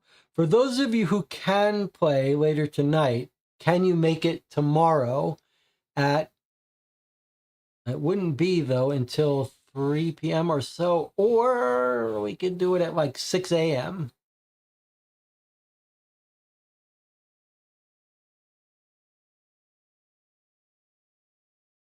It's only tricky because we've got something else. The Europeans now feel what us Americans feel like with the night streams. All right. Penguin's asking a question, but I don't know the answer to that. And let's stay focused. Let's stay focused.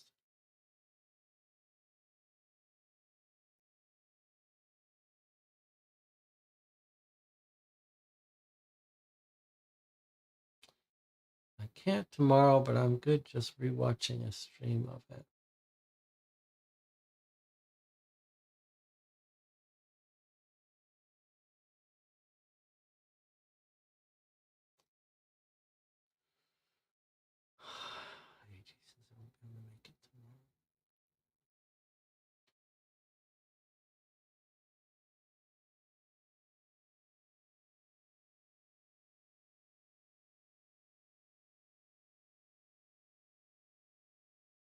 All right.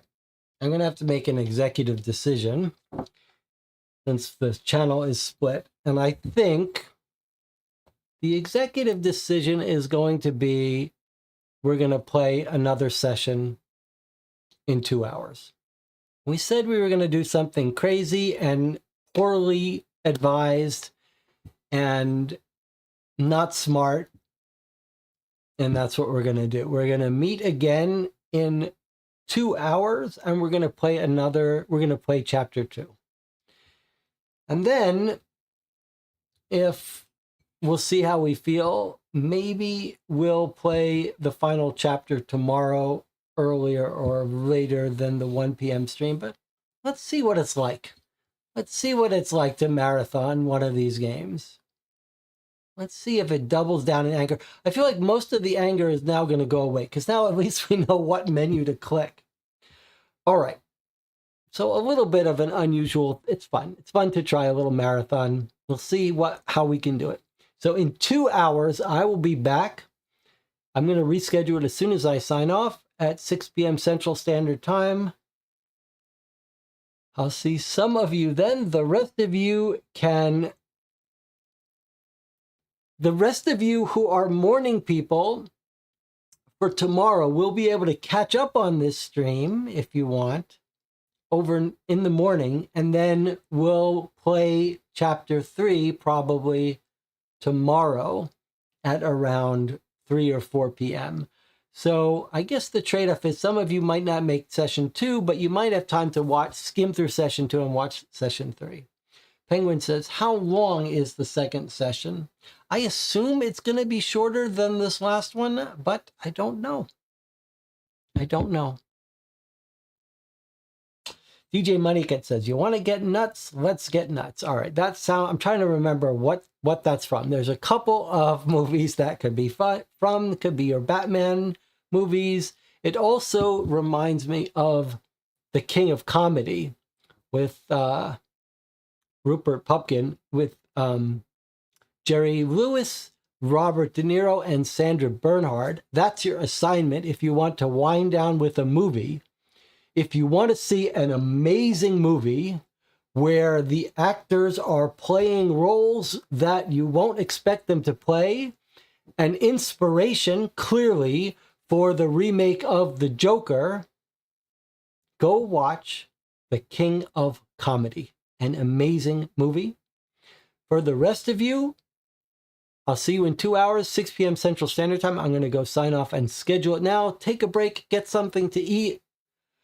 Deep breaths, take your blood pressure medicine, write in your complaint letters to Murder Co.